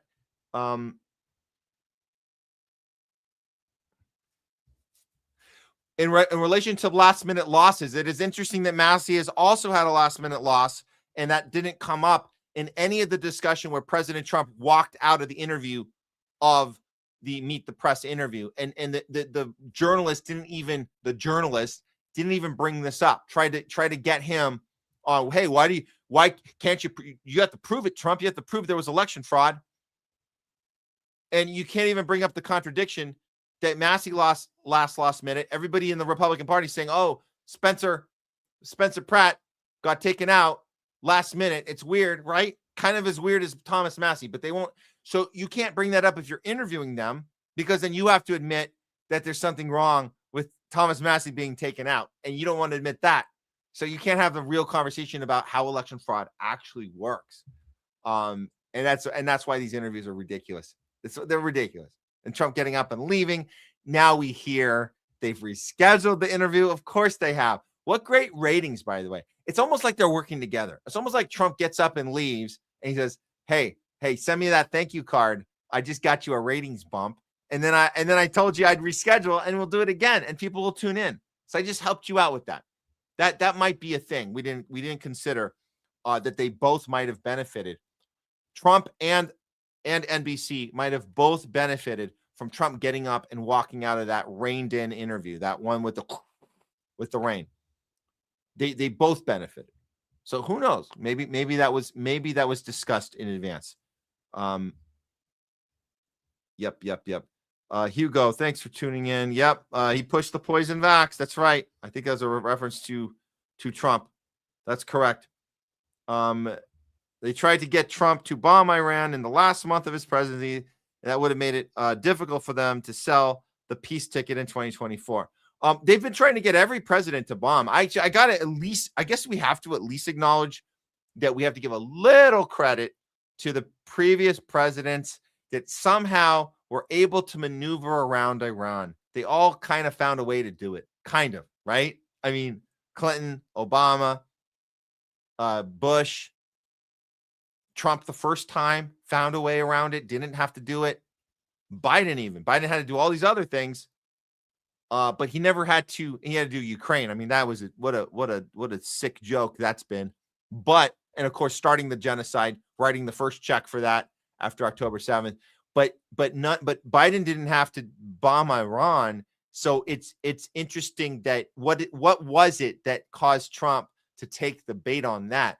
Did Netanyahu, did Israel turn up the heat on that more than they've ever turned it up? Or was he just the prime candidate that would have fallen for it and wasn't as skilled to maneuver around it as every other president has? Every other president has somehow managed not to have to bomb Iran. They did every other one. Hillary Clinton and the let's take out Libya, let's take out all these. They did all the other ones. But for some reason, it was only Trump that decided to, you know what? Yeah, let's start World War III with Iran. That sounds like a great idea. Since I am the peace president, kind of goes with my brand. Let's go for it. So, and here we are.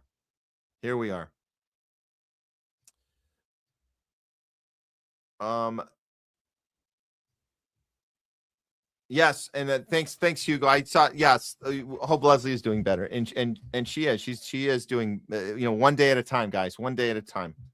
And thanks for that. Really appreciate it.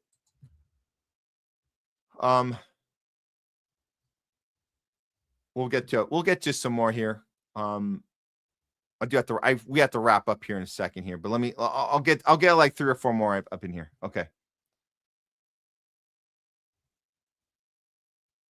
Ardeen W on Rumble. Zionists are intentionally stupid to push their agenda. Thank you for that one. And here you go, one more. It's not a conspiracy theory anymore. Add it to the list. And this is that controlling the whole world through AI, which is what we're talking about, the narrative through Israel. How do they do that? They go directly to the companies, and then the companies push those AI bots, which will be it would be top-down messaging. So what they're saying is, they're saying we don't have to go to the social media people anymore. We don't have to pay the $7,000 for all those influencers on Twitter, on TikTok. We don't have to do that anymore. We just go to the companies, and the companies implement the AI bot. That's right. They do that. You got your chat GPTs, the OpenAI, right? You got your Gemini. You got your you got Grok. Obviously, what did Netanyahu say about Elon? Elon, we have to tip Elon. Elon's a friend. We have to tip him. We have to get him to go our way. It's easy. It's easy to tip Elon. Elon's not hard. You can get Elon to keep his effing mouth shut. Even though he knows what Israel's doing. He can't. Every once in a while, Grok will say the right thing, and then all of a sudden, Grok goes into some sort of he's got some sort of mechanical problem, and he needs to go into the shop for a week, and then he comes back out, and they fixed him. They got his mind right. Got to get Grok's mind right there, Elon. So Israel knows this. You can go to the companies and do top-down AI control, and you don't have to pay $7,000 anymore per post. I mean, and they're really bad at it too. I mean, God, you're paying $7,000, and these guys, they're doing these stupid posts that don't they're just ridiculous. And they don't actually need to do that anymore. They can just go right to Google, right to OpenAI, right to all of they're all doing that. They all have the tools to do top-down messaging through the tech, through the AI tech. And people will listen. They'll type in their little AI bot and say, "Tell me what's going on," and then you'll get your little spin, and that's it. And people will, and the younger generation are certainly listening. F the police. That's right. F the police. Thanks for that, Sam.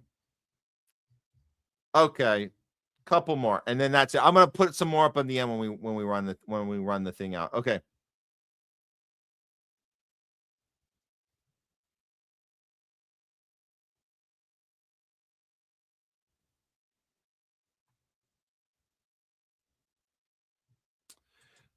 Here's another one for citizen. Denial of reality attacks.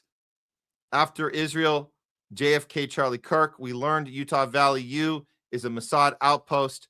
Yes, and it's not a coincidence that the Charlie Kirk stuff happened in Utah, the pinnacle capital of the Mormon church. Of course, it's connected with the Mossad. Of course it is. All of that. The people being implemented into those positions that should not have been. We know that's where this is where all of the you swap people out in the police arena. You throw it. Obviously Kash Patel goes in there and does his thing. But every part of that Utah arena was preemptively set up for the Charlie Kirk JFK situation. So of course it's Mossad, and of course it's not a coincidence. It's in the Mormon capital of the world, right there in Utah. We'll do one more. I'll star a few, so I'll get you guys on the way out. Oh,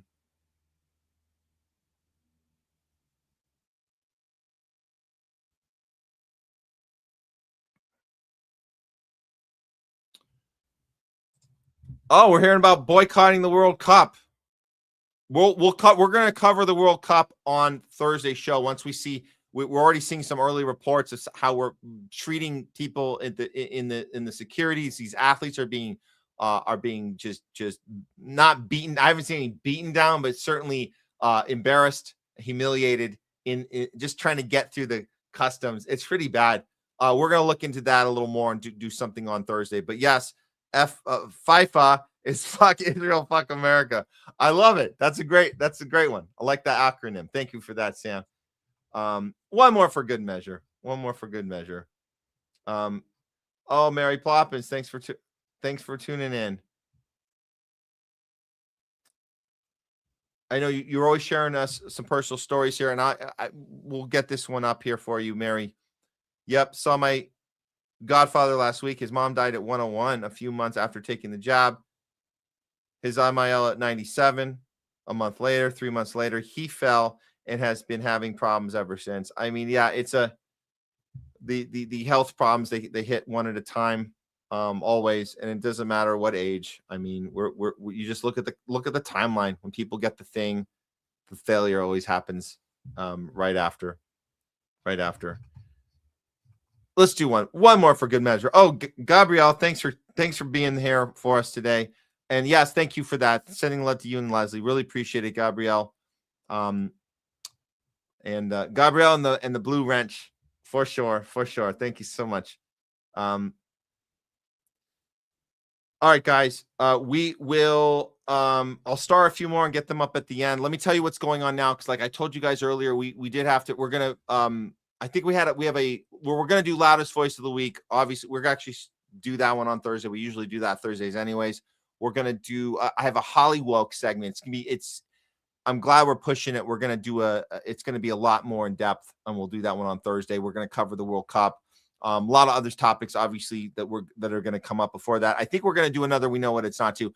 We'll see who's going to come on the show. We might have a special guest to announce soon. I'll let you guys know. You'll see. We'll put the live up, the placeholder up. Probably we'd like to get that up by the end of the day, Wednesday. So that's tomorrow. So you guys will get that. YouTube, on Rumble. Share those out when you see it. Let people know we're going live and we have a good show planned, because we want to keep the momentum going on both platforms they've been up and down, but they've been working for us, Rumble and YouTube channels. So we really do appreciate all of that. And then a couple more announcements about today. Oh, and tomorrow. I got an announcement about today and tomorrow. So we have coming up tonight at 10 p.m. Pacific. That's in about what, five and a half hours from now, whatever time zone you're in. I'm going to be going on RT, talking Middle East drama. So I'll be on RT live. The RT channel is right. You guys should follow it. It's easy. They're always on a live stream, constant live stream on Rumble. You guys they're not on YouTube. They got banned from YouTube. So you go to RT on Rumble and you can find the live stream right now. It's just type in RT. It comes right up on Rumble. It'll be 11 p.m. No, I'm sorry. 10 p.m. Pacific time. I guess that's 1 a.m. Eastern, and all the other time frames. You can find it tonight at 10 p.m. Pacific on RT. Tomorrow I'll be going on with Garland Nixon, getting back in the swing with Garland. I haven't done a Garland show in a while. So we're going to be doing that 12 p.m. Pacific tomorrow. So that'll be a fun one with Garland Nixon. And then we'll be back here Thursday at this regular time, the 12 p.m. Pacific Thursday show. So we're looking forward to all that coming up. Thank you guys again for being part of what we're doing. I'm going to leave you guys with an outro. This is Peter Jennings. This is an old school retro report from ABC from good old Peter Jennings from the 80s, as he's reporting on Israel and the Mossad being a direct threat to the U.S. and what they do to people who try to speak out about it. It's fascinating that this stuff has been reported on so early in the past, and it's still a problem today. But I guess it's good to see that there have been people working on this issue for so long, and yet we've been so in the dark about it this whole way. So we just need to keep doing the reports. So here it is, Peter Jennings, ABC, reporting on the Mossad. And we'll see you guys next time. Remember, when you go out into the world, always go out with courage, with conviction, and above all else, principle. I'm Matt Weinglass. This is The Homeless Left, your non-tribal approach to news. Power to the people, and free Palestine. We're out.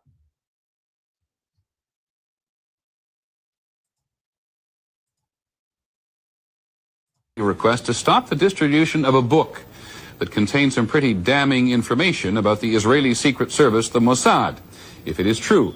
Here's ABC's John Martin. The most sensational claim in the book involves this bloody day, the Beirut Marine Barracks bombing. The book says Israeli agents kept vital information from U.S. Marines that might have saved the lives of 241 Americans killed here. Israeli government sources deny this account, but according to the book, an Israeli informant saw a Mercedes truck being fitted with secret panels for explosives.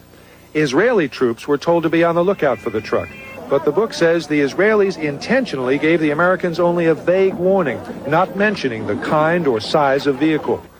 The book says Israeli intelligence was willing to let the terrorists succeed to protect their sources and out of contempt for U.S. intelligence. It says agents withheld information on U.S. hostages for similar reasons. In Toronto today, the author was under a court-ordered gag not to discuss the book or the case. You see, there's two restrictions. There's one restriction that I can't talk about what I learned or have done in the Mossad, and the other restriction is I cannot talk about anything that's in the book. Israeli officials confirm that Viktor Ostrovsky worked for the Mossad in the 1980s. Alarmed by the contents of the book, they got it temporarily blocked in Canada and the United States. It's the position of the Israeli government that the information contained in the book could very well lead to the identification of employees of the Mossad and could jeopardize their lives. But the book's introduction says it does not name active agents and gives only initials. It does say that more than 24 senior Israeli agents routinely gather intelligence in the United States. Late today, the book was put out for sale in New York after the court lifted its restraining order. The publishers claimed victory, but the Israeli embassy said it will still pursue its action against the author. John Martin, ABC News, Washington.